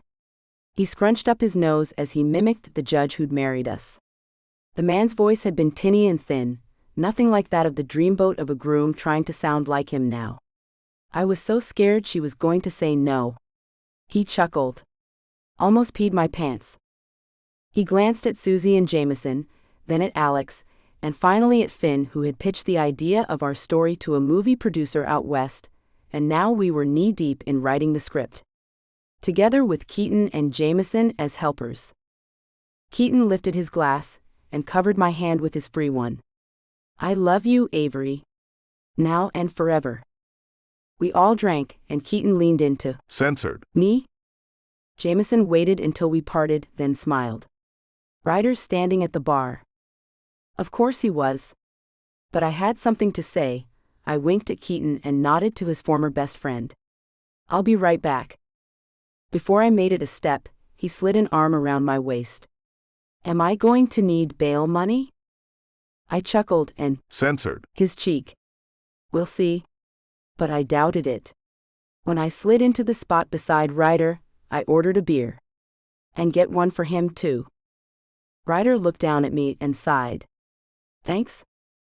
What you did to me sucked. He nodded. I know. He took a long drink of his beer, finishing it, then picked up the one I just bought. Trust me. I'm well aware, and I wish. Back then, I thought it was the worst thing that could ever happen to me. But after graduation, I saw you sweeping the street for the city. Not a bad job, but not what you hoped for. He half smiled. No. Nothing turned out the way I hoped. He shrugged. For what it's worth, I'm sorry for what I did to you, so sorry. After all these years, that was really all I wanted to hear.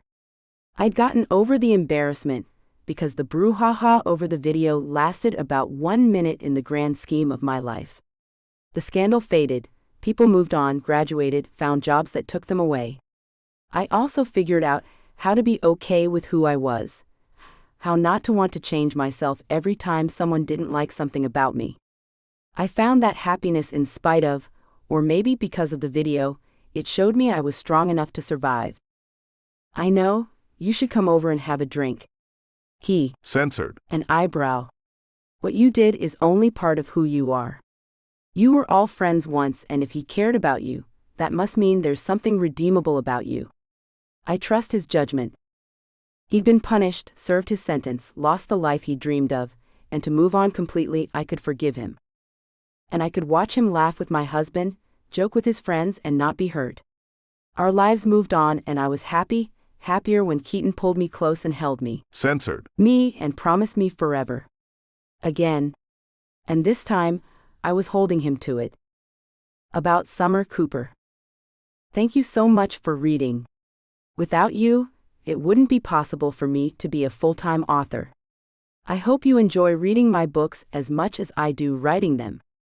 Besides, obviously, reading and writing, I also love cuddling my dogs, shouting at Alexa being upside down, aka yoga, and driving my family cray-cray. Follow me on Facebook, Instagram, Goodreads, BookBub. Get in touch at hello@summercooper.com. www.summercooper.com. Closing credits. This has been One Bet.